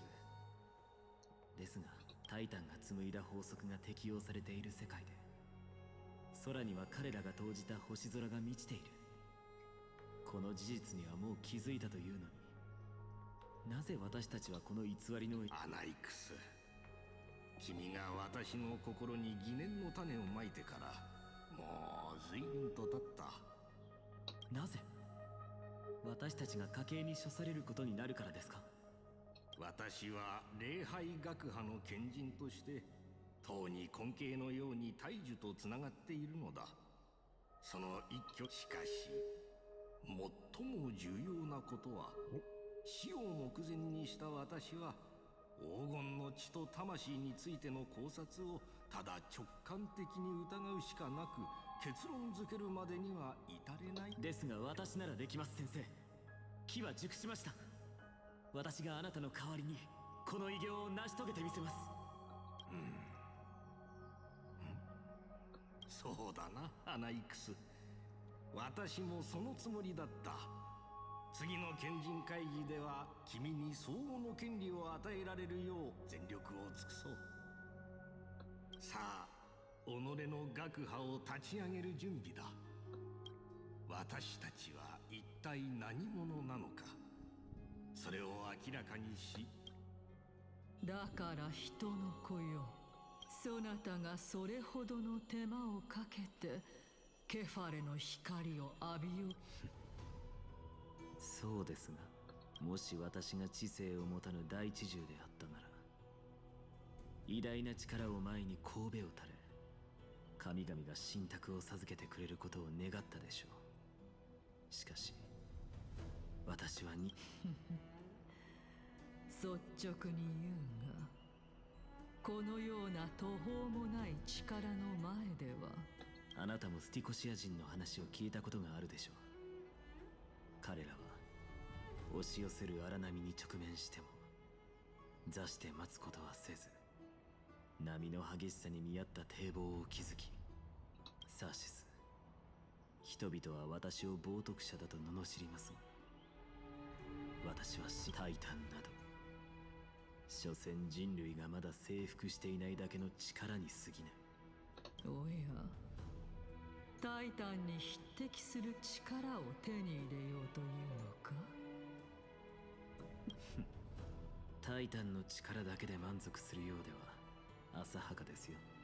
私が掌握したいのは生命の根源にある法則であり、あなたのおかげで死は魂の終わりだという事実を様々な面から検証できました。しかし死があれば生があり、終わりがあれば始まりがある。魂はどのようにして誕生するのか、私の計算式に不足しているか。その口ぶりからするに何か。いえ、もう結論は出ています。先ほどの死の旅で。アナイクス先生、約束通り伺いました。一刻も早く彼女。もちろんですよ。率直にあなたの欲しがる答えをあげましょう。ですが10日交換の原則に従い、あなたは代価を支払わなければなりません。構いません。代価が何なのかすら聞かないのですか？死のタイタンの真相、そして彼女の命。これが私の人生で唯一人の命を救える機会かもしれないんです。わかりました。では舞台の幕を上げましょうか。待て、そなたはタナトスの所在と我らが一体何者なのかを同時に証明しようとしているのか。まず私はこれまで認知の罠に陥っていたことを認めなければなりません。表面上だけ見ればこの2つのテーマには関連性がない。ですが論理的には10日であり、実際は魂の本質に対する2つの異なる説明に過ぎません。次になぜそう言えるのか。先ほども説明した通り、答えは先生は冥界に行ったのですか？ええ、今の私は生ける屍も同然。しかしそんなことはどうでもいいんです。肝心なのは私があの英雄たちの会話をサーシス、覚えてます？あなたもあの場にいたと話したでしょう。我にそのような記憶はないと言ったはずだ。死ぬ前に幻でも見たのではないか。覚えているはずがありませんよね。なぜならあれはあなたではなく呪帝の七賢人カリプソーだったのですから。カリプソー。それはこの娘の前で適当に名乗った偽名のはず。七賢人だというのもなおさら馬鹿げている。我の庇護のもとにある賢人なら気づかぬはずがない。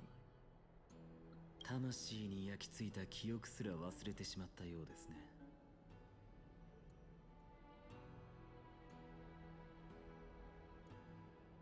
少しは頭をひねって考えてみてください。それが全て死者の領域で起きていたことなら、彼らはきっと過去に生きていた誰かの魂なのでしょう。So we keep getting itches when I least expect it.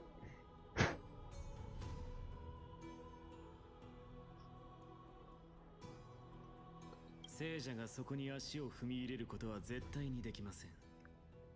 では彼らは一体何者なのか。特にカリプソーはなぜ誰のことも覚えていない。答えは明白でしょ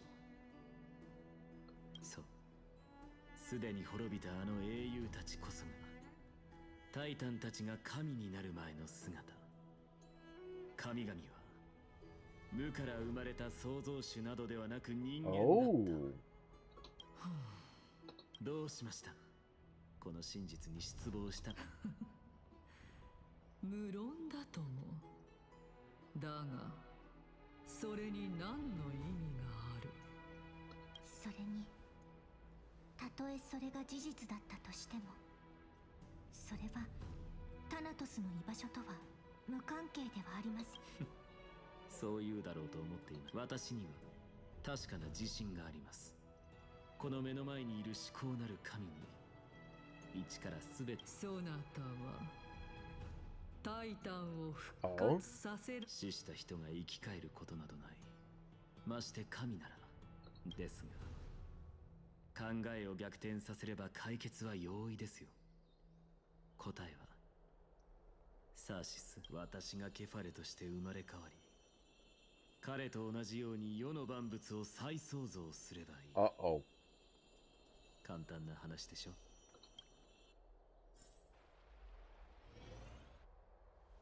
In the meantime, ヒアンシーと炭鉱からアナイクスがケファレの身体に対し何か起こす可能性があると知らせが。ケファレだって？一体何をするつもりなんだ？元老院はそれを知りながらそんな不敬な行いを黙認しているのか？いえ、それはありえません。その演技であらゆる人を欺けるのでしょうね。すまない。気に病むことはありません。これはむしろいい知らせかと。元老院の盟友となったアナイクスが彼らに忠実でないというのなら、今はカイニスがどのような罠を仕掛けてくるかを見極め、臨機応変に対応しましょう。阪神議員は奥平馬の政治の中心。その重要度は創世の家臣にも引けを取りません。私が使命を終えた後、十分な時間があるうちにこの舞台に慣れておいで。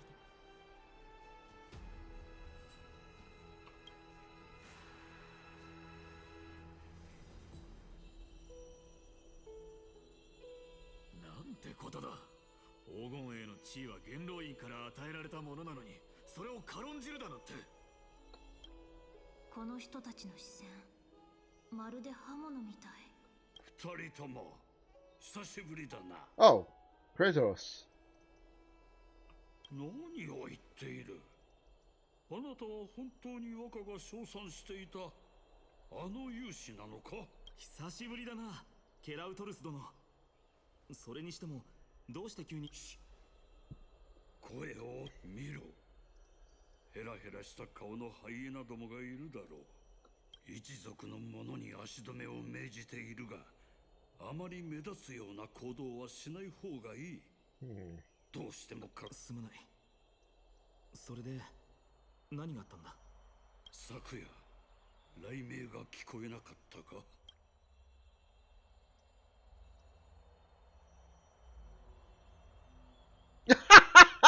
？Oh my god, just knows that line. Hooray, it's Acheron, someone's coming to save us. Oh, Jesus. The thing is, that'd be quite funny if Acheron actually did somehow get onto Emphorius, because then she'd be like, do you know the way to get to Penacony? And I'm like,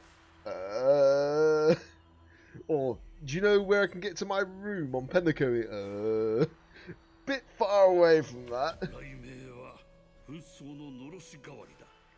昨夜、若が奥ヘイマにメッセージの書かれた槍を投げ込んだ。フレイムスティーラー、復活の兆しあり。What? やはりクレムノス闘技場で奴を仕留め。 The Flame Reaver's back. あなたたちにこれを知らせたかった。クレムノス人は I 決して knew 引くことはない。 somehow 応戦する際 the fact that they made him up to be such a powerful antagonist, it would make sense, wouldn't it? 感謝するよ。すぐにアグライアにも伝えよう。ならもう一つ、カイニスにも気をつけろと伝えておいてほしい。あの毒蛇のような女は何近頃、奴の配下にいる闇を這う犬どもの動きがますます活発になっている。これは。これ以上言う必要は。戻って状況を確認してみよう。情報提供ありがとう。Oh, we're back in our proper POV. ケファレとタレンタムの名において、また神霊の慣習の名において、私は見ました。 Oh wow, that's a lot of people. 何があったんだい？あの蛇の王の毒牙がいかほどのものなのか、禁止を通して知っていました。どういう意味だい？弁論の技術が問題なのではありません。半身としてあまりにも長く生きすぎたために、私は人間性のほとんどを予想より早いですが、どうやら時が来たようです。ファイノ。もちろん引き受ける。ただ元老院にとって特定の誰かを愚弄するより大衆を愚弄する方がはるかに容易です。今この弁論にはもとより栄誉などない。だからこそ人間への敬意が一層貴重になるのですよ。ありがとうアグライア。必ず使命を果たしてみせるさ。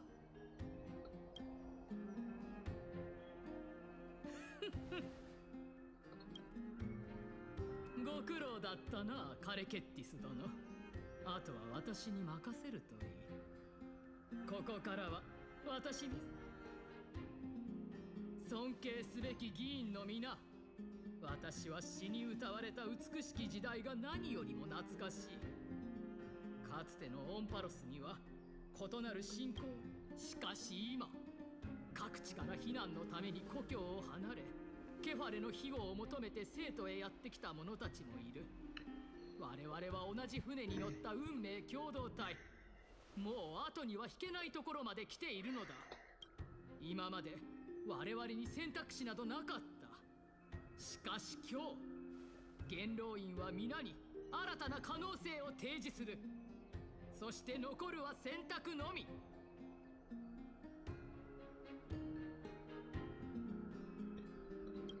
さあ選べ。誰も知らない再創期を目指すか、それとも繁栄を極めた黄金期に戻るか。凡人にとっての理想の未来はどちらなのか。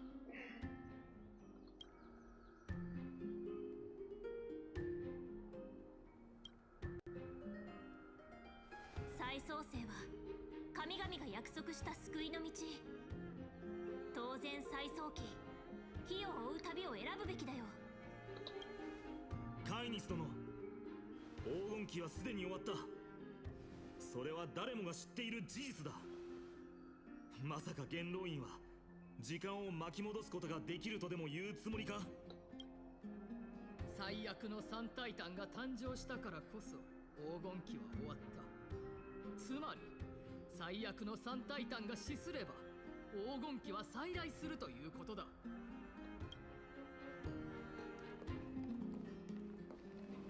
元老院は根拠のない口約束はしない。見ろ、今私の隣に立っているのがその少佐だ。呪帝七賢人が一人、アナクサゴラス、そしてエイジリアの死の女神キャストリス。この二人の英雄がいれば皆に黄金期を約束できる。あいつら黄金衛じゃなかったか。元老院を支持するのか。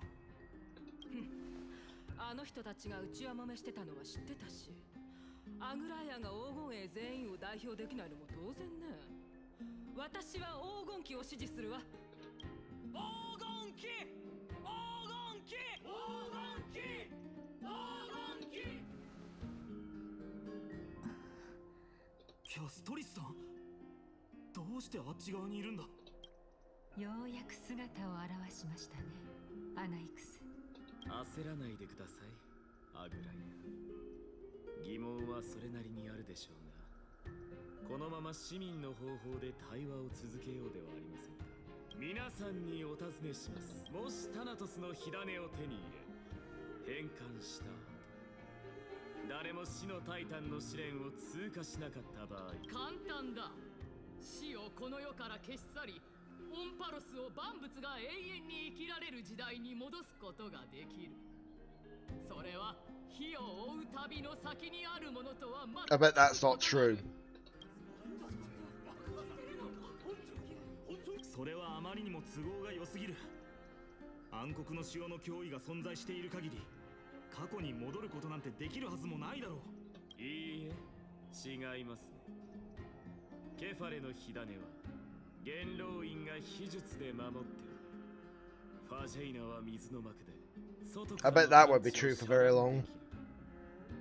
私がこう言ったのを覚えていますか。皆さん教えてください。この厳かな生徒、この者が語る脅威を一。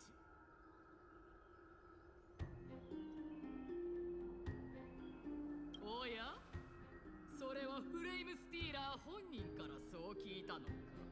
オクヘイマの民よ、賛歌を高らかに歌おう。麗しき旧世界よ。最悪の三タイタンが滅びた後、火を追う旅を即中止しなければなりません。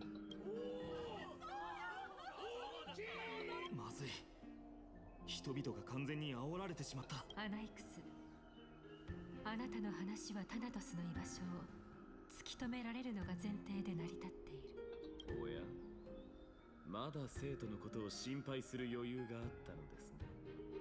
心遣いにエイジリアの死の女神キャストリスが私の導きによって必ずタナトスを見つけ出せるという知らせを。なんだって。キャストリス殿が持ち帰った火種は元老院が直接管理する。そして民会で皆の支持を得ることができた暁には、我々は全力を尽くして再び黄金期を降臨させる。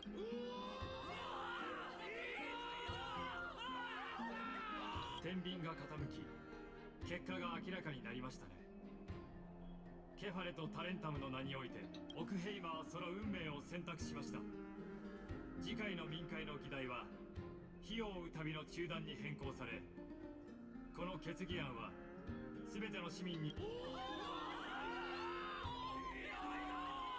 アグライア、一体何がその心を軟弱にし、弁舌の鋭さを奪ったのですか。好きなだけおしゃべりなさい。火を追う旅は信託によって定められた事実。私たちは失敗などしません。そそういうことは民会で勝ってから言ってください。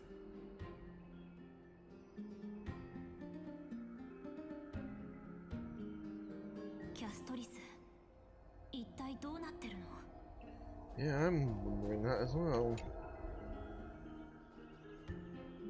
受刑に使わせたことが協力のきっかけになったということですね。私、皆さんごめんなさい。きっと聞きたいことがたくさんありますよね。でも初めから説明しても。先生は長く重い過去。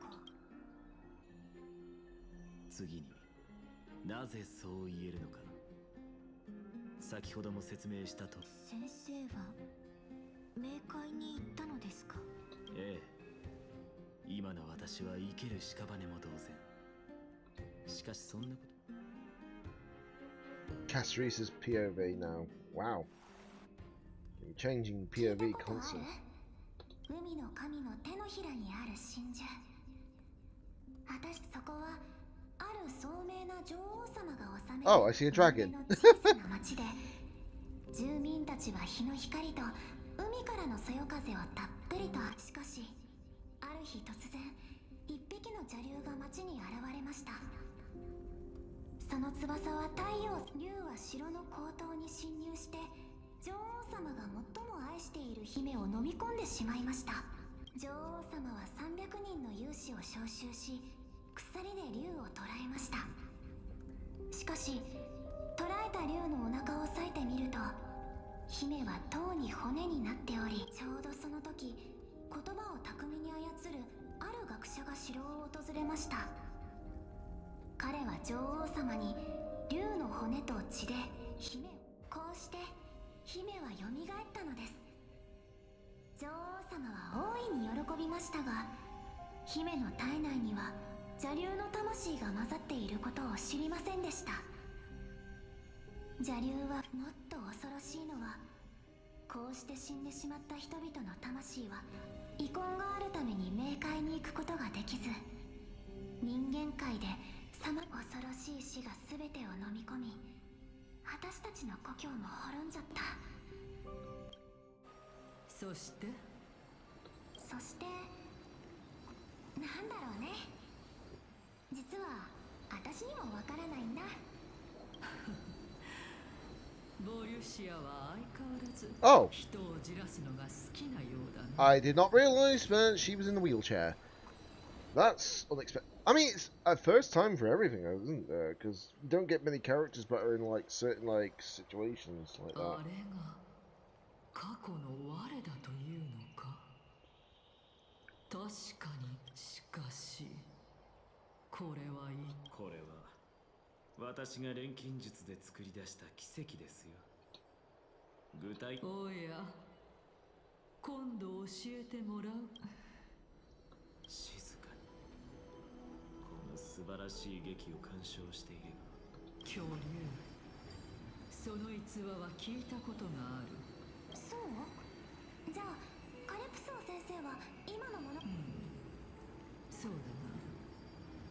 いわゆる錬金とは後世の者が付け足した話ではないかと考えている。確かに学業のために故郷を出たけど、それ以前にその学問を研究してる人がいるなんて聞いたことなかったかも。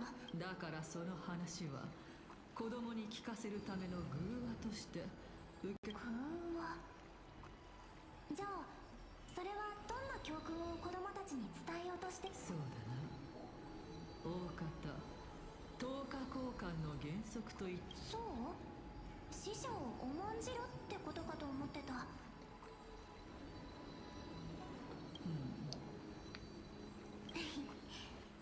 うしたの？反論が思いつかない？いいや。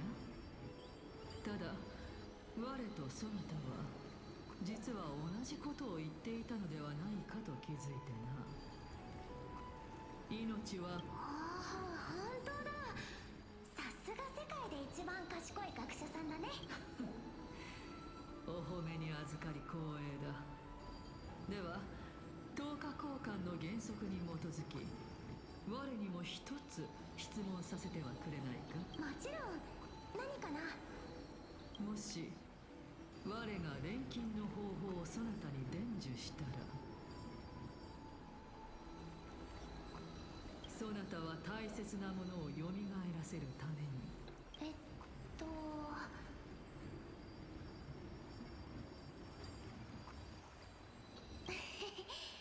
変な質問。あ、わかった。私に好きな人がいないか聞き出そうとしてるんだ。Sorry about this, I got something caught in the eye.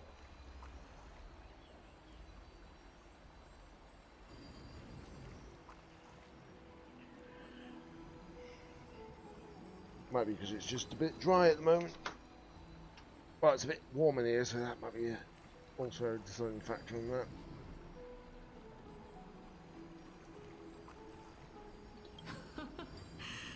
そういうことにしておこう。すまない。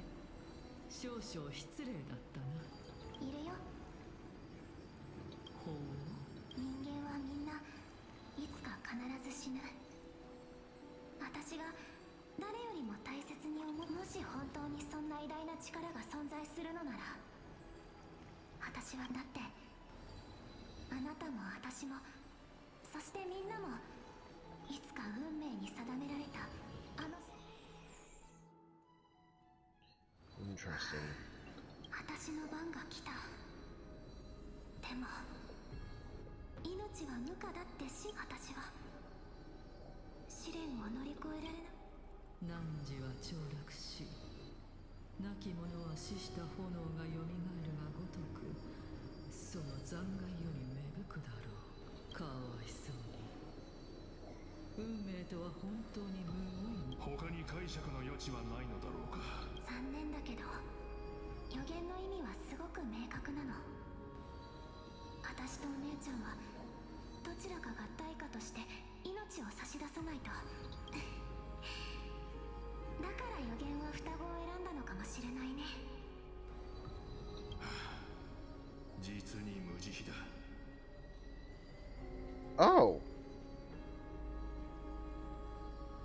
So this being in the past, it's showing all the core flames except the one, which must be Thanatos. Huh.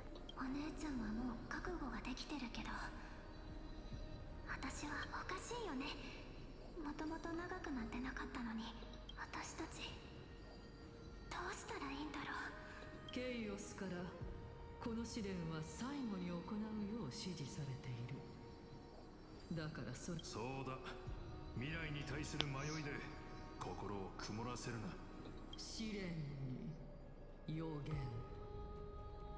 彼らが話している内容だが、不思議なのはこの3人のタイタンの誕生以前の歴史が混沌に包まれていること自体、まあそれについては以前から仮説を3つほど立てています。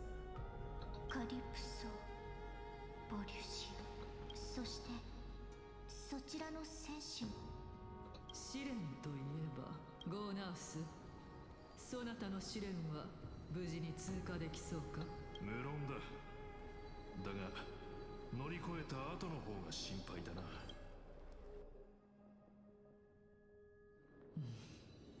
決心がついたようだな。ああ、これが一番確実なやり方だ。勇気、栄誉、忍耐、犠牲、理性をそれぞれ。本当に無理難題を押し付けて。小娘、私の運楽の証人となってくれ。カリプソー殿、烈魂の儀はお前に任せる。わかんない。どうして自分が見ることのできない未来のために命を差し出すことができるの？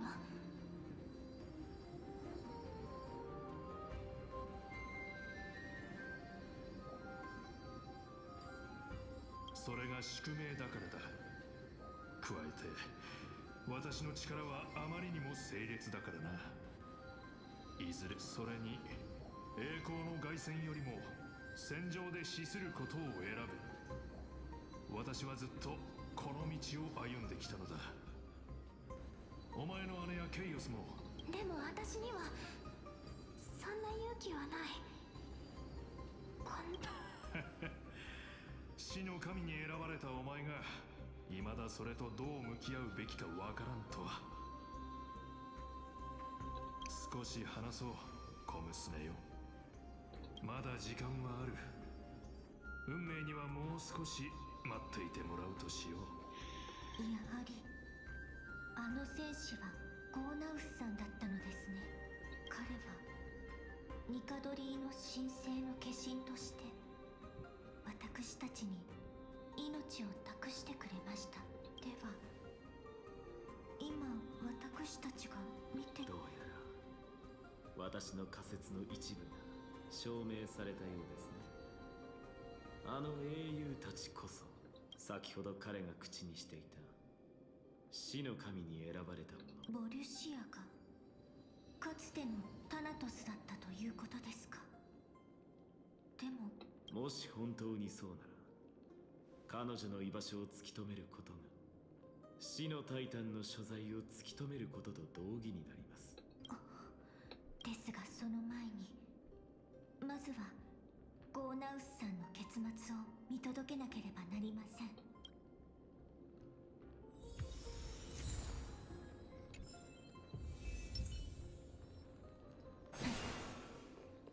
ニカドリーの勇気を持って私たちの世界のクレムノスにも。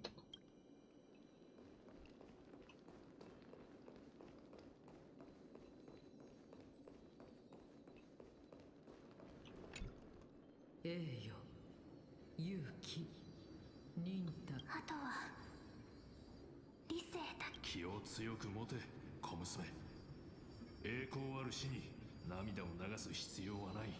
でもこの世の別れは何であろうと悲しいものだから。いや、それは違う。私は戦士として多くの壮絶な死を見てきたが、今はただ安らぎしか感じていない。もう魂はほとんど尽きかけてる。なのにどうして落ち着いていられるの？それとももう悲しみを感じることができないだけ。 The plot thickens so much more in this, but that's, if I'm quiet, I do apologize guys if I'm a bit quiet on my end. It's just the fact that I'm just intrigued, very much intrigued. This is what I like. I love plot. I love plot. これは運命の需要でも無関心でもましてや絶望でもない。私はただ満足しているのだ。満足？そうだ。お前たちと共に旅に出て、私はこの世界を変えたのと同時に自身も変えられた。そして今や旅の終着点にたどり着き、振り返るとそこには我々がこの手で紡いできた壮大な叙事詩 This is a lot of like, I understand that a lot of people do not like long story quests and all that, but I'm like, you don't have to do it in one sitting. You don't. でも死んじゃったらそれも全部なかったことになるじゃない。死と別れはよく似た。 Besides, if they didn't make the story long enough, and you know, it would be, well, too quick, and then we'd be begging for more, wouldn't we? But as soon as it becomes longer than they expect it to be, they complain. It's like, you can't win either way, you know? It's just like, what can you do? 小娘、最後に私自身の話を聞かせて。 What's actually funny when I realise it is that people who complain about the plot of certain games are still playing like story-driven games, like think of an example, Xenoblade for one, Final Fantasy for another, Dragon Quest, the Tales games, etc. I've seen people who play games for like the plot, and then they complain when there's not enough plot, but then they complain when there's too much plot, and it's like, you can't win either way, can you? Besides, Amphoris has got a bit more history to it. It's not like Penacony, which was already predetermined and everything. You can't just go to Amphoris, which is being secluded and get no plot, you know? Or backstory for that matter. 私だけが生きて戻れたのだ。しかし、宴が終わる頃にはすでに深夜だったな。道端に座り込み、夜空に向かって独り言をつぶやく変わった学者。まあ、私たちはこのまま道端でくたばってしまった方がいい。すると彼は肩をすくむ。死を体験した者にとって死ぬのは生きるのと同じくらい幸せなことだ。さあ、そろそろどいてくれないか。つまり死ぬのは生きるのと同じく死へのた。ああ、それこそが人生であり、死は旅の価値を測る尺度なのだ。I don't know why it gets quiet and then it suddenly gets loud every time a new dialogue comes in. 小娘よ、運命を憎むな。敬意を持ってそれを迎え。紛争の化身であるあなたが世界の美しさとそうまさしくな。だが定められた瞬間が。さて、そろそろ冥府の門を叩く時間だ。道の月、その時はまた杯を交わして語り合おうではないか。とうとうこの日が。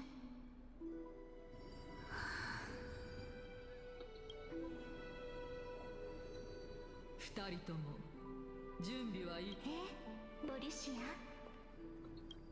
来ましたよ。何ですかこれは。 Isn't that Kestrus? これは実。彼女はボリュシアの私なのですか。私たちが約束を果たす番ですね。怖いの？ああ、何が怖いのかしら。私無理だよ。汝は凋落し、亡き者は死した炎がよみがえるが、予言の通りに私たちも全てが終わった暁には定められた時と。予言だからって従わないといけないの？不公平だよ。どうして私たちだけが。やっぱり私がやる。私が死の供物になる。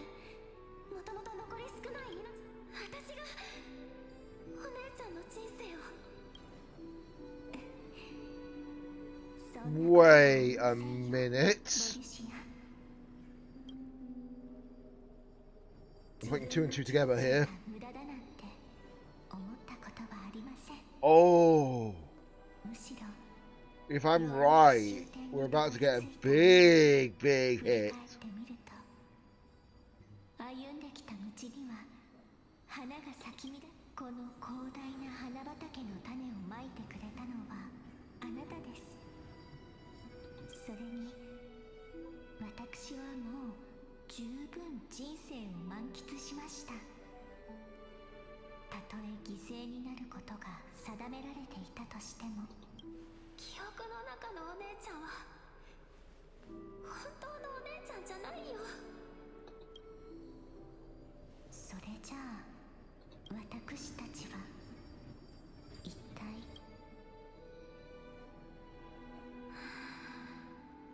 わかんない。そうですよね。私もきちんと理解しているわけではありません。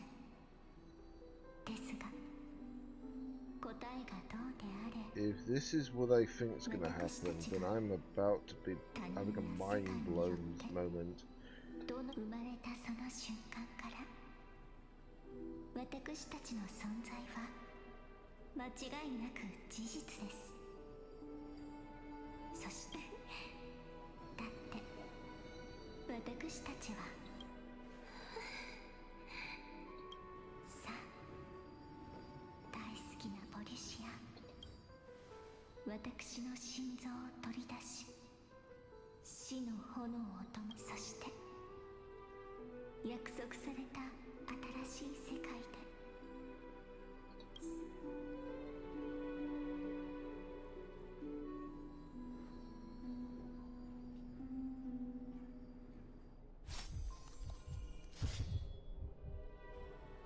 もし我が錬金の宝そなたは大切なものをよみがえら人間はみんないつか必ず死ぬ。私が誰よりも大切に思っている人も、もし本当にそんな偉大な力が存在するのなら、今でもその考えは変わらんだから。お姉ちゃん、予言によって約束された新しい世界であなたのため帰ろう。海の神の手のひらにある真珠、我が冥界の門を開き、汝に2度目の命を授けよう。決して死者の領域を振り返ってはならない。歩みを止めることなく、ただ前に進め。安心してね。10日交換の代価はここまでです。残念ながら私は至高なる神に対し適性が高くなかった。ゆえ間違いありません。世に知られるタイタンが誕生する前、今とは異なる英雄たちが大地を歩んでいた。彼らの旅は今日の火を追う旅と全く変わらない。実に衝撃的だな。つまり火種を背負ええ、それが神卓の言う再創生の真相だと信じ。とても信じがたい話。それに本当にあの双子がタナトスだったとしても。本当にそうでしょうか。あのボリシアという人が手がかりを示してくれたのではありませんか。スティコシア、私たちの世界にもその内容と一致する都市国家があるのですよ。ですがそこはファジェイナを信仰する都市国家で、タナトスとは関係があります。受け取ってください。これは中学派の傑作、賢者の石です。賢人の血肉をもとにその全ての知恵を余すところなく覚えていますか。錬金術とは天下と精錬、昇華の芸術だと教えたことがありました。巨竜の童話を思い出してください。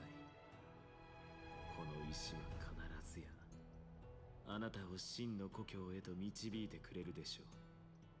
相変わらず自信満々だが。簡単ですよ。実験は失敗だったと。しかしたとえそうなったところで私の思惑が失敗したことにはもうすぐ決議があります。約束を忘れてはいませんよね。私は長い間タナトスを探し続けてきました。ですが向かう前にあれはケファレの魂に刻まれた世界です。あなたがこれからすることが最終的な証明となるでしょう。さあ。わかりました。なあ、焦らないでください。あなた、私は学者ですから、曖昧な結論を出したくないですし、出すわけに。はあ、そうではない。あの石は、そなたはもう、蘇ることが。それがどうしたというのです。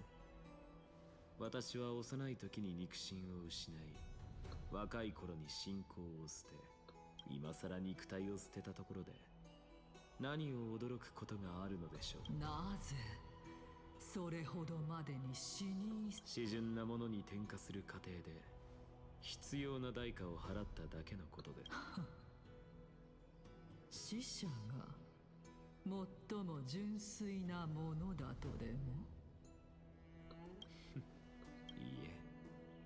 その逆です。私が神の座につき、あなたたちが築いたこの不条理な世界。Jeez. So much. 情報があまりに多すぎる。そのアグライア様、ご存知のように、死の火種は再早期を目指す上で最も大きな不確定要素。アナイクス先生とカイニス様はタナトスの火種を回収した後、あえて試練を行わないことで死をこの世界から消し去るですが、それがアグライア様の理想と相反したものであることは理解しています。再早期を迎えない限り暗黒の塩を絶やすことはできない。どちらの主張が正しいかは正直なところ。 The thing is, right, if I know what the black tide is, and the black tide is corrupting like bodies and turning them into those like monsters per se, not the Titankin, but the actual monsters, the ones that we saw in a certain area. If that continuously happens, it means that, you know, death won't be the wish that everyone wants. Everyone will be unable to die, you know, all that sort of situation, and then it's just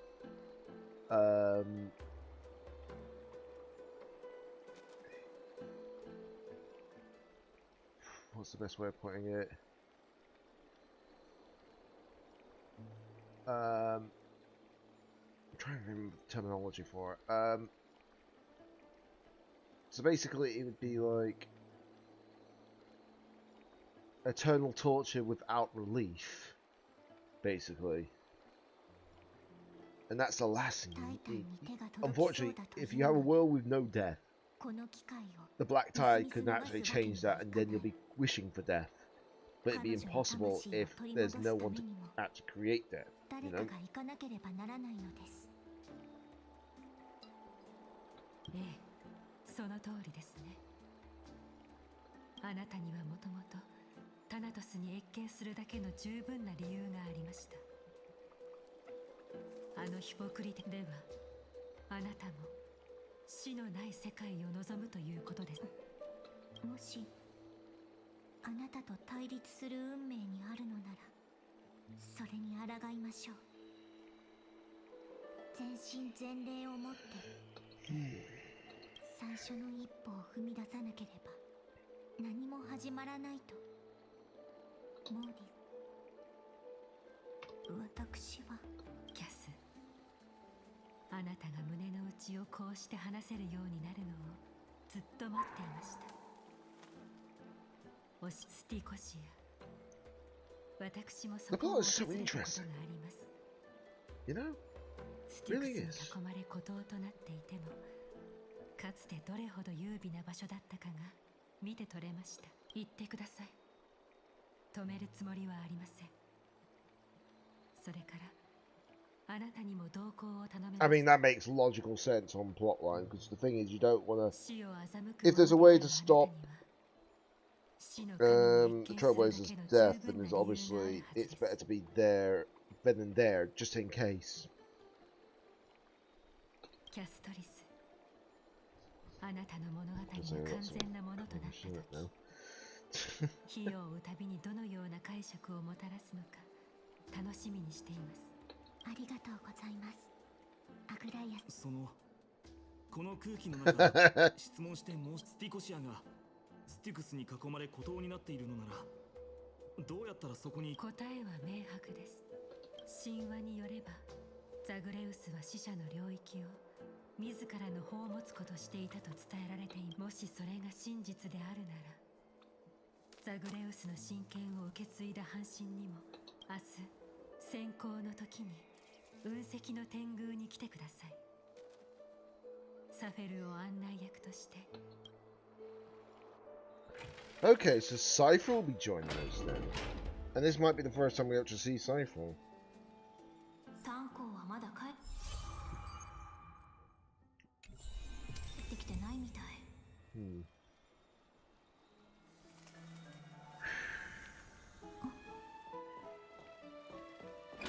So much has actually happened in this story already. It's unbelievable. In a good way, unbelievable, you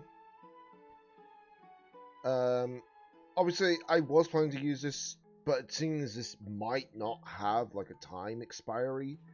I don't think it's wise to use it yet. Because originally I was going to be like, oh yeah, we get to choose. And I'm like, wait, what if we hold out? Because if we hold out and we might get a better character. In fact, what? I'm just going to have a quick check, because we did just do a lot of plot there. I'm just checking, what characters am I missing? So, Blade's one of them. Well, Blade is going to be part of the 50-50 lost pool now, so it won't be long. It probably won't take long till I get him. So if that's the case, it's just these characters that I do not have. Trying to think, who would I prefer?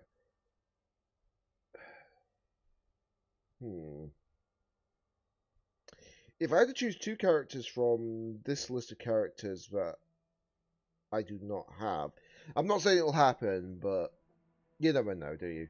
Because if it's just the 5 stars up here, then something tells me they might add they probably might add Kafka to the actual pool up on the selling pool. But if I got to choose a different character on top of that, because at the moment we got Hunt, Destruction, and Preservation. So technically we would want to have 4 others that would be actually added into that pool, if that makes sense. I'm not going to be surprised if they put Argenti in it eventually, or even Jade for that matter. But if I had to choose which one I would rather have, I'd rather have Rapper, you know? Because she's a great unit, because I've got the break units for it. But I don't have Rapper itself. I mean, I wouldn't even mind Boot Hill. I wouldn't even mind Boot Hill, because he's very strong. And I build him up too sweet, you know? It'd be easy to build. Now, if I had to say what other I know that obviously in 3.4 we'll be getting 4 characters being buffed. Blade, Kafka, Silverwolf, and Jingliu. Those are the ones getting buffed in 3.4. So we've got another... We've got this whole patch and the whole of next patch before we even get to that point. Which is why I won't mind if I get Blade eventually on 50-50 or something. Limited banner pools.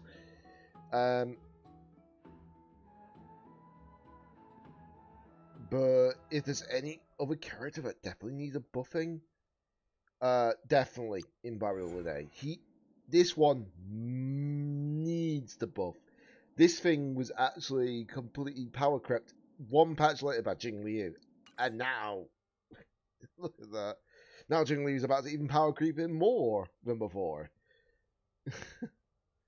So it's going to be interesting to see what happens, to say the least. I know I still got to do that. Obviously, we've got the mission, Trailblaze mission still. There's a lot to put in here. Right, while I've got a chance as well, I'm just going to convert that into 5 more pools. So that's 104 I'm up to now, which is smashing. And then obviously I'm only going to get like an Axa when he eventually drops. But before then, I'll be getting more and more pulls. If I get an Axa on the 50-50 without losing it, then I might actually be able to get a Hyacine and Cypher in the same patch. It might be possible. Especially since I have 76 Star Rail passes off Starlight alone. Yeah, I could use it to get like a light cone here and all that. The only light cone, well, there's one light cone here that I wouldn't mind getting, and that's of course Clara's, but That's by the by. And then obviously I know for the light cone redemption we need to get like 4 of these. We can get one through the Nameless Honor. Well, 2 through Nameless Honor, but the one of them you have to pay the extra part on top. The more expensive part of it. But if I just save this up, because at the moment the best light cone is Ram Maze. But if I save these up, we might get eventually another character down here. We might even get Jing Liu's light cone. If we get Jing Liu as one option, I might actually go for Jing Liu's light cone. That would be a good shot. Especially since she's getting buffed, so it's kind of worth it, you know? Right.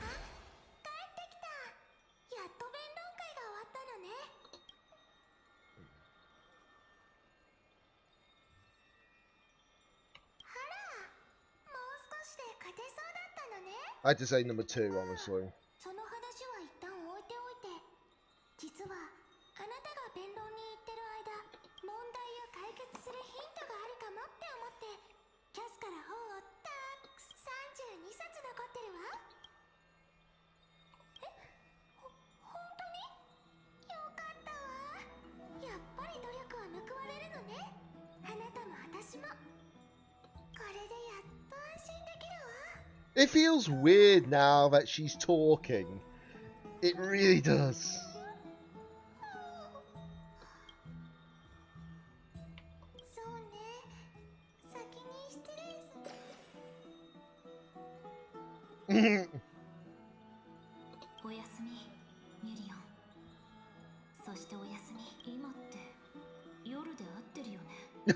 I know, right? Is it? Is it nighttime? We don't know. We can never find out. There's no darkness. No light.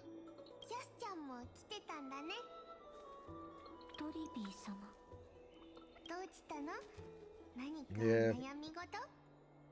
いえ、ただ出発前にトリアン様と少しお話。スティコシアが過去どれほど美しい地であったとしても、今はですから悔いはの。キャスちゃん、目の色が。Yeah, because we know what happened in the last patch story.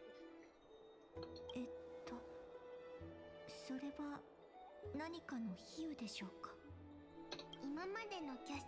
The only thing that's weird when I think about it is the fact that 3.3 will be another patch full story. I've been hearing that obviously the story is about 8 to 10 hours. よくわかっているはずです。その無理をして気丈に振る舞って。 Yeah, I know that is like, what, supposedly 8 to 10 hours of this story, but then that makes me wonder, because the previous one was like 6.5, so I'm like, what's bolstering up to 8 to 10 hours?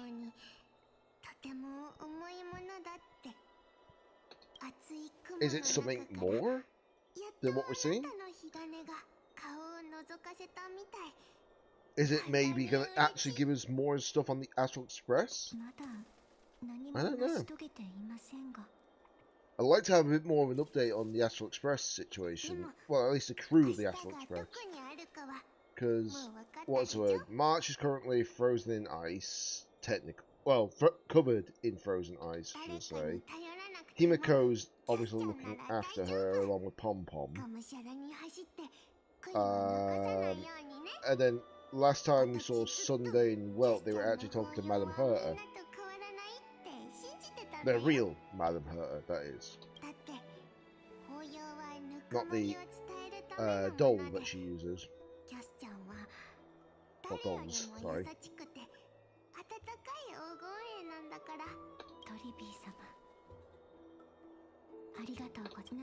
But I want more information about what's happening with the Astral Express crew. Because I'm curious, will they eventually come down to Enforius, or will just the Trailblazer and Dan Han only be on Enforius? I hope that's not the case. I hope there's more to that. Because it wouldn't be fair.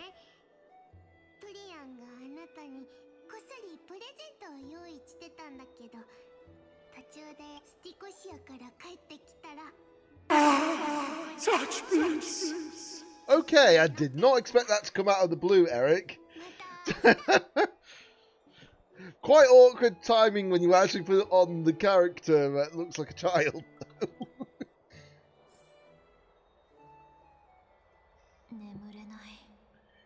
I just got home from work. I hope it wasn't an absolutely hectic day for you, buddy.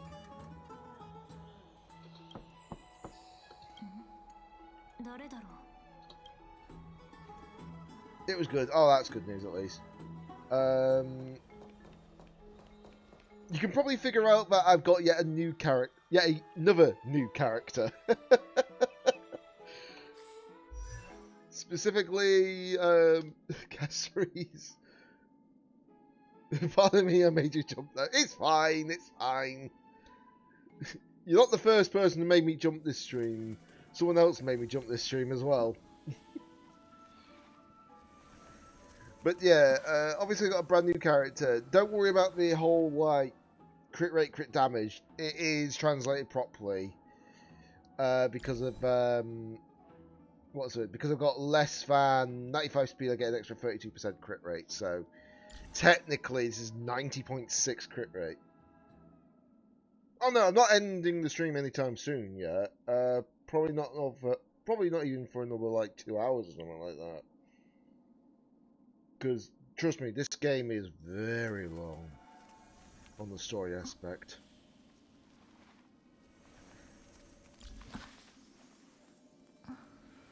But yeah, I managed to get this character and her light cone in about 80 pulls overall. I don't know if it shows that. I've been streaming for about 5.5 hours, if you're wondering how long I've been streaming for. That art looks absolutely brilliant, by the way, on here. Though the one thing you probably don't expect is that, as they call them, waifus, you wouldn't expect this waifu to have this giant-ass dragon as a partner. Oh, thanks for the bit. Much appreciated.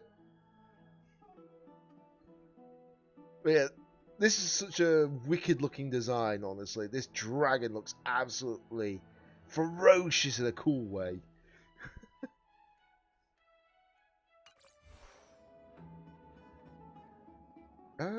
Actually, hold on. Build guides. So I've already got the build guide done. It's just funny how it says, oh, have all these, you know.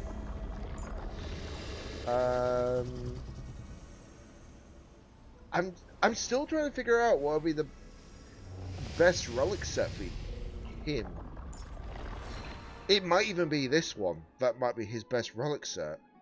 Eagle or Twilight Line, which would surprise me, honestly.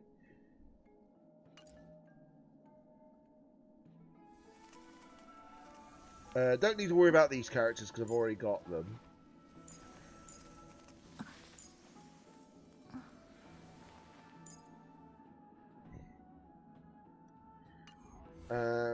But yeah, I'm just hoping that I can get these. Just hoping that I can get as much done on this game as possible. Oh, it's Caceres. Or Caceres.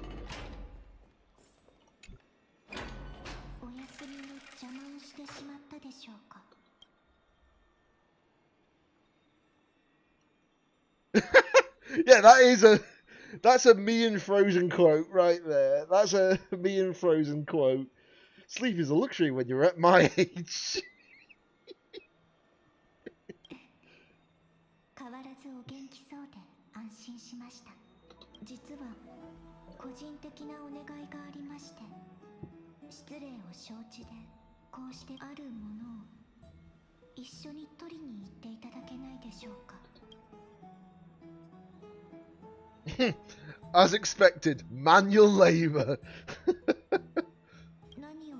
I'm not going to say that.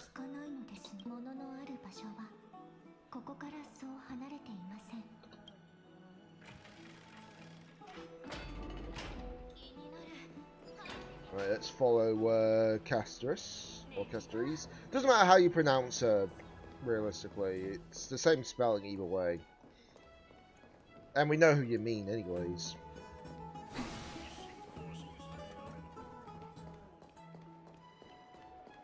すごい人だかりですね。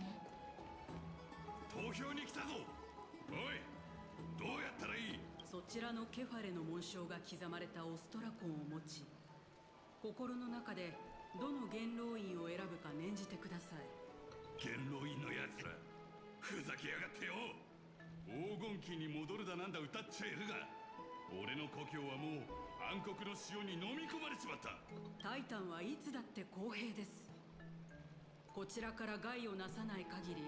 時代遅れの堅物がよ。狂気に陥ったタイタンなんてお役御免だろ。タレンタムの奮闘でその石頭を叩き起こしてやりたいですね。本当に賑やか。 Yeah, that is a bit of a spectacle, isn't it? そうでしょうか。殴り合いになっていないことを考えれば、かろうじて平和と言えなくもない。不思議ですよね。オンパロスは壊滅寸前で、奥ヘイマだけが光に包まれていると。 The phone's just warning me of my TCG Pocket pull as well in the pack. 投票で問題を解決しようとしている。こうも日常的な光景が繰り広げられているなんて、まるで世界の終わりが嘘のようにか。昔の話を聞いていただけますか？ここへ来る前、エイジリアという雪国に長く住んでいたことがあります。そこはタナトスを信仰する独特な創造文化で知られる都市国家なのですが、私はその地の伝統を担う重要な歯車だったのです。 I keep forgetting that I can just click the one button on my actual mouse. はい。今は奥ヘイマの納棺師ですが、かつてはエイジリアの特選の聖女と呼ばれていました。表現を一人歩く私を見つけたエイジリアの人々は、この呪いをタナトスの祝福と解釈しました。彼らはそして身を寄せる場所を私に与える代わり、死刑囚や捕虜、英雄たちに等しく慈悲深い死をもたらすよう要求してきました。そう思いますか？苦しい死も穏やかな死も、形がどうあれ死であることに違いはありません。人の命を奪うことは決して信仰に値すべきものではないのです。無理です。私にはできません。彼らの声が、愛願も感謝の声も。気持ちはよくわかります。私もかつてあなたと同じように、しかしそれでも死に赴く者たちを敬わねばなりません。そして人々に、あなたがさせようとしていることは処刑人と何も変わりません。どのような言葉で取り繕ったところで人の命を奪う行為であるというのに。エイジリアにいる狂信的な名軍の戦士でさえ、 You don't realize how much this tortures Castorus. How much she gets tortured by the fact that her touch kills people, and the fact that, you know, like, well, brings death to people, basically, her touch. She doesn't like it, and I understand that. She can't touch someone freely without causing that at all. And it's even more tragic when you actually watch her, like, animated promotional video. It makes you feel even more sorry for her. She just genuinely wants to touch She just generally wants to be able to touch people without, you know, bringing about their end. かつてエイジリアにはドラコーンという行警官がいました。彼の功績をたたえ、行警官たちにその刀身には3つの穴があり、ブレのない迅速な立ち筋であれば一切の音を発し、しかし行警官にためらいがあると穴は耳障りな音を発し、受刑者の悲鳴も響き渡ることになるの One second, guys. Just got to quickly just do something.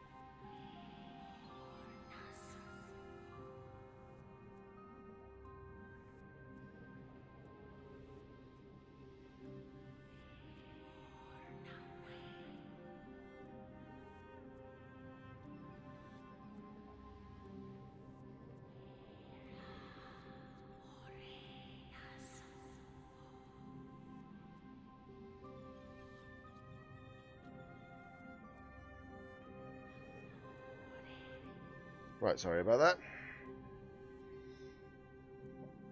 ドラコーンのいた時代より行警官たちは苦痛を与えないよう日々処刑の技を磨くようになりました。 So just making sure that OBS is still working properly. その前よりも Making sure there's no issues. まっすぐな立ち筋を目指そうと。それは死に赴く者たちのためでもあり、また行警官自身のためでもあります。申し訳ありませんが、やはりそのような行為に無感情に。私もあなたにそうなってほしいわけではありませんよ。死者がなぜ苦しむのか考えてください。彼らに触れるたびに死者に歩み寄り、命を敬愛するのと同じく。お願いだ、殺さないでくれ。まだ死にたくないんだ。やめ。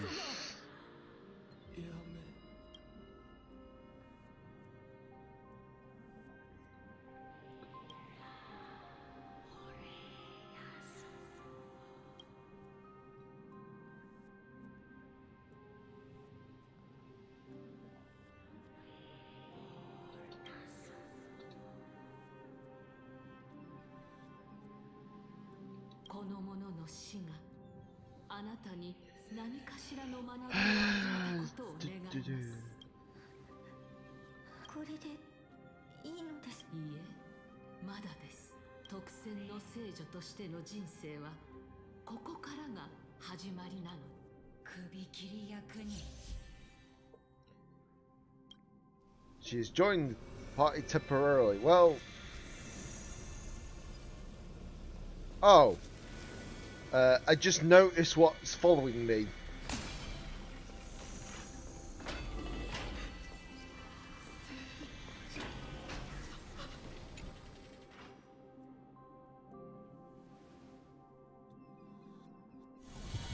Oh.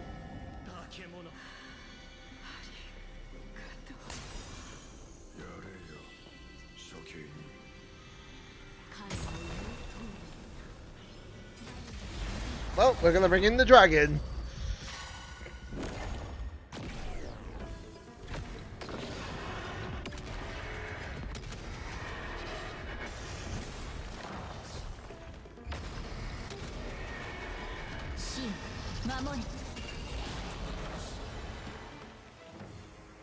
頼むよ。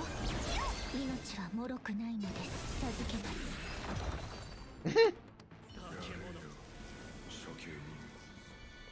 彼の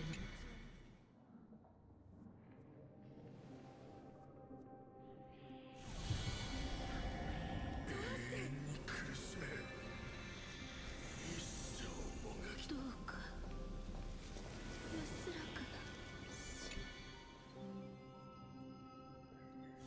I so feel sorry for Castorus.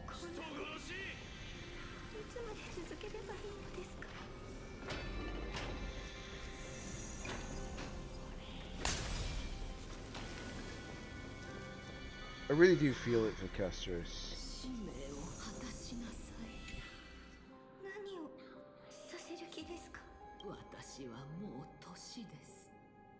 タナトスの呼びかけに応じ、かの国へ向かう時が来ます。そこはエイジリア人が最後に帰りですが、あなたはまだそのような年ではありません。いいえ、私好みに降りかかる老いと迫り来る死だから。キャストリス、私に最後の機会を。そんな、もうこれ以上は。表現からあなたを連れ帰り、その理不尽な運命を動かしたのは私です。あなたがずっと我々の信仰する選択の余地が。ええ、そうでしたね。だけどあなたは軽く触れるだけで罪深き命。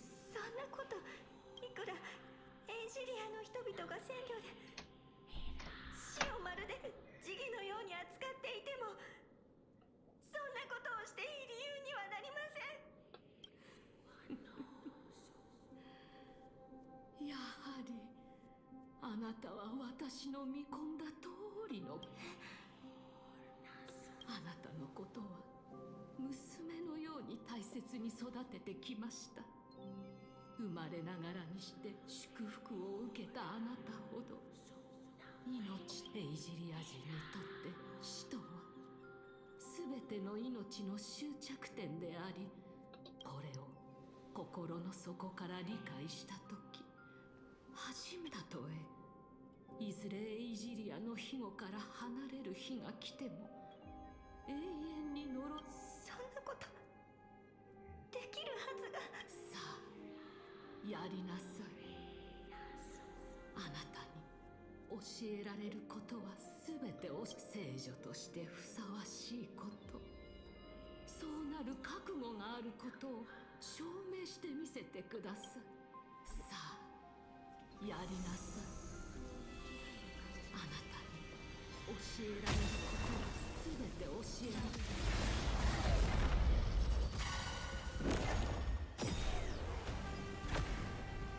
課長、西風になって出発。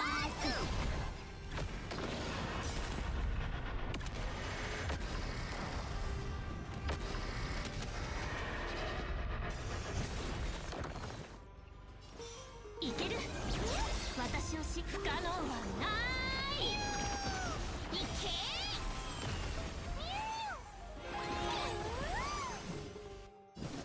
土へ帰る。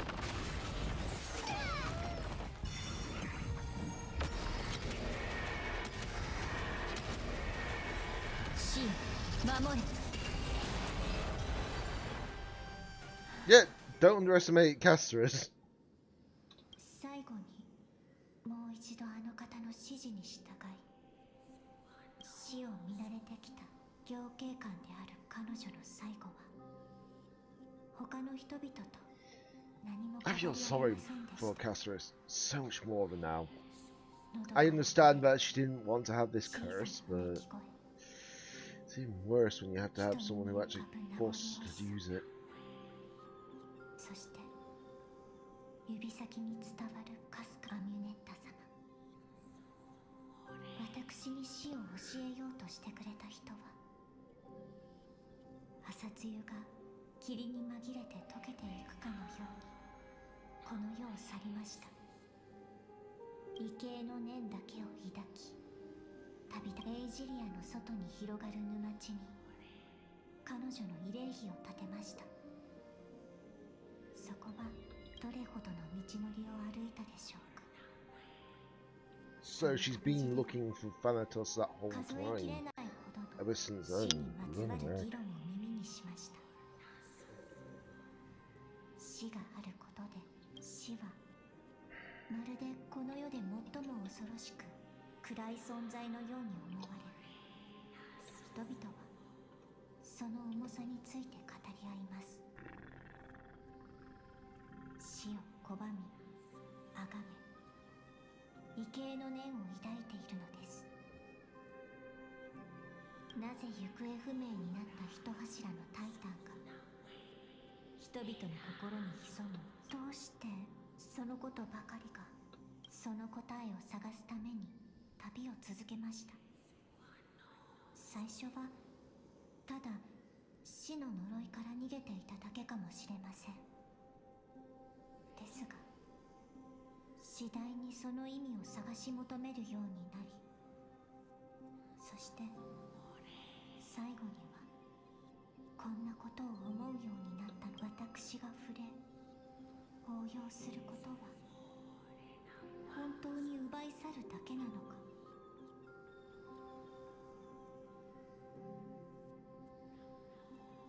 それとも何かを残せるのかと。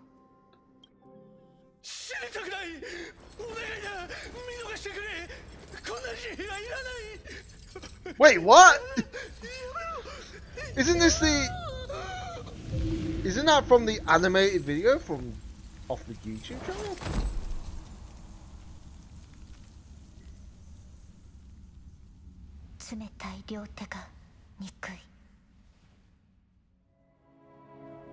Oh! Wait, didn't they say they were going to do this in the last special program? So you didn't have to just watch... Oh! That's pretty neat.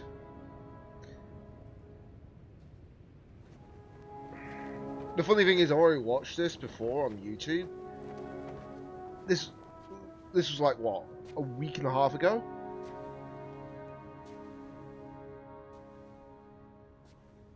Well, either a week and a half or a week.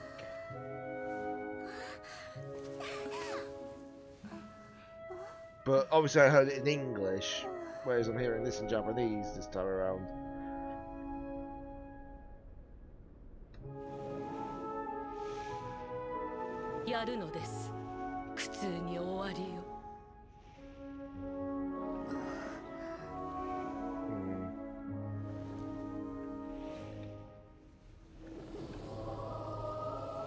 Yeah, we're getting anime Honkai Star Rail apparently.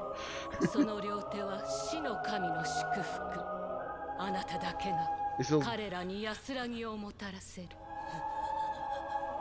will be generally the closest you'll get to a Honkai Star Rail anime.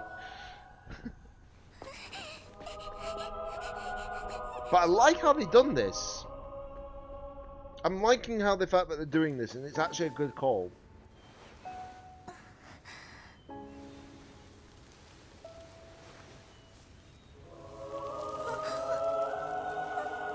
I really feel sorry for her in this.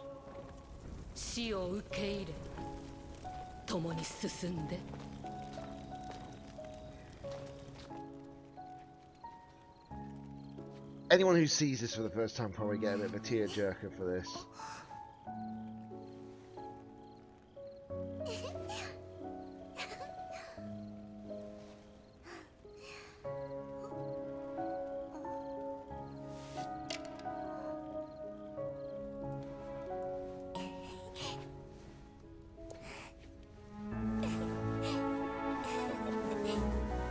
Yeah, that's what I mean. She can't touch anyone with her hands.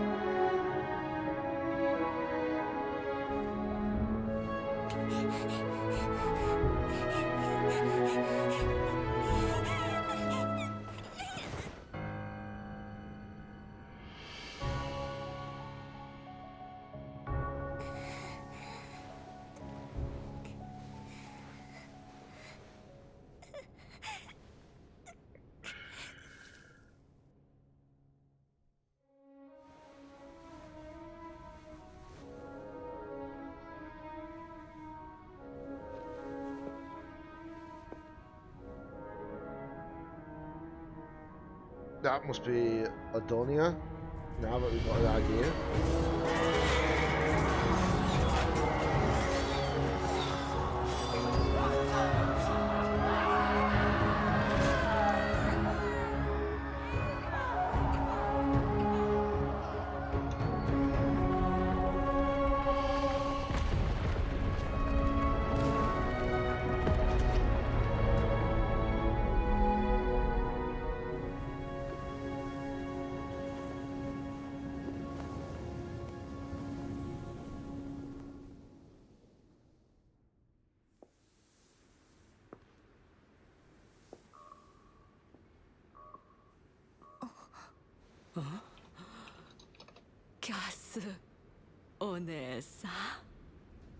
When you realise that's the young girl from all that time ago.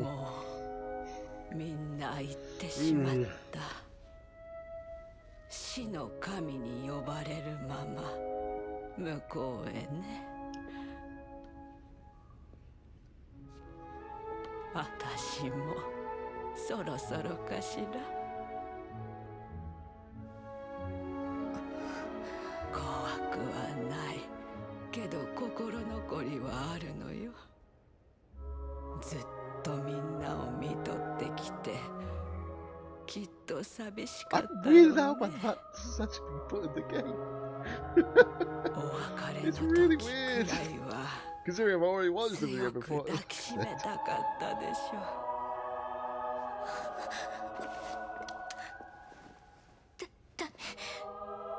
私の手は冷たいから。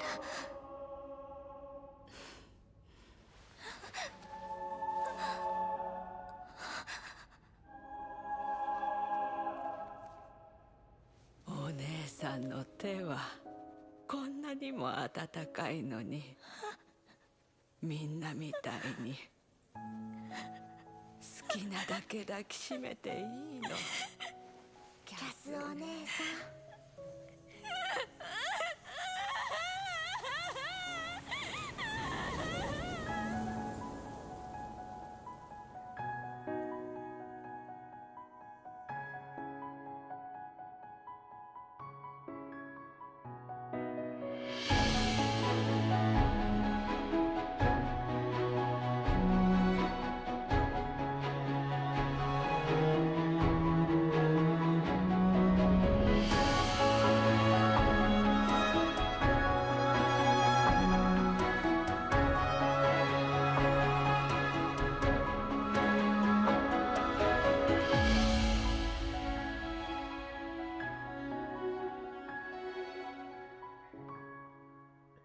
That can tearjerk a lot of people, let's just say that for sure.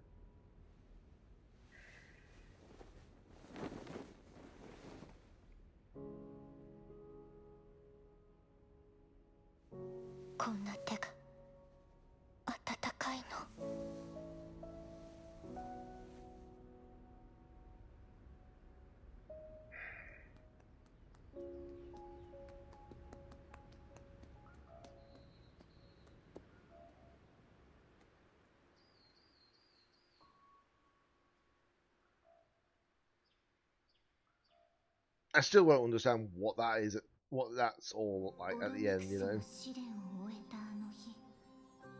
あなたもきっと混乱したのでしょうね。私がそうでしたから。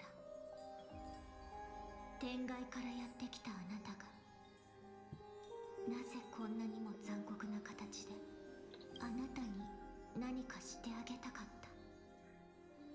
た。ですがどんなに自然体でいようと努力しても、私はたとえ樹底で何気なく触れた時に何も起こらなかったことを知っていても、過ぎた願いだと分かっていましたが、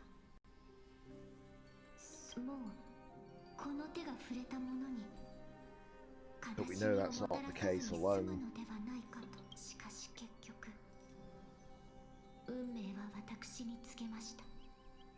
あなたの魂がもうこの世から去ってしまっていて、私の両手に奪われるもの当然ですよね。今回だけ何かが変わるはずもないのですから。私にもそれは分かっていました。こんなに長い旅をしてきたというのに、未だ生と死の答えを見つけられず、いつまで私が何かを残そうとしても死が奪い去ってしまう。指の隙間からこぼれ落ちていくのをただ見ていることしかできないのです。樹底から帰ってきた後、私にはもう一度試してみる勇気さえありませんでした。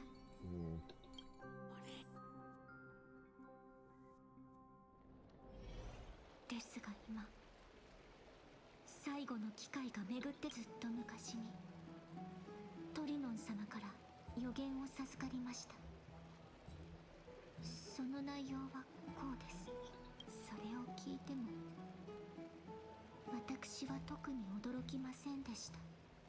法要は出会いのためにあるはずなのに、私の両手は。ですが今、転機が訪れようとしています。タナトスに謁見できれば、ですから私はあなたのためにも、そして悔いを残さないと決めましたので。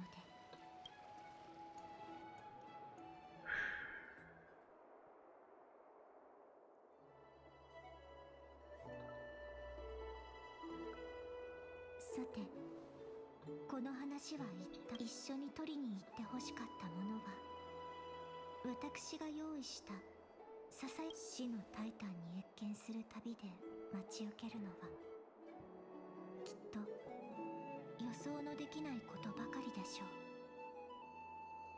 ですから出発前い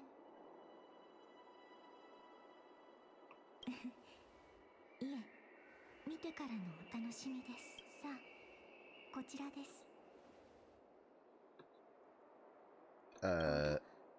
プレゼントがどういうことでしょ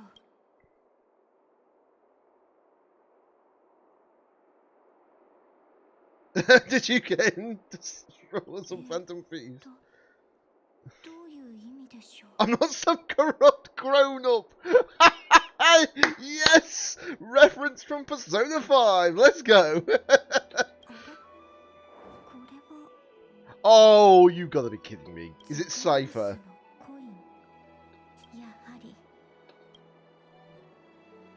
Holy moly, a kitty thief. これは彼女が使っているシンボル。犯人はアグライア様が話していたサフェル様。ザグレウスの権能を継いだ半身で、オンパロスのあちこちに伝説を残す盗賊です。 So I'm just trying to keep myself hydrated here. 久しく会っていませんでしたか。とりあえず石板の内容に従って彼女をDear Princess Homebody. I remember that comment.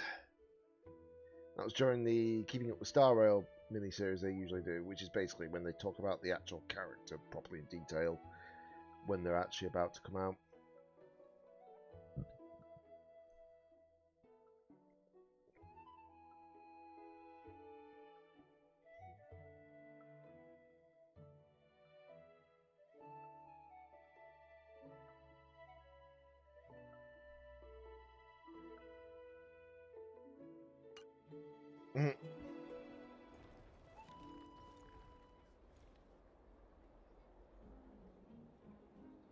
Right, so I'm just trying to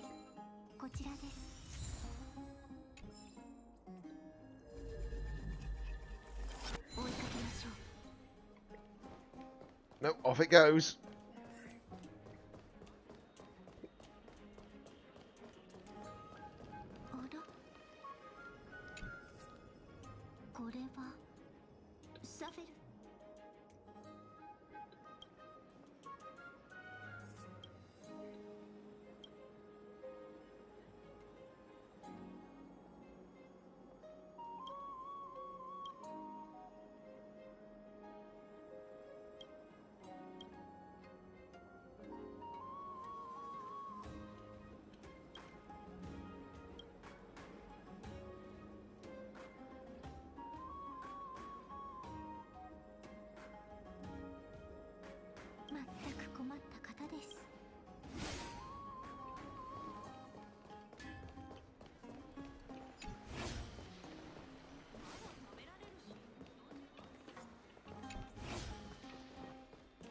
Wait, did I just get it wrong? I got it wrong. Are you serious? サフェル様が思想。本物はこちらです。追いかけましょう。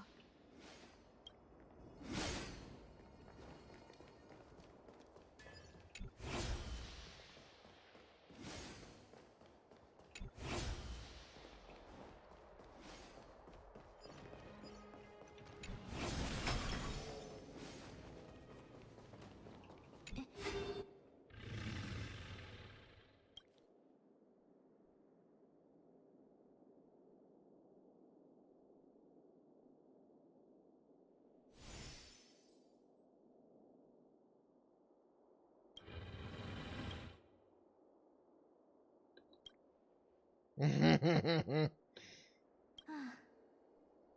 フェル様、出てきてください。もう相変わらず防犯意識がからっきしなんだから。大事なプレゼントなんでしょ。肌身離さず持っとかないと。プレゼントだと分かっている。 I swear I've heard that voice before. そうやって遠くから話しかけるのではなく。 I'm a little curious, I think. プレゼントなんだし、ここは高値で買い取ってもらわないと。風の民は一つの場所に長くとどまらないよ。でも誠意があれば話は別。どうする？いいでしょう。いいねで買います。いくらですか？ I swear I've heard that voice from another character before. I'm just gonna check to be sure of that. I could be wrong though, I don't know.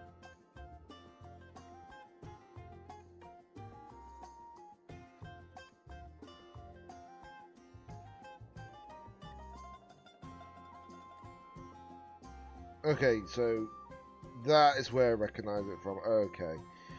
It's from a game that I've played, so...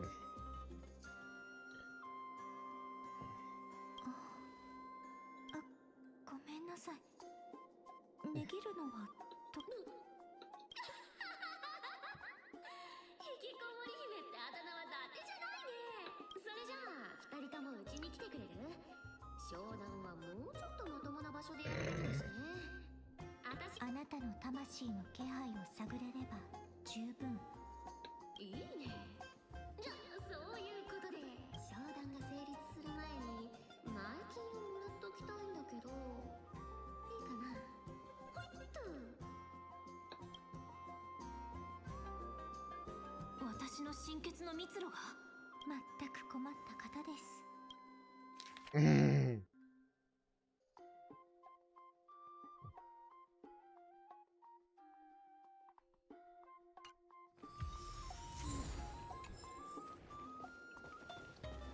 Yep, she's definitely a phantom thief, technically. That's one way I want to put it. She's a phantom thief.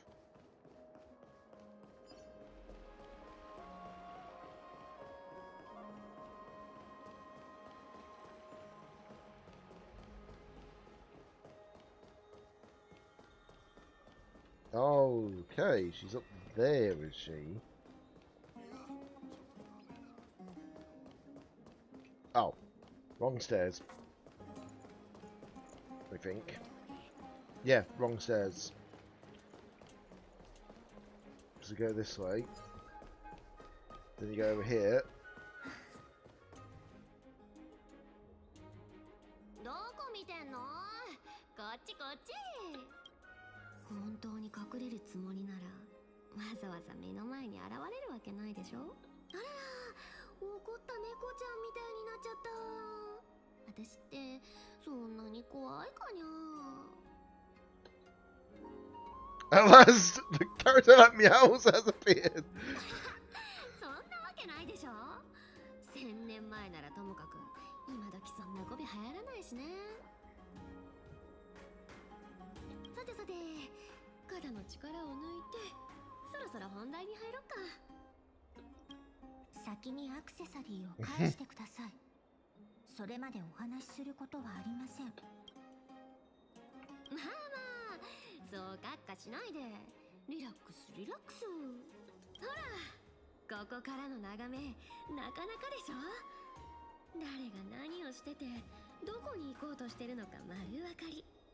それに、 Joe, when I look at this character, why does she make Lynette look more boring? Why? Because, what is it, Lynette is a cat girl from Genshin, before anyone asks what it is. But the fact that this one looks less boring than her, it's like massive difference, you know. It's like, what's the best way of putting it?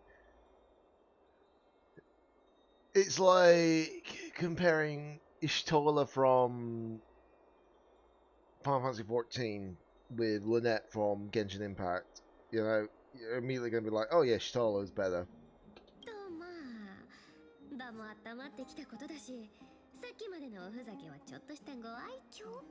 But yeah, definitely planning to pull for this character, that's for sure. 裁縫女からあんたたちをスティコシアまで連れて行って死のタイタンを探すのに協力するよう頼まれたこと。2つ元老院からタナトスの火種を手に入れてそれを渡すよう頼まれたこと。Look at you having your finger in both eyes. そして3つ目は私はどっちの依頼も受ける気はない。死のタイタンを探すなんてやめた方がいいよ。以上。おへ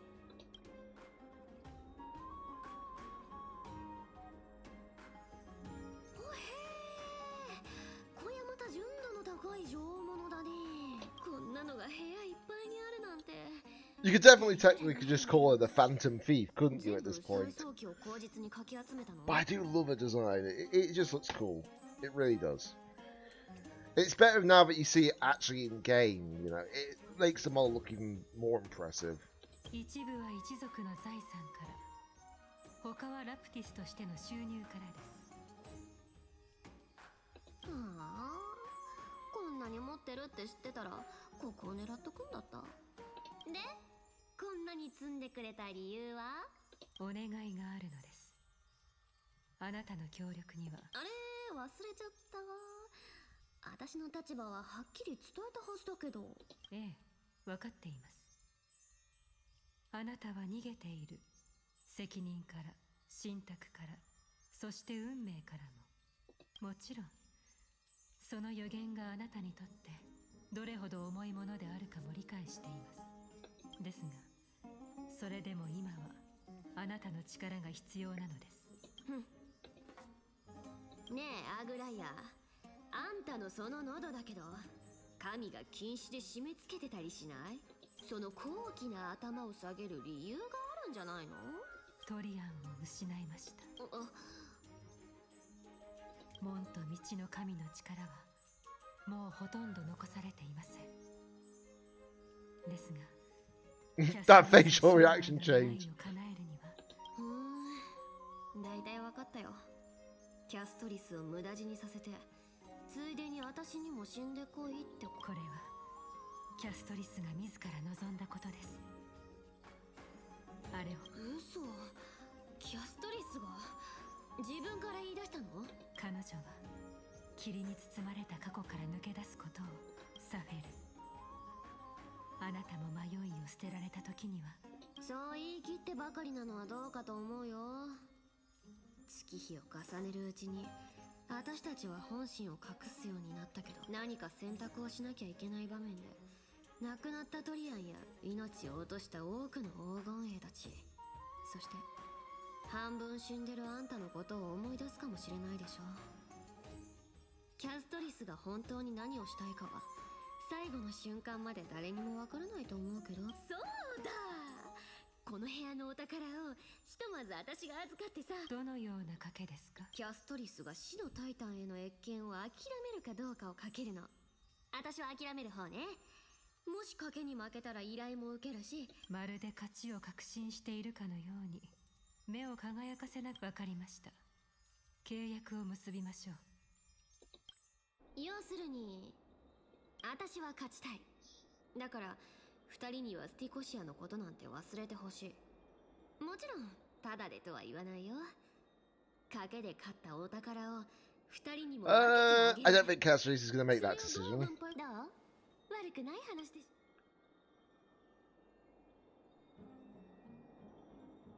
グレッチちょっと勘違いしてるみたいだね。2人に分けるお宝は黄金、それも高純度の。つまりそもそもこれはお金の問題ではありません。へえ、詳しい事情は説明いたしかねますが。ちょっとわからないな。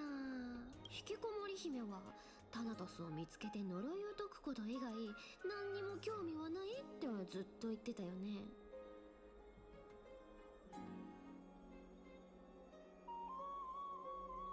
けどさ、一日でも自分のために生きたことはある？何が言いたいのですか？アグライアがあんたを拾ってきたのは最早期の理念を背負わせて無駄死にさせるためじゃないってこと。火を追うたびには犠牲がつきものです。そうでなければあなたもアグライア様から逃げ回る必要など。まあいいや、みんなそれぞれ理由があるわけだしね。私はこれ以上口を出さないでおくよ。どうせあいつとの賭けを律儀に守るつもりもないし。でも最後に一つだけ忠告しとくよ。スティコシアは決して観光地なんかじゃない。あそこにはアグライアの財産の10倍、いや50倍腐っても半身である私ですら無事に帰ってこれる保証がないからだよ。そこに連れてけって。だったら追加料金も。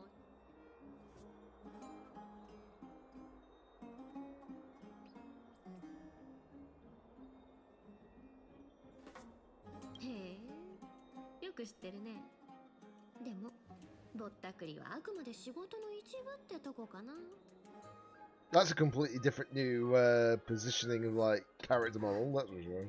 釈然、他の多くの人たちよりも長く生きてきましたので、アグライア様ほどの詳細、それらを全てそんなことしたらその後食べていけないんじゃない？では9割、いえ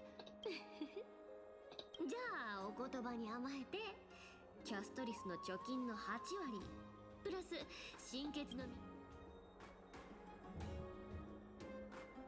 分かってるって。意外とねちっこいね。ほら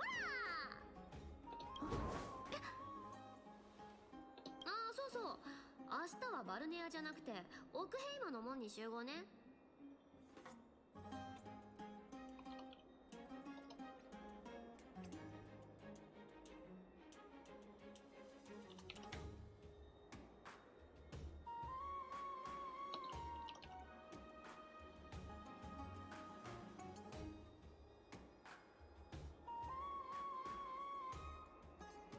なぜですか？別にただ単に裁縫女のあの無表情な顔を見たくないってだけ。できればよし、これで取引終了っと。ついでに2人を送ってあげる。長旅になるからきちんと休んどくんだよ。Eh? What the heck? ここは私のコイン、サフェルのかな。まあいいか、そろそろ時間です。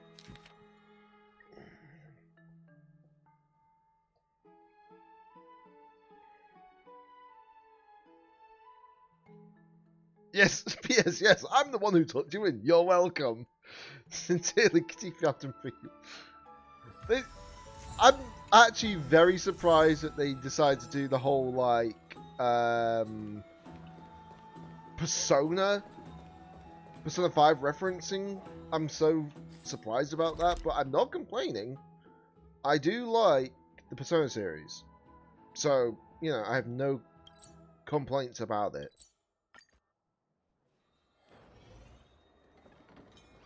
Oh boy, I can't believe it's already past 6 o'clock this end.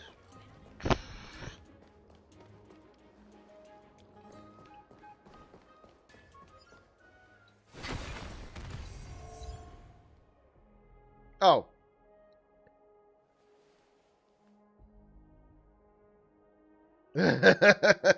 Didn't realise that was an achievement, but okay. I won't complain. That's just more achievements my way, yes.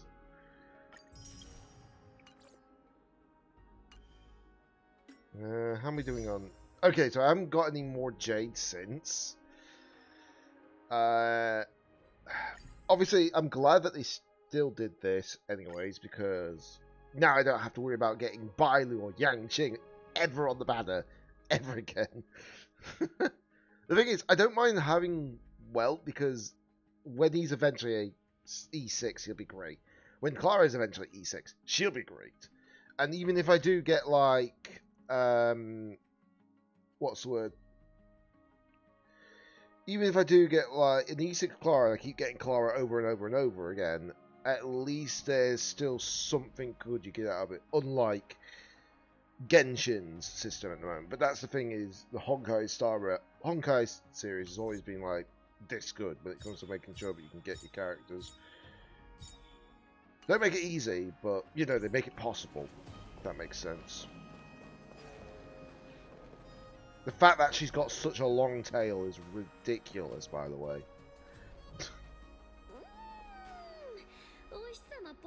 Why did that sound like a cat at the beginning? Diana, thank you very much for following. Much appreciated. Welcome to the show. Got that call before I dance in my way. I need to really sort out the follows on, like, other platforms and such. Because I still haven't got any alerts and all that for, like, YouTube and Noise at the moment, so I need to really get that sorted out with.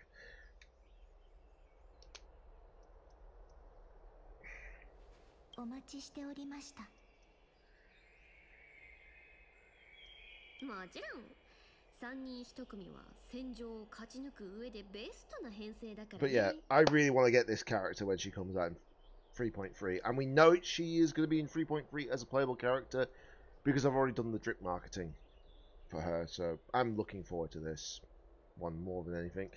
The thing is, everyone's like, oh, you're just wanting her because she's a cat girl. Well, no, bloody duh. There's not many games out there that let you actually have cat girls on your team, especially one that actually looks like she's, you know, she's been stylized in such a good way. She's not, like, ridiculous in such ways.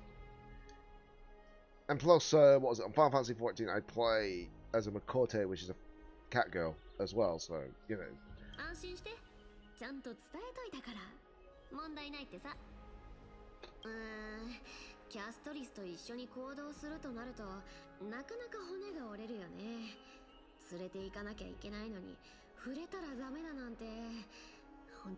But yeah, I'm just keeping an eye on the time at the moment, guys, because I'm just making sure that...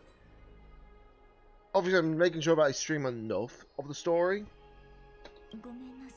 But I'm trying to make sure that I'm not, like, staying on massively late. So, I'm going to try and aim for about 7:30. So that should cut off a lot of the actual content.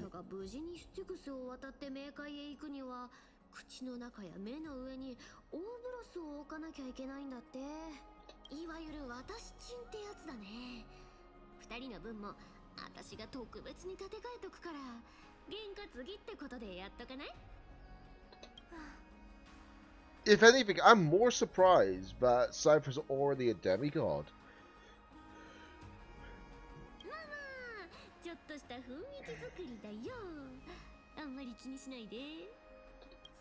Because at the moment, only so many characters here are actually demigods. So, Aglaya is a demigod, so is Mide, or Mide, whichever way you want to pronounce it. Tribi is a demigod as well. And then we know that Cypher is. So that's 4 that I know that are definitely demigods. And now Trailblazer is a demigod, technically. So that's 5 horse. Wait, that makes no sense. There's 7.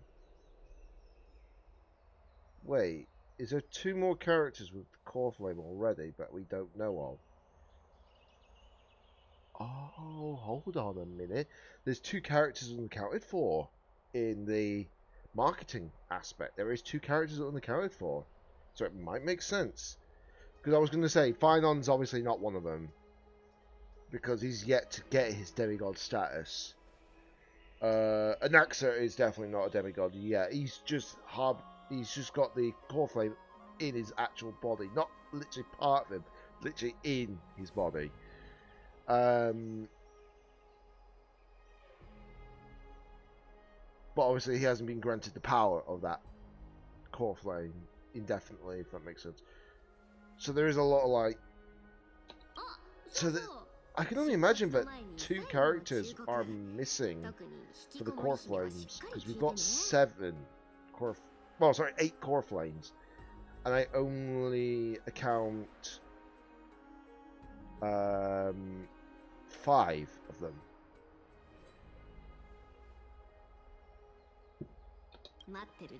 So there must be characters that have got like the core flame as well.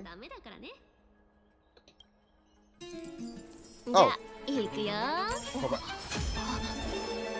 Oh, she disappeared.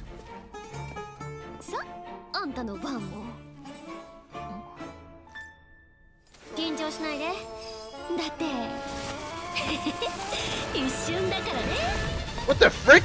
She's the Flash!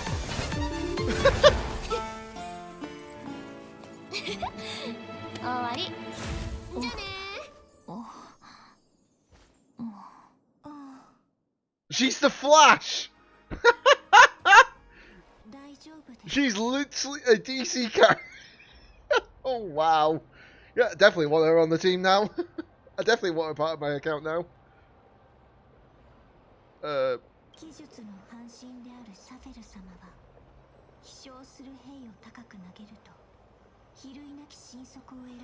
Yeah, that sounds like a the Flash.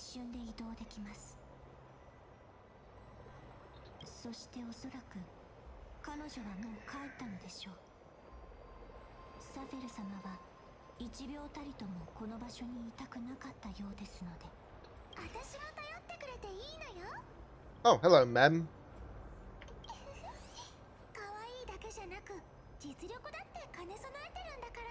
I'm glad that she's actually talking properly still. But now we're in Styxia.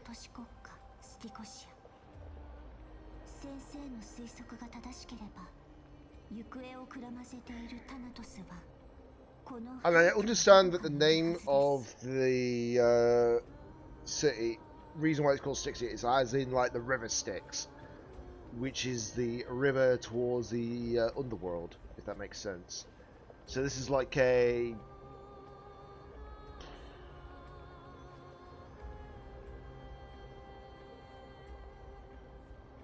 This is a point between life and death, basically, as such. I'm trying to remember the terminology for it.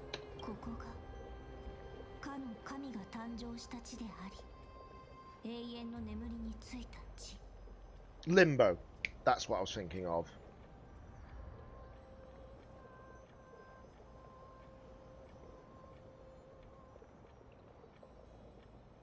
Ah, aha! I know this one. It returned whence they came.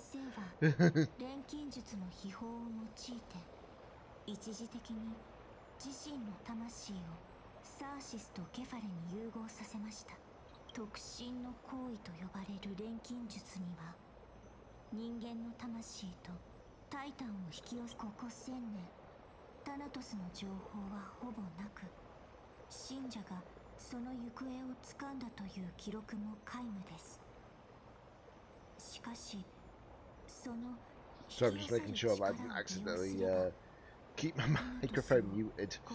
I wasn't sure, even though I could just check my OBS to be sure of that. Yeah, good.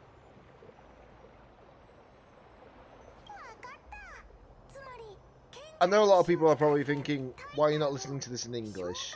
Wait, she got a book? Where did you get that book, Mem? But yeah,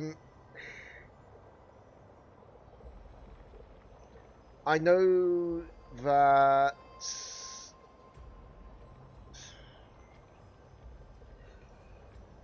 trying to think off the top of my head what I was going to say.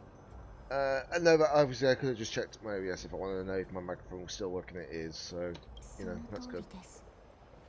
ただ今のところ私たちの持つ手がかりはこの都市国家の名前と巨竜にまつわる童話しかありません。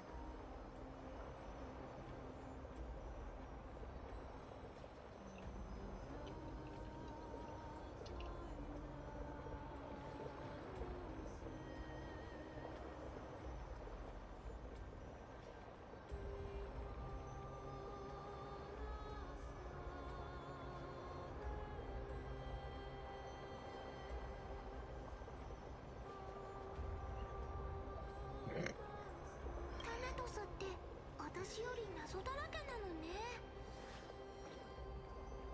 ええ、先生の知恵をもってしても照らせるのは私たちが立っているこの場所だけです。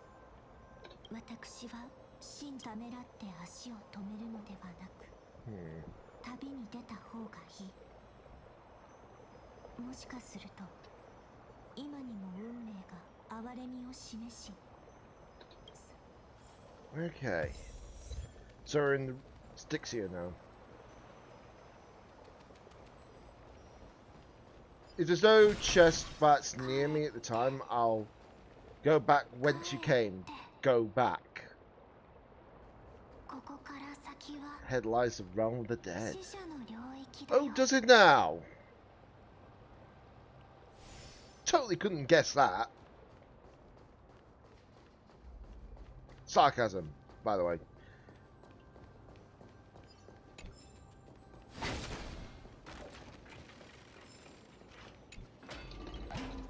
I saw that and I was like, yeah, we may as well just grab that while we got a chance.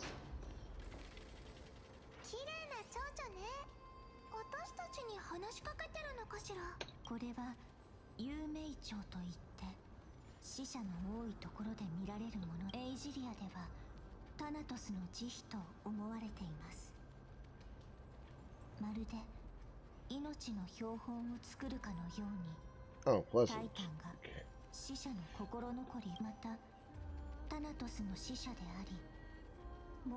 That music in the background quite chilling.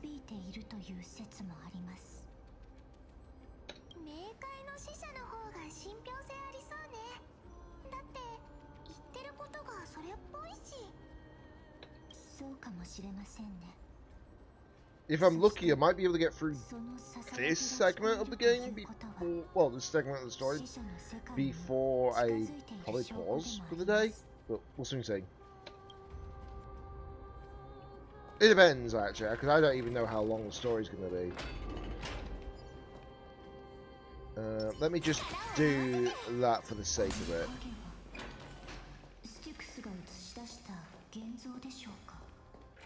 But yeah, like I said, we're in this. The River Styx is basically a limbo at this point. Wasn't sure if there was a chest nearby, so I was like.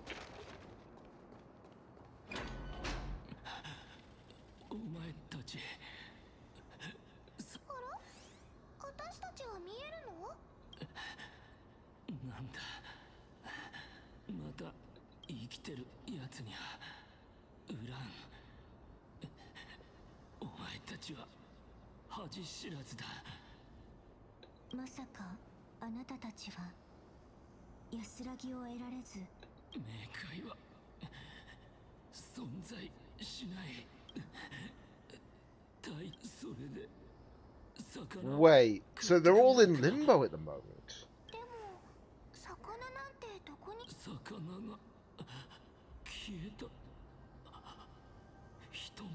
So I can understand why he's speaking in such a way. So basically, these souls, they're not actually in the death world. They're in a limbo state. ごめんなさい。ロギンがあまり残っていないので。です、力を抜いてください。暖かな花畑の中でどうか。はあ、これは。やはりここの人たちは幻影などではなく、本来ステュクスを下って西風の果てへと向かうはずですが、座礁してしまい、 Yeah, so they were stuck in a limbo point basically. 存在となったのでしょう。タナトスが彼らを拒んだ。それとも彼らはまだ。それは私にもわかりません。このようなことは、いいえ、彼は先ほどまた生きてる人と言っていましたよね。 True. つまり He did say that. 亡霊がここにとどまっているのは。でもそれが善意によるものだったら別に騙したとは言えないよね。Oh. 善意、そんなのサフェル様。そう、私だよ。Are you dead too? No. まさか亡霊たちがあった聖者というのは。だってここの人たち見てられないんだもん。だから取ったり騙したりして。あなたみたいなたちの悪い人がいるせいで私たちまで誤解されちゃったじゃない。まあまあ、ここの戦場はあんたたちも見たでしょ。あの人たちは冥界に拒まれ、生前のある一幕に囚われて途中で鍛冶師の二人に会わなかった？いつからあそこにいるのかわからないけど、盾をずっと作り続けててね。それでサフェル様はなぜお戻りになられたのですか？あ、誤解しないでよ。別に手伝いに来たわけじゃないから。それに水は大嫌いだし、悪臭を放つステュクスならなおさら Yeah, she's definitely a cat. And she doesn't like water. 実は帰る前に一つ気づいたことがあって伝えておこうと思ったの。あの死を拒む子、ここで彼の足跡を見かけたよ。モーティス様。そうそう、そんな名前だったね。とにかく伝えたか。 Actually, it would make sense, wouldn't it, if we get a bit more information about Mide? じゃあ引きこもり姫グレッチ、またねー。もう行っちゃったの？サフェル様は奔放な方ですので。ですが That's true, she has brought a little bit of valuable information actually, surprisingly. さまよっている亡霊と違ってモーディス様なら死者の世界でも方角を見失いません。もし任せて、ここは近くにオロニクスの追憶のルーンがあるわ。祈り。 Yep, true. We wouldn't have been able to continue if we could. Okay, so since there's a chest here, I'll grab that for the sake of it. これは大切にしまっておかないといけませんね。 Spotlight effect. I hate the fact that they troll us even more so. It's showing tutorials with freaking March 7th. Guess who we don't have during the whole of the story? March 7th.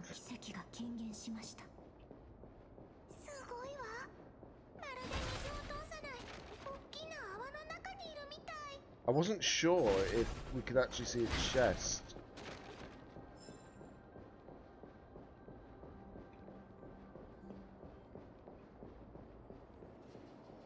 Oh, there is a chest. I was smart, which makes a change.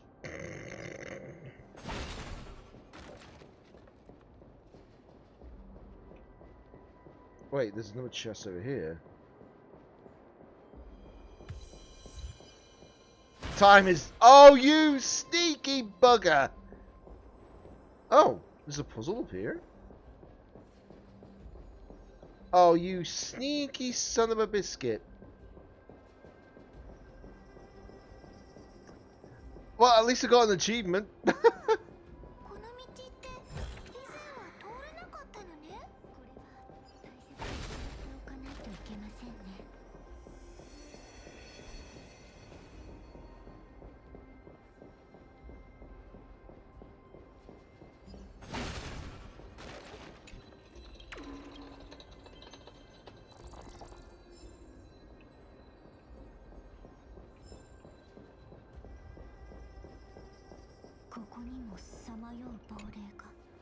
Okay, so we have to put the rune back. But ironically enough, we can actually get that chest up here, I believe. But, like I said, I'll do it later on. I don't need to do it now. And that's fair. 女王陛下がおっしゃっていた違法の勇士だろうか。今回の出征は極めて重要なもののため、準備に時間が取られていましてな。This is really weird. 違法の勇士。司祭に戦士、そして騎獣。女王陛下のお言葉通りだ。Oh darn, no healer on this team. That's a fantasy like reference when it comes to like adventurers, you know. 誰にもわからない石膏を出したのだが、戻ってきたのは一人だけでな。そのものの話だと、そこは近づくことの許されない。そして他の石膏は意識を失い、日に日に腐っていったという。この件は都市国家で大騒ぎになってな。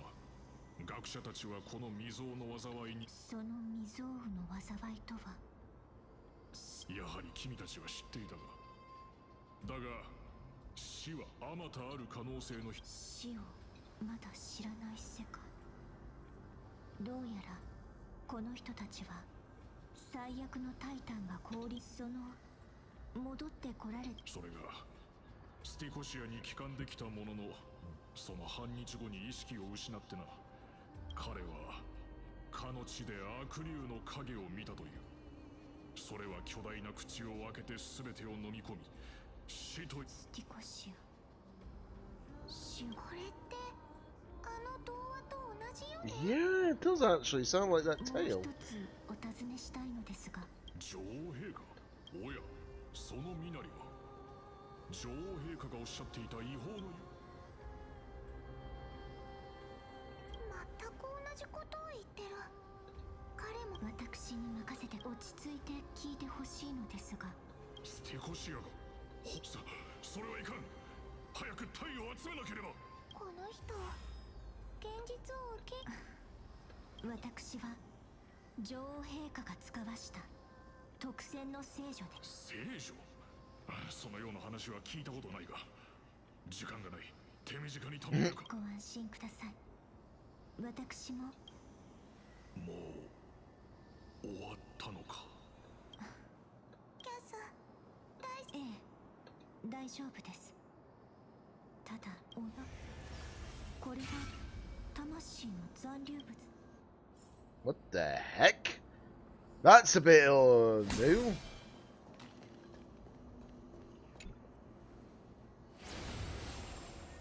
では、私はどのようにしてあなたを遠路はるばる訪れた聖女。どういうことでしょう。申し訳ありません。あなたの神託があなたの名前を示しました。死の黄金へ。しかし、あなたは元老院と接触したことを隠す気がないようですね。ええ、彼らとやりとりがあったことは否定しません。この小屋を与えてくれたの。そして私はもう少し詳しく生まれ持っての呪いを渡すことはできませんが、しかし約束しましょう。これより先、私はあなたが思うように呪いを振るい。なるほど。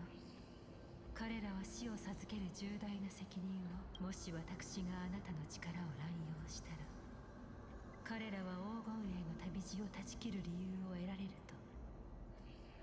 見たところ全く動揺されていませんね。少し意外です。ええ、恐れる必要などありません。なぜなら、This is freaky. 私たちが背負ってい At る the 宿命 moment, this is just downright 個人の freaky. 命よりもはるかに重いものだからです。Don't get me wrong, I love the content and the story and all that. It's really, really good so far. It keeps you on your toes, you know? 他にもあるのですから。But yeah, like I say, once I get through this bit, I might... Once I get through, like, Styx here, indefinitely, I might stop then, because... Hopefully it'll be done within an hour, I don't know for sure yet, but once we get to a certain point, then I can stop there, you know? Even if it pushes me into a POV of another character.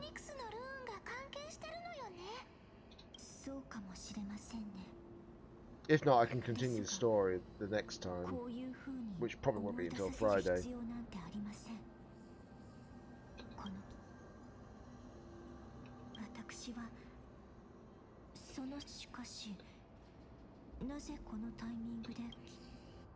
It could be, actually. We don't know. One thing I need to just quickly do, actually, guys. I need to go to the bathroom again. Won't be a moment.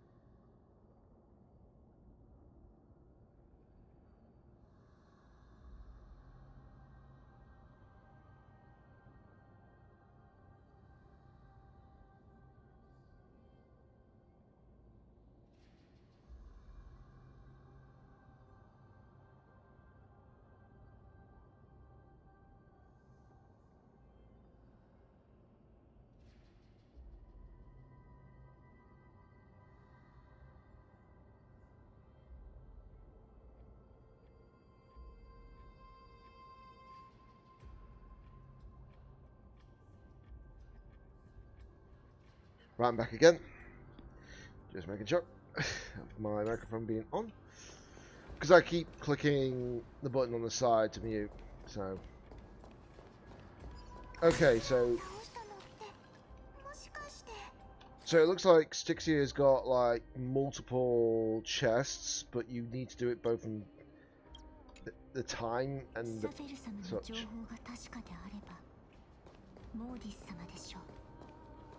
面会にいてもここにも黒い怪物がいるわ。それにステクスを泳いでる。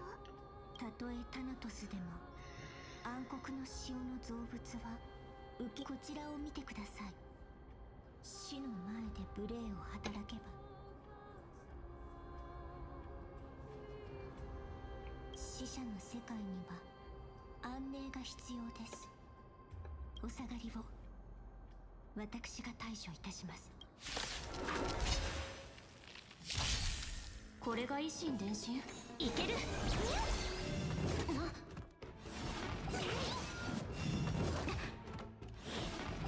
みますね。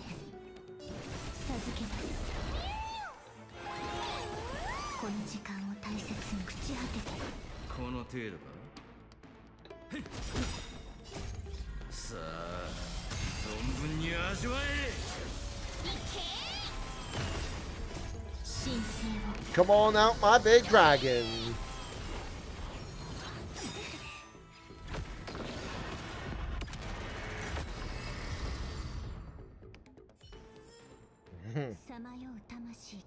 The power of my dragon.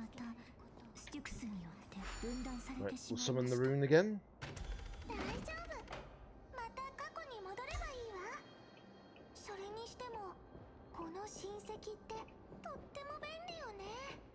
One second, actually.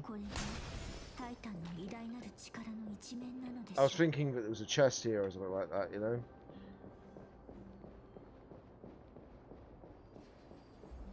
There's a chest there, though.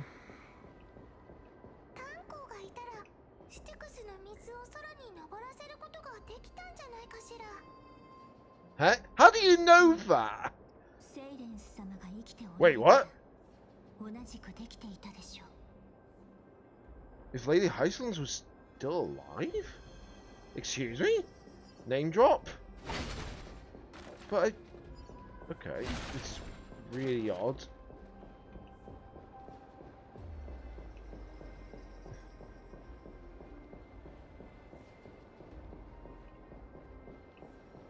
Okay, so it's safe to say we do need the ability to do that. Okay, so we can't go through there.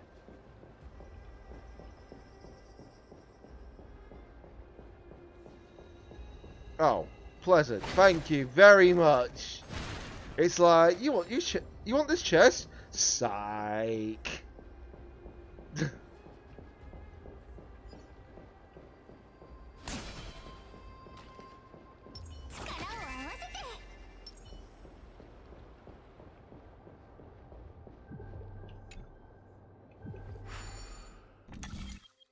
Okay, that seems easy enough, actually, doesn't it? Yeah, it was that easy. It was that easy.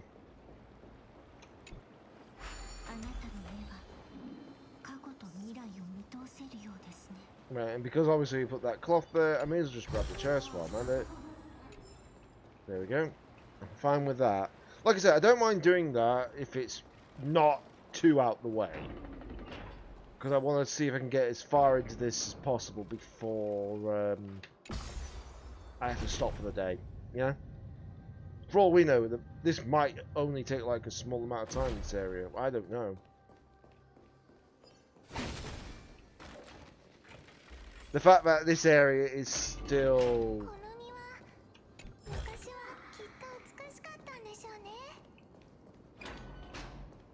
Probably was, we don't know though. Mem's not wrong, it could have been a very beautiful courtyard. But we don't know now.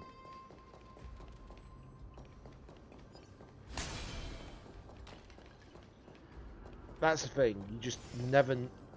Wait, is this someone recognizable or... Oh, maybe not. 私は遠い異国から来た学者でスティクスに落ちて亡霊となったものなのですがこの人は自分が死んでるただの推測でしたがそれを聞いてそちらの方は見覚えがあります。Oh. すみません。あなたを蘇らせる術は持ち合わせていい知っていますよ。それに蘇る方法があったとしても私はそれを望みません。なぜなら死を求めて自らスティクスに飛び込んだのですから。なぜそのような私の一生を知ればご理解いただけるでしょう。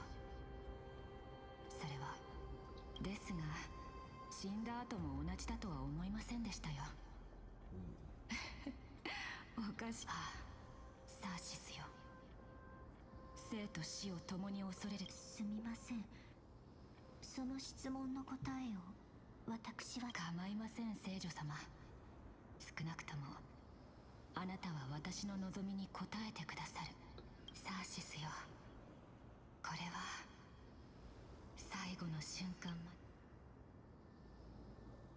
She 数 seems 々の free. 別れを見届けてきましたが、彼女のような悩みを持つ者も決して珍しくありませんでした。一部の人はこの呪いの力を無ですが、私はそのキャスはやっぱり死のない世界を作りたいの？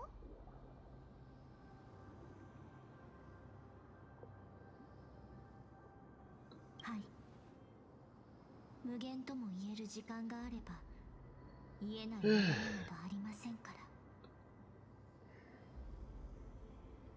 これは1000年もの間この胸にあった宿願です。ですが、あなたが死に瀕していると知ってより一層確信したのです。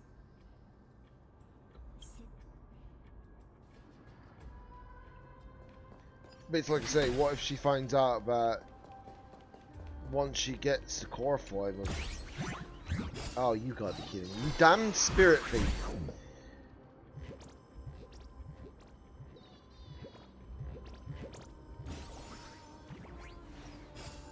You cheeky son of a biscuit. Wow, this is bad.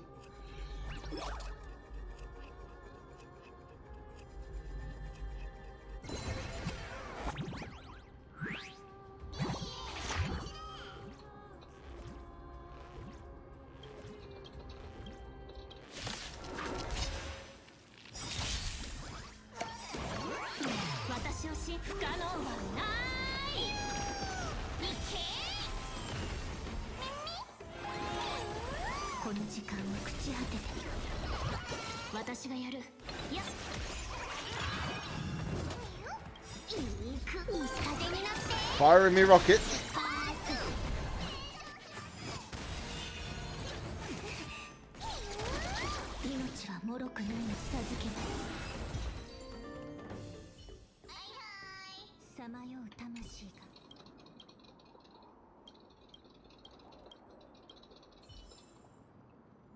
There we go.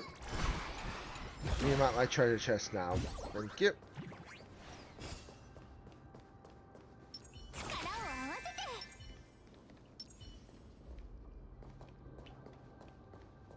There is some area that way, it looks like, but I don't think we need to go around it very often. Yeah, I think we should be fine. I know there's a chest there, but there's no point in grabbing it. Like I say, I may as well just grab them afterwards. Won't hurt.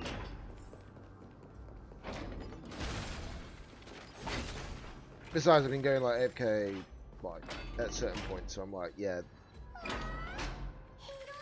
Wait, isn't that a tail?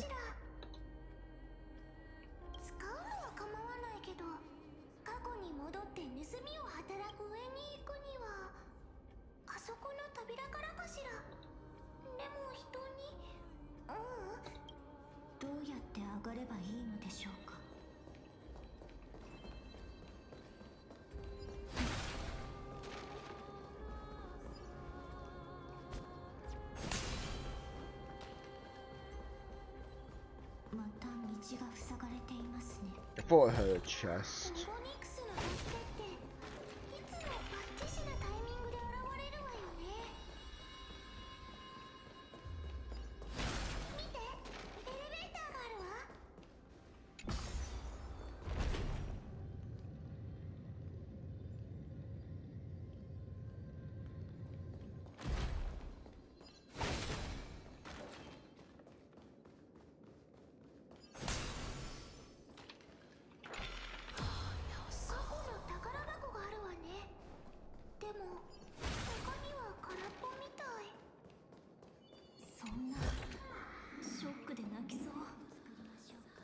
I'm crying? Are you now?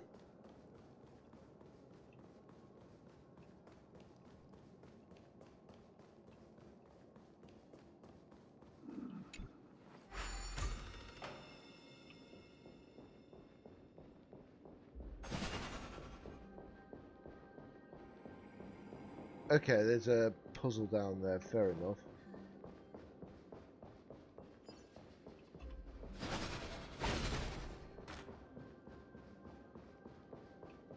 Right, okay, that makes sense.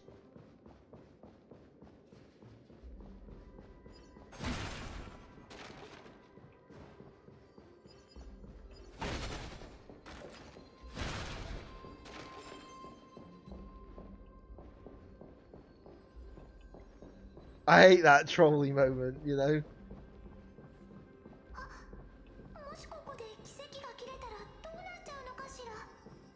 Don't tell us that, Mem! That is not right! What if it loses its effect?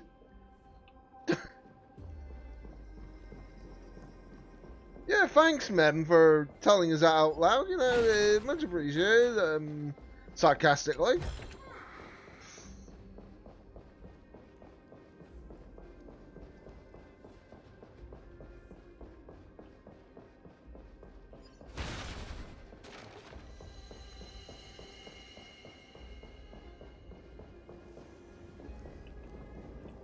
Oh. We accidentally brought him to life.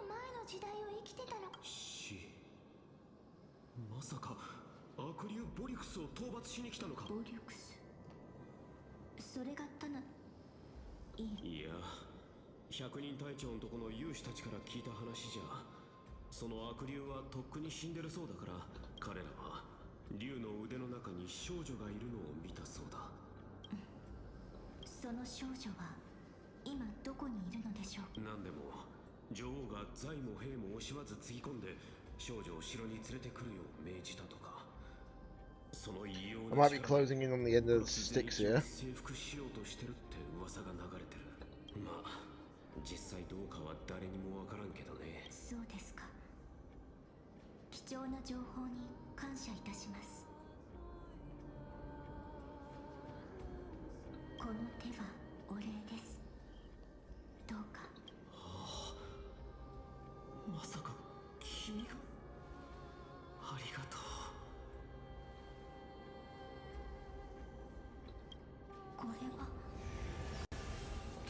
Another one.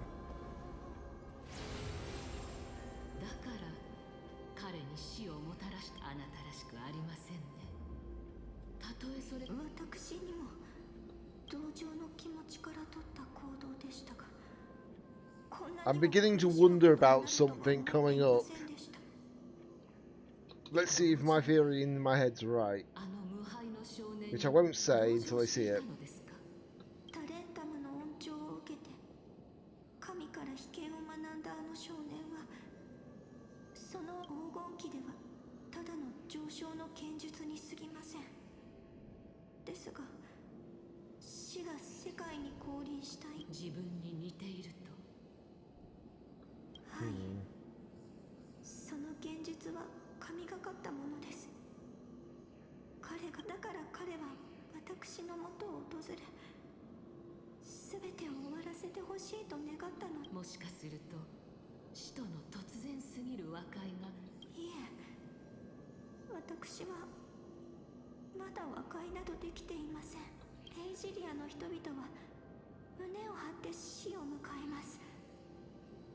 運命に定められた結末が訪れる前に、その誇らしげな表情を見るとついこのように思ってしまいます。もし死が本当に神の気まぐれにより、この世には死も私も存在すべきではないのかもしれません。あなたの考えを軽々しく否定するつもりはありませんが、そうですね、一つ物語を聞かせてあげましょう。これは異国に伝わる童話です。あの表現の中であなたを私のもとに連れてきた人、そう、スティコシアの女王から聞いた。ちょっと待って。ということは竜の中から生まれた少女、亡霊たちが言ってた死の化身ってキャスのことだ。先ほどからうすうす予感はしていましたが、Ooh, interesting. 私の記憶はアミュネッタ様が私をエイジリアに連れて行った時から始まる。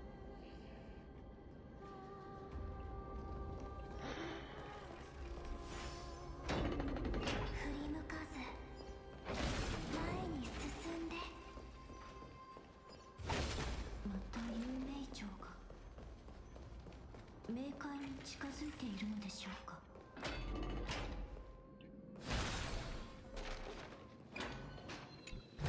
Right, I don't know where that spear would go, but I'll repair it. And it's going upwards, so I need to.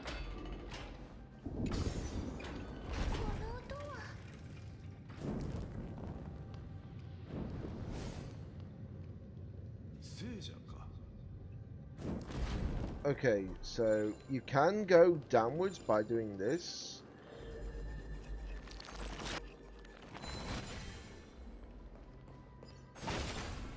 So that's sensible.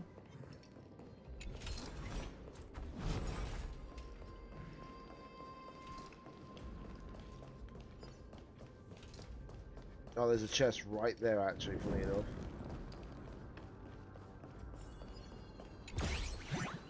Oh, I should have guessed! I knew it was too easy for that chest to be right there.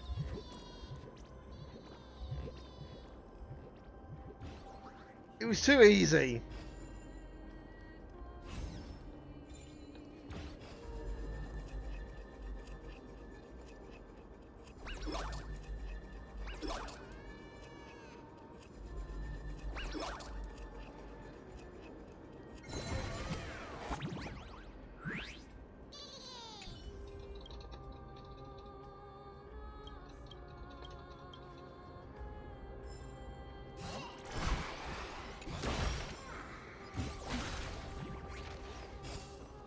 Right, obviously, I won't be taking that thing, because obviously when I go towards, like, just in case, we probably will be going that way, but I don't know for sure.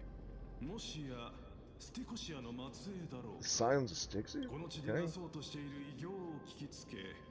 錬成に必要な最後の材料を。異形？ああ、ボリュクスの名は知っているかね。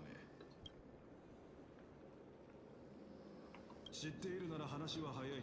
君たちがまだ生まれていなかったであろう神話の時代、私はすでに錬金術師の頂点に立っていた。だがそれにあれ？死をこの世界にもたらしたのは。どうやら君たちは知らないようだな。例の行方知れずの少女は人を死に至らしめる。だが逆に彼女を現世に送り届けたボリュクスは人を死ねないようにしているの。やはりそうだったの。推測になりますが、死者は本来ステュクスを下って西風の果てにたどり着きます。ああ、その通りだ。だからボリュクスを蘇らせなければならない。それをなすため塔の上に錬成陣を書いたのだが、最も肝心な材料が一つ。その最後の生贄こそ死と共に生きる少女だ。あれ？キャス、もはや私に残された時間はない。これを持っていくがいい。これは私たちは長きにわたりファジェイナの声援に酩酊してきた。そんな無情とも言え神を呼ぶはずが、我々が迎えたのはステュクスを断つ魔物、憎き巨竜。死を望む魂は波動のごとく押し寄せ、スティコシアを飲み込んだのだ。この赤子は私が助けられた唯一の生き残り。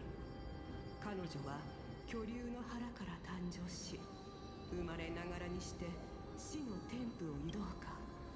この子を育ててほしい。私たちが経験した苦難を約束します。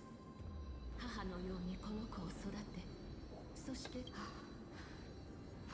Oh, that is kind of why. Well, that's a. 母としてこの子に名前をつけてくれ。スティクスに流される前に来世でこの子を死の枝に止まる蝶のごとく。この子の名前はキャストリスです。私の名前が。またこの音。A massive roar. 聖者よ、喋っている暇はない。冥界の暗黒の潮の造物、慎重に迎え撃ちましょう。暗黒の潮の造物と同じ末路。皆様、私の後ろに隠れてください。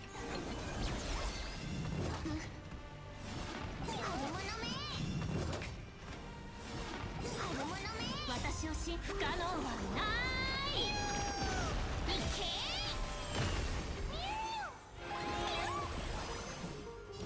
授けます。私がやる。よ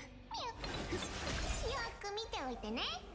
そろそろいい風に乗って出発。痛みますね。命はもろく朽ち果てて。よく見せてくれ。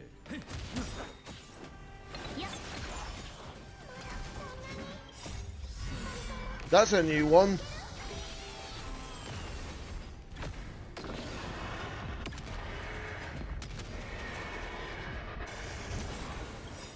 生命はさあ存分に味わえ。お、まだだ。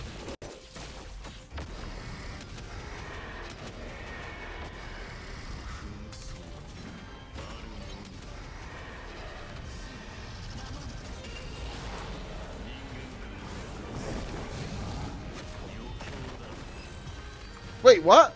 Where do you come from, Mide?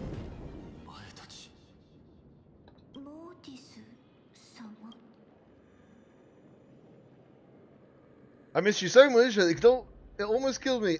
Pun unintended. また命がけの戦いをされたのですね。暗黒の潮は際限なく湧いてくる。帰る道を探し、聖者の世界に戻って。モーディス様、ずっとお聞きした。俺が死を拒んでいるからだ。川、そして遡り、この忌々しい冥界、それが俺の死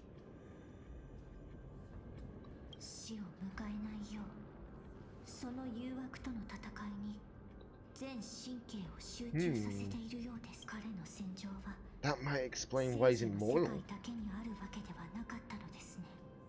モーディス様、私たち実は今塔の上にある霊星人へ向かい、タナトス死に。そうです。もし私たちがかの神を打ち破れば。いいだろう。キャス、幾度も死とすれ違ったものが。キャス、本当にいいの？あの連携術師。何も恐れることはありません。ここまで歩んできたためらって足を止めるのではなく、旅に出た方がいい。I think I'm getting close to the end of Styx here.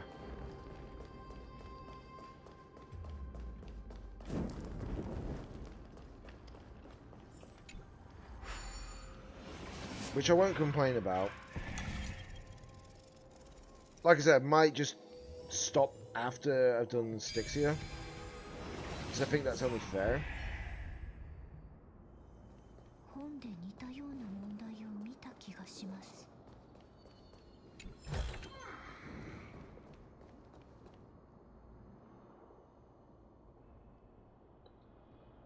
どうしましょう。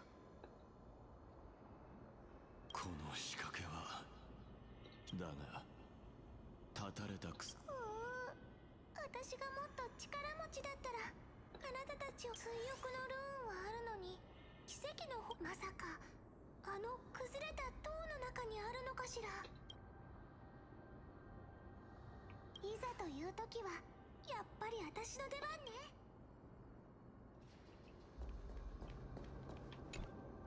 助けが必要な時は私了解。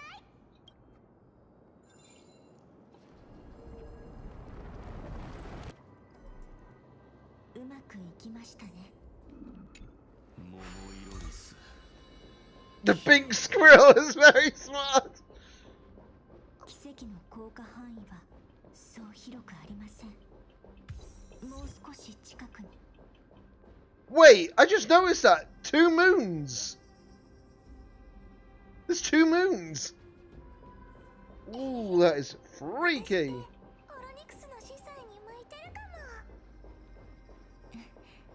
もちろんです。あなたは立派な司祭ですよ。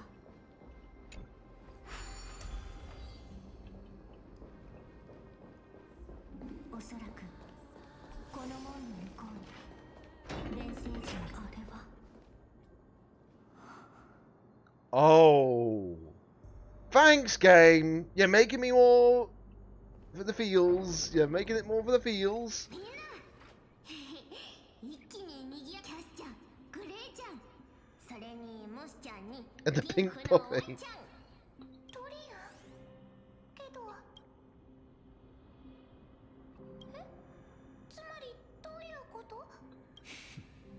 スティクスを遡るときに亡くなった友に会うのはやはりそうなのですね。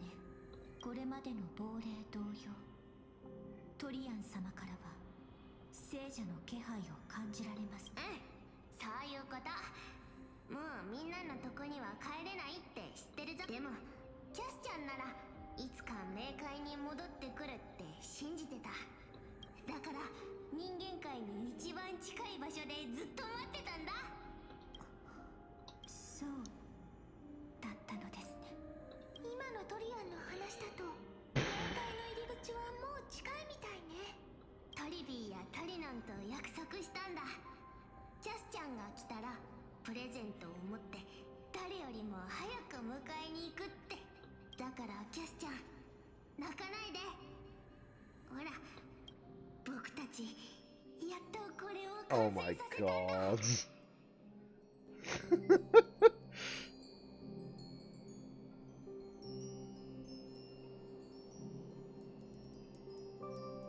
I think we can obviously tell who's who in all those. これはトリビー様が言っていた作りかけだった。私へのプレゼント。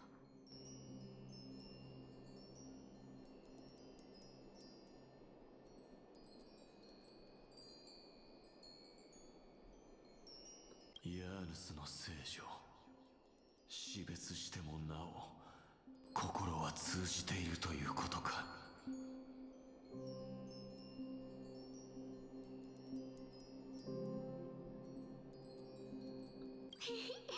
頑張って描いたんだぞ。気に入ってくれた？それはもう素晴らしい絵です。トリアン様。これは俺たちの火を追う旅か。知り合う前のキャスちゃんの旅がどんなものだったかは想像もできないけど、トリビーがずっとこう言ってたんだ。それでももう怖がらなくていい。だって火を追う旅を一緒に歩くみんな。そうトリアン様のプレゼントを見てようやく気づくことができました。初めての仲間、初めて誰かといただいた夕食、趣向や撮影は初めてできた趣味です。それからアグライア様が仕立てた美しい服に袖を通し、トリビー様、トリアン様、トリノン様とどれも私には手の届かないと思っていた初めての体験です。写真はたくさん撮ってきましたが、どれも白黒の風景。もっと思い出をと。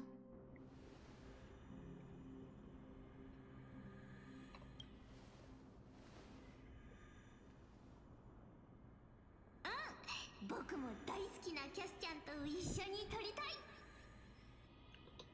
残念だが俺もお前も亡霊だ。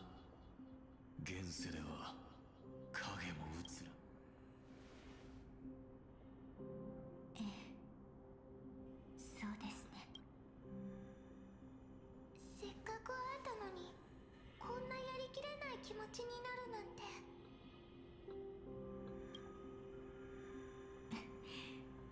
そんなことありませんよ。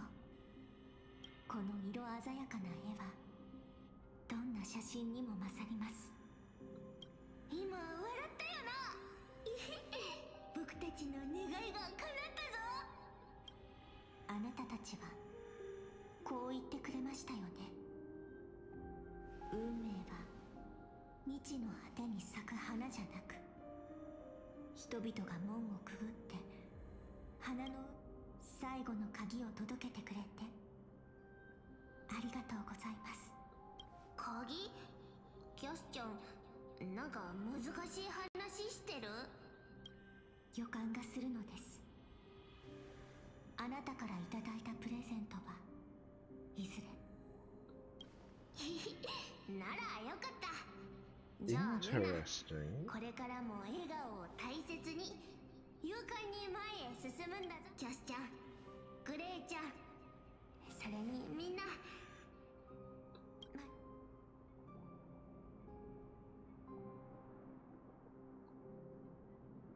トリアン様。辺りの気配から察するにこの場所はスティクスの果てで間違いないだろう。これ以上足を踏み入れれば俺は抜け出せなくなる。同行できるのはここまでだ。暗黒の潮が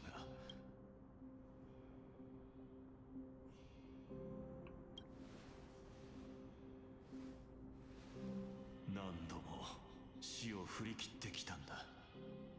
今回も問題ない。キャストリス、お前は日和のために使命を全うできるか？私は正直まだ考えているんです、モーティス様。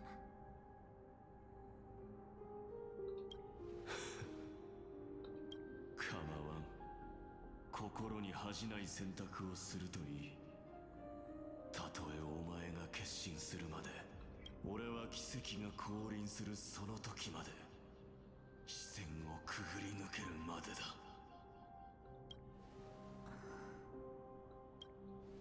モーティス様、あなたにお伝えしておきたいことがあります。なんだ？アナイクス先生が再創期の原理を導き出したようです。私とあなたは次の世界で死と紛争となり、この世に I didn't expect Cypher to be stood there. 災いとなってしまうかもしれません。But she's just keeping herself hidden. そうか。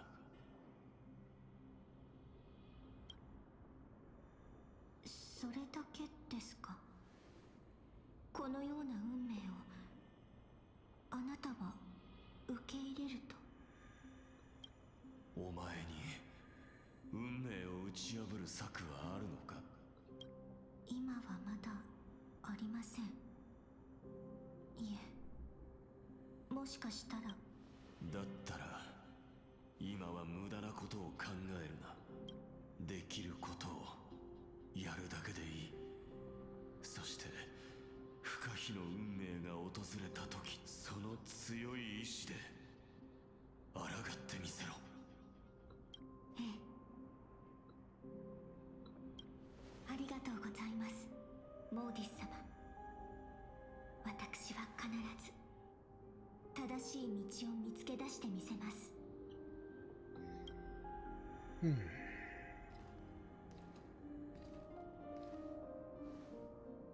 紛争の名においてお前が価値ある死を得られることを。 The fact that Cypher is just stood in the background there at the moment is like, why?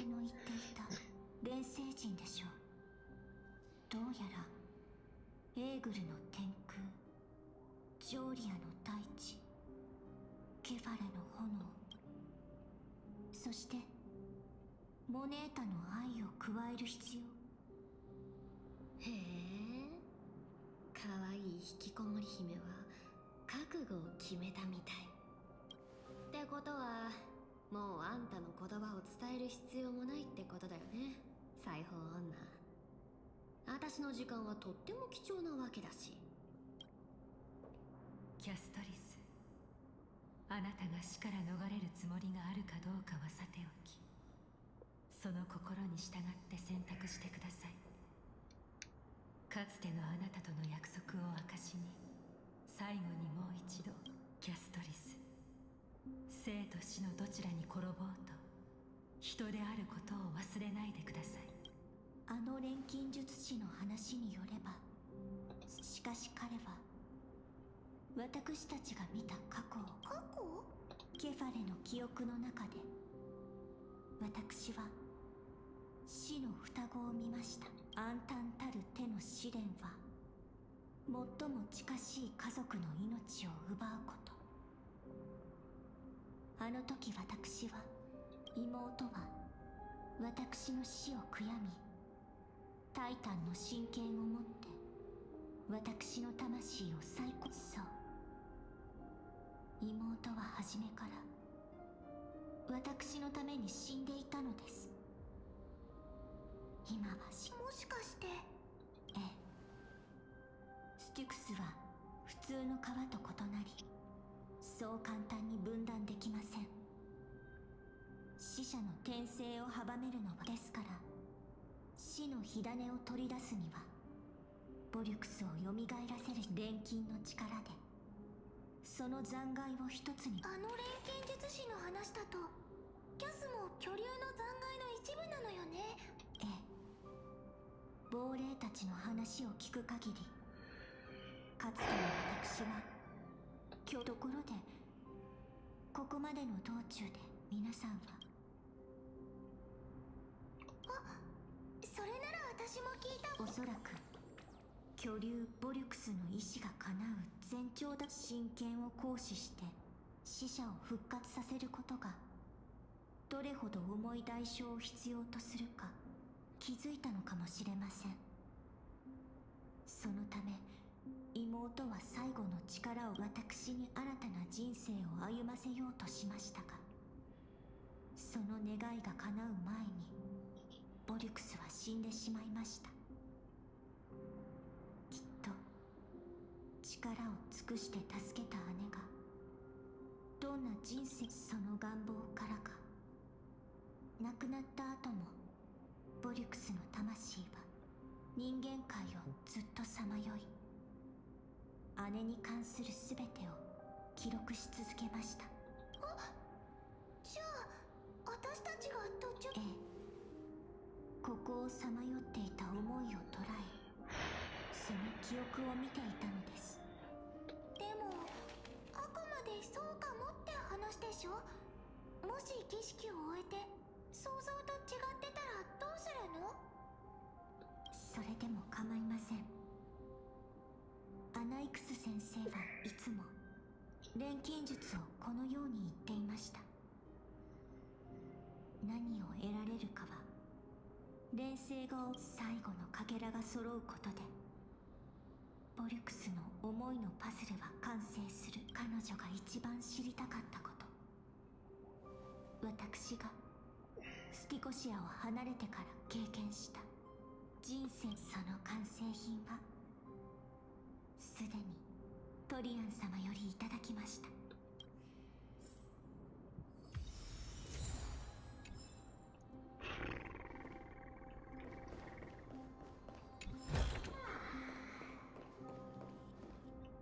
Jesus Christ, this is a long segment of the game, isn't it? And we're not... Look at this! 4 achievements for the actual main quest is like, oh. And I've been trying not to do like other stuff on the side, don't get me wrong. It's just the fact that you can tell how long this can be.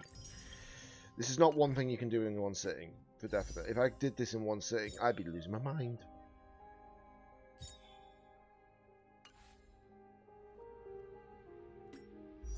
It's not like today's been a bad day for streaming, because literally got in the character, I've got in the light cone,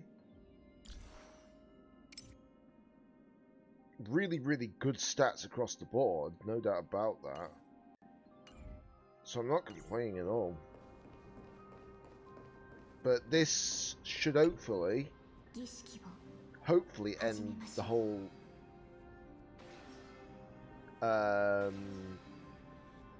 this should actually finish off the whole Stixia segment of the game. Once I've done this, then I'll probably stop for the day. Might be a little bit over 7:30, but you know.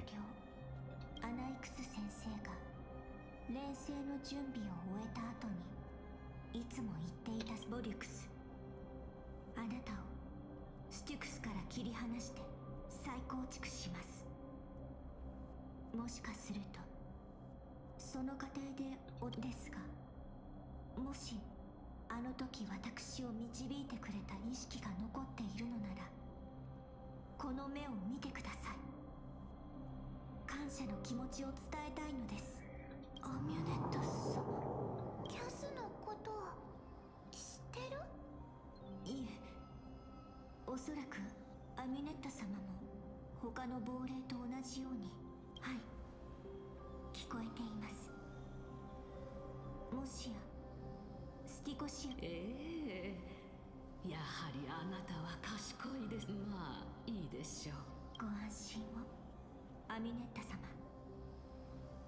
周りをご覧ください。亡霊の世界にどうし、あなたはあの時死と共生する少女キャストリスを守るですが、もう心の中に隠す必要はありません。では語りましょう。スティコシア、童話では災いに見舞われ死に荒らされた海の真珠。そこはエイジリ、今のあなたからするといささか不思議に思う。燃え尽きることのない命を持っていた黄金期。我が子よ、私もずっと同じことを。生徒が偉大であるのも、女児子が雄大であるのも、この世のすべてのものにですが、それが最も適した答えだとは思えません。それを言ったのは将軍や戦士なのではないですか。私はむしろその言葉から導きを得ました。ぜひお聞かせください、アミュネッタ様。すでに死の真剣と火種をどうするかは決め、あなたの言葉は真に進むべき道を教えてくれるかもしれません。将軍や戦士でもない私たちは生徒や女児子と言われても、しかし言葉を置き換えてみれば捉え方は変わります。命の尽きない時代に大切という言葉は存在しませんでした。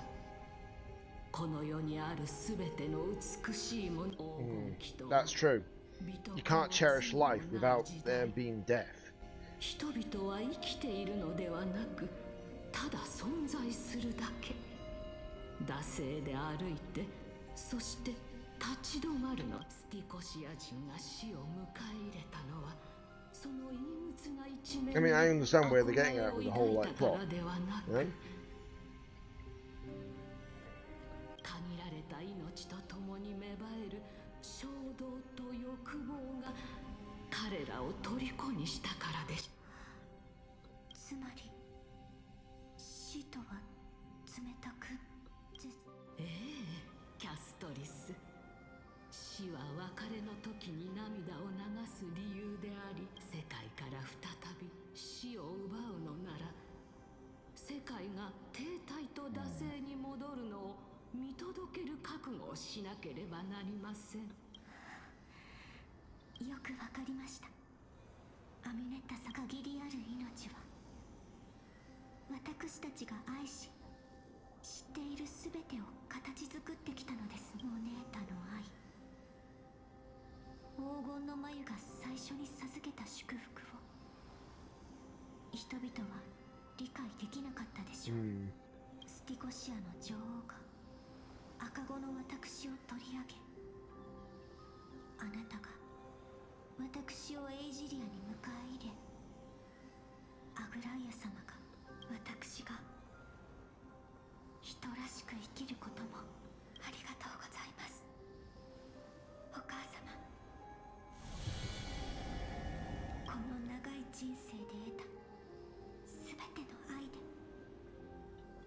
最後の奇跡を起こします。我が神アナクサゴラスよ、神羅万象の英知を与えたまえ、ここに呼ぶは剥落せし紫龍の残骸。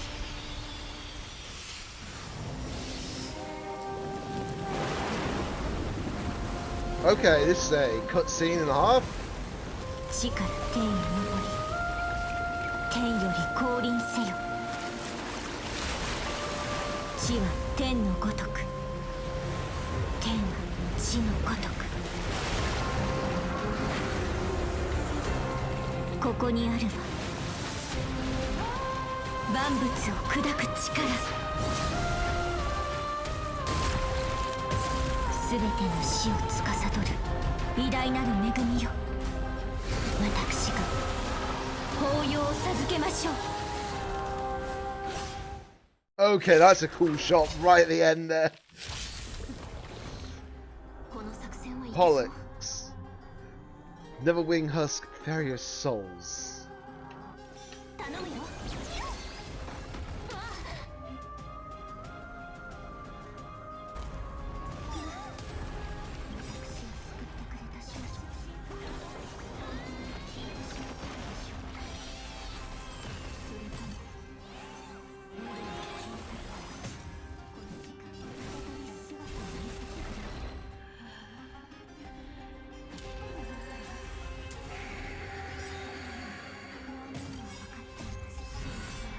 Time to bring out the dragon!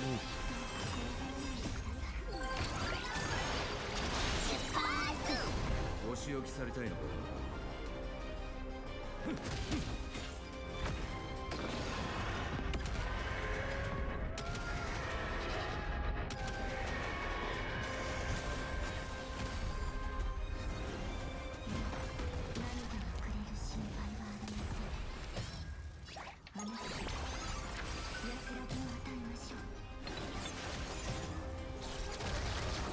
Sister. Oh boy.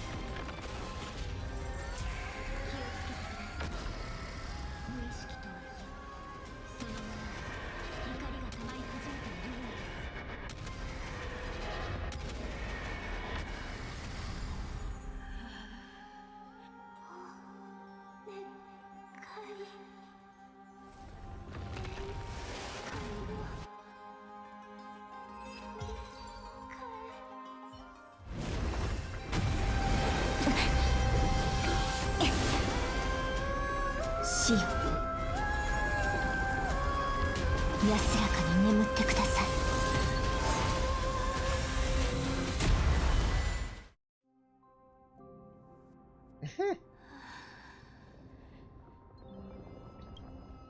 悠久の死から目覚めさせてしまい不安なのは分かっています。ですがどうか怖がらないでください。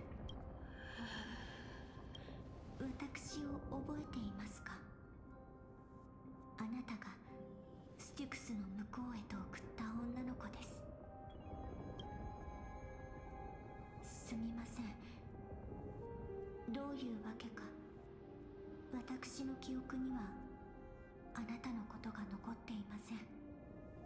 ただこうして多くボリュクス、ただいま。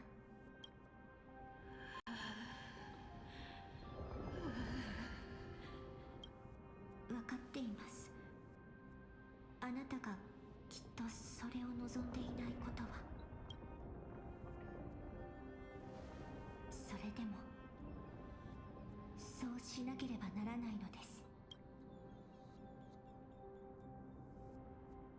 かつてあなたがしてくれたこととは逆に今度は私をステュクスの向こうへ、死の火種が永遠に眠る地に連れて行ってくれませんか？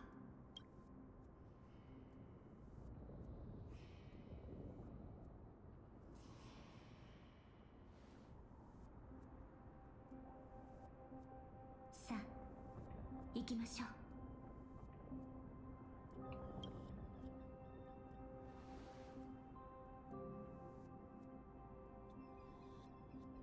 少しばかり怖く見えるかもしれませんが、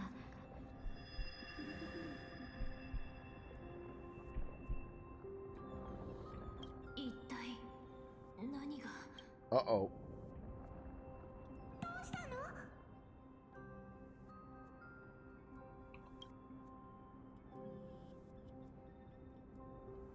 大丈夫ですか？一体どうしちゃったの？もう時間が残されていないようです。おそらくこのままでは彼女の魂は。どうしたらいいの？まだ助かるのよね？ご安心を。私がタナトスから大地を歩く権利を取り戻してきます。ミュリオン、ここで一緒に待っていてくれませんか？任せて。私お世話は大の得意なのよ。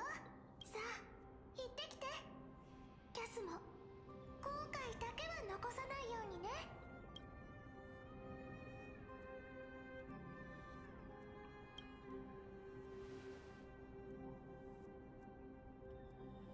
ええ、約束しましょう。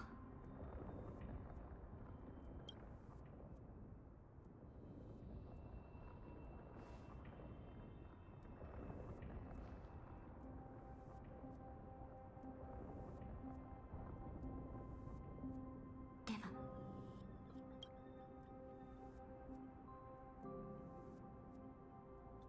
行ってまいります。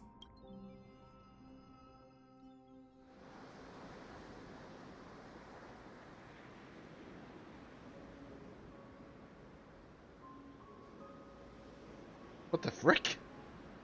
やっぱり最後はここに戻ってくるんだね。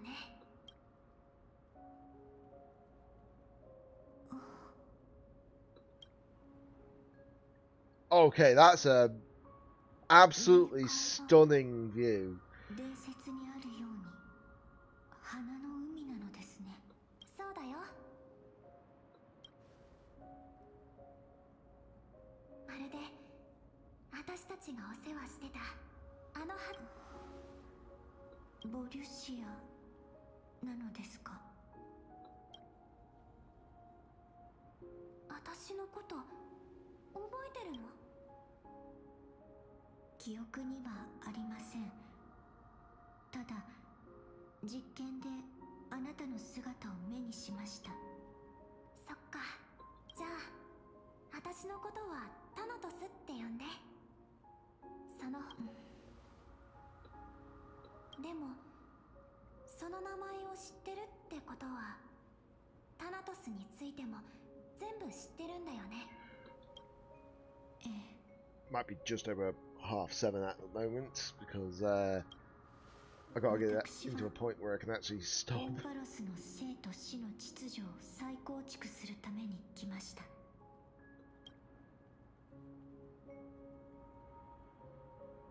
てる？お姉ちゃんは優しくて繊細で、人に言えない悩みがあるときは目が泳いで遠くを眺めちゃうの。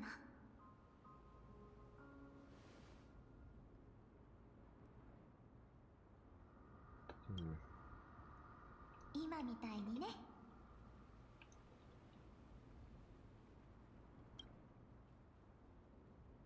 教えてください。前回の再送機で。Oh. Interesting.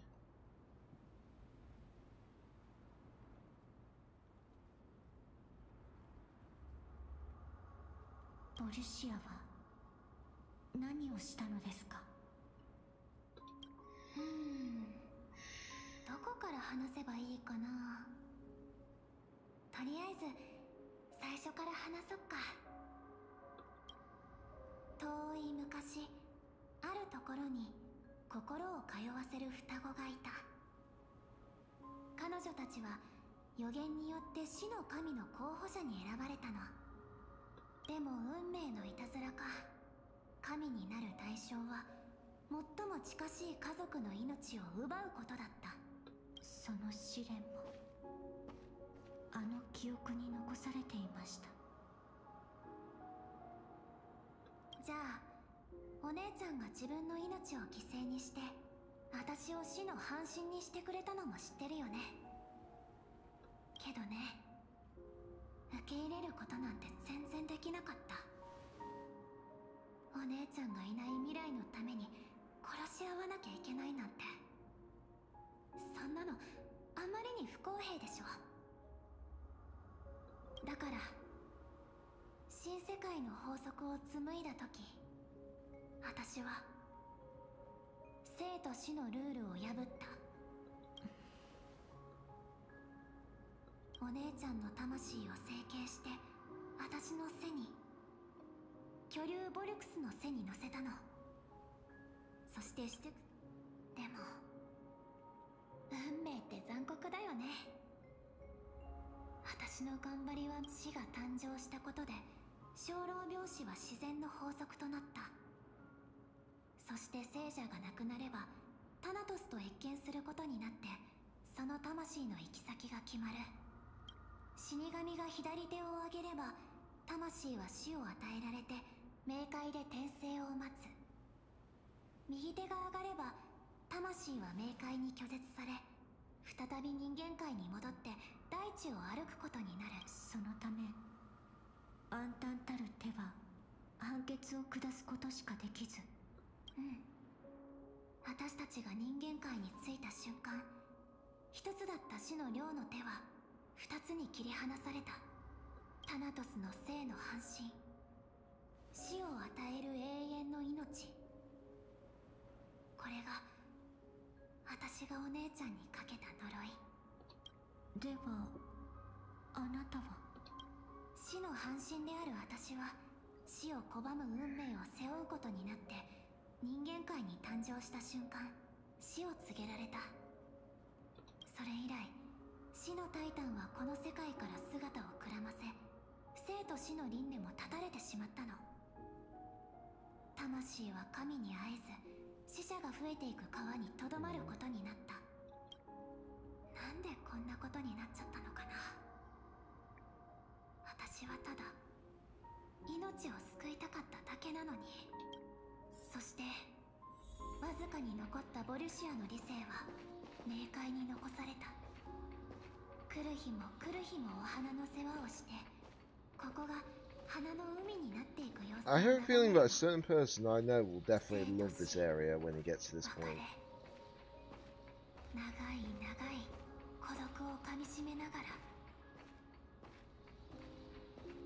Because this is just absolutely stunning.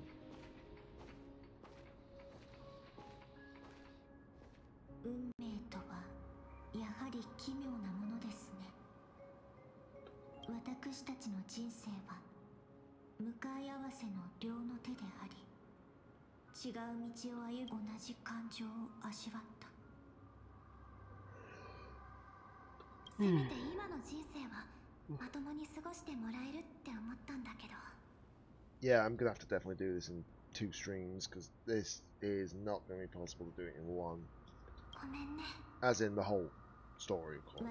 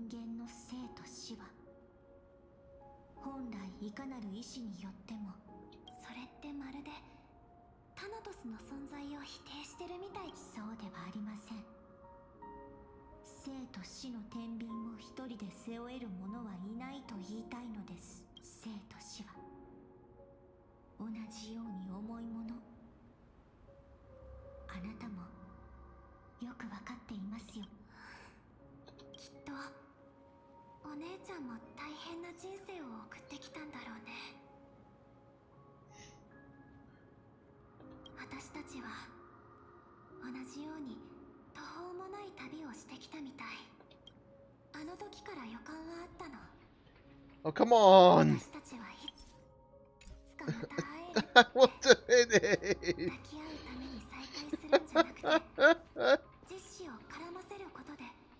I want to stop. I want to pause somewhere. I mean, I would laugh actually my head off if I find out that I've already completed the story, but I don't think that's the case somehow.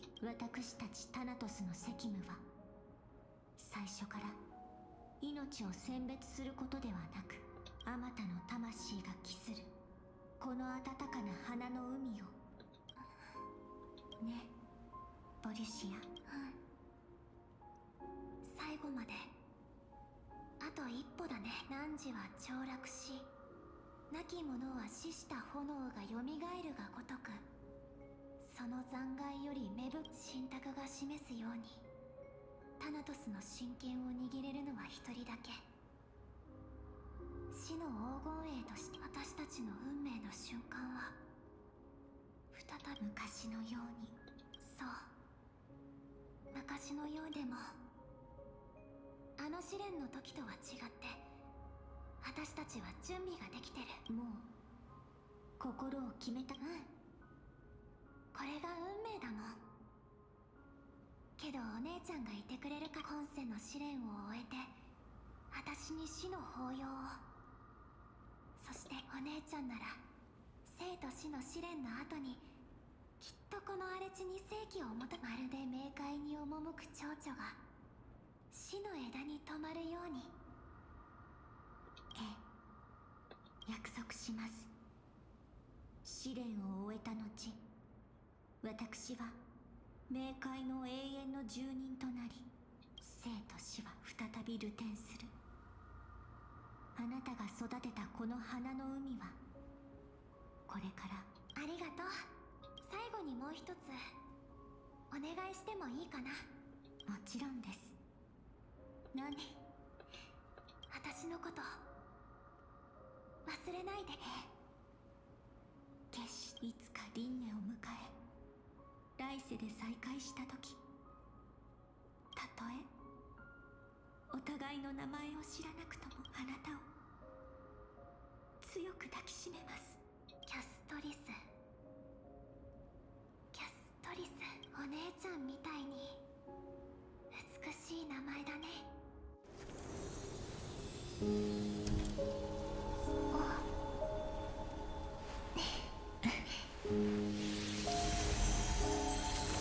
私は死に安息を届けます。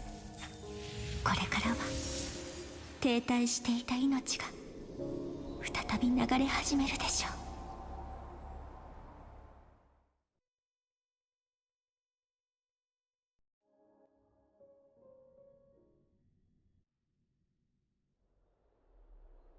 Oh, we switched to another POV again.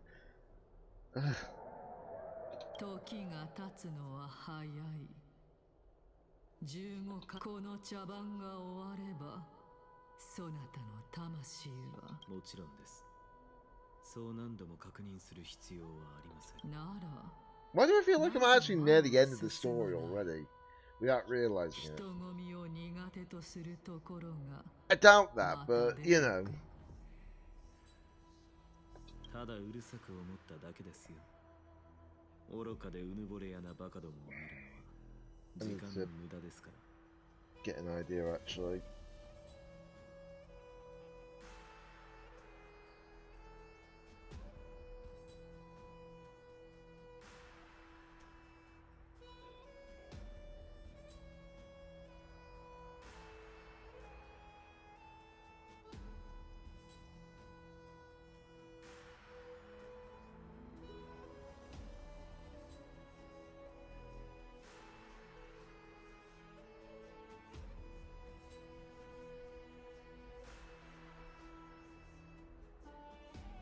Okay, so no one's got a video.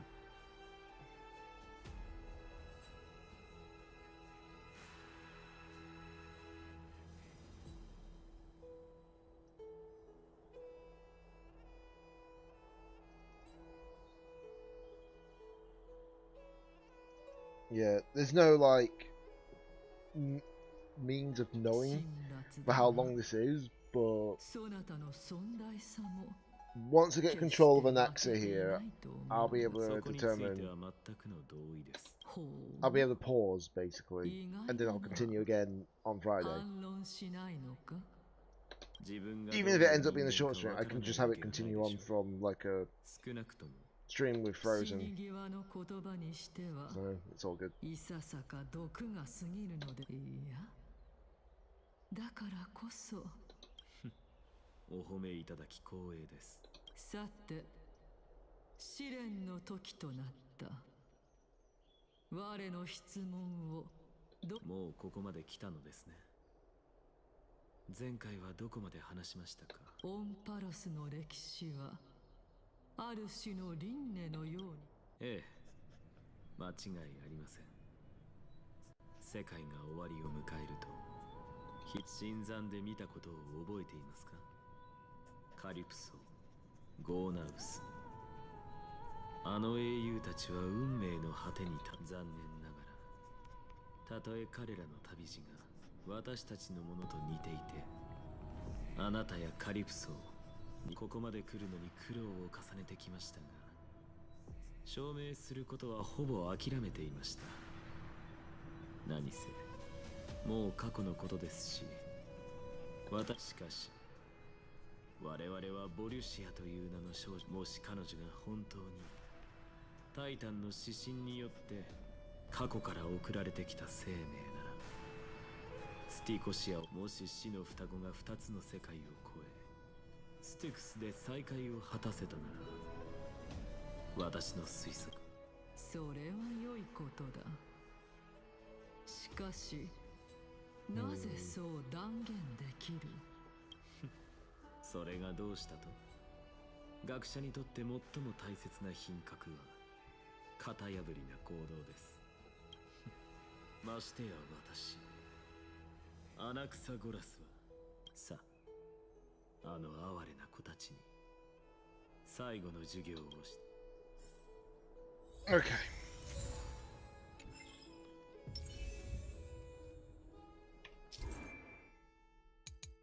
I know how that mechanic works, luckily.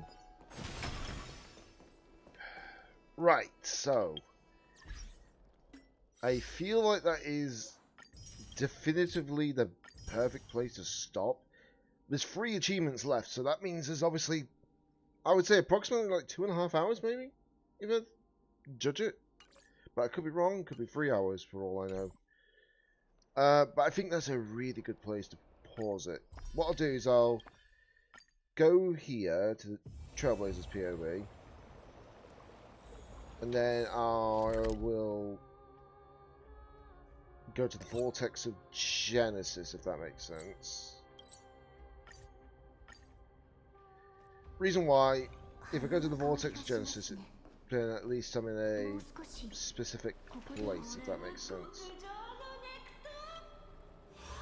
And then we're going to do that, which will allow me to get a lot of stuff here.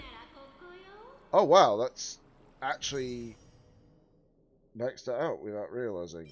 Oh, I'll get no Tracks of Destiny, why am I complaining? But it looks like I've only got like, what, 630 of that, so... Judging it, that's a standard pool, that's fine, that's expected. I'm going to just quickly convert those into 2 pools, and we've got 108 pools done. Well, we've got 108 now, so that's good. But yeah, like I said, guys, I'm going to end the stream here. I'll continue this again when I get a chance to. I won't be able to do it definitely tomorrow because unfortunately things have come up, so I have to deal with all that. So I'm just going to have to deal with that for the time being.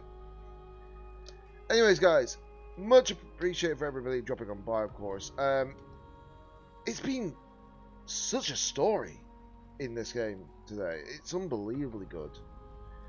I know that some people out there will complain, but then again, I'm like, once you get into the story, it's actually interesting. It really, really is. I know it's sometimes long-winded, fair dues, but what can you do? I know that a lot of people out there will be like, oh, I don't want to do the story until all the English voices are back, but I don't know if all the English voices, which English voices are definitely back, which aren't. If it's the same case, right, it is like Trailblazer, Donhan, Himiko. If those 3 voices, when I say Trailblazer, I mean both Trailblazers, of course. If they're still missing, I feel like it's probably best to say that, yeah, I don't know what's going to happen.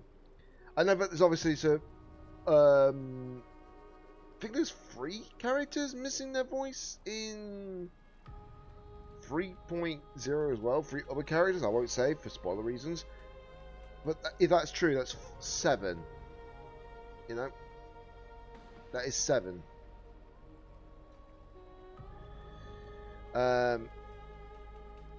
Hopefully they get voiced soon.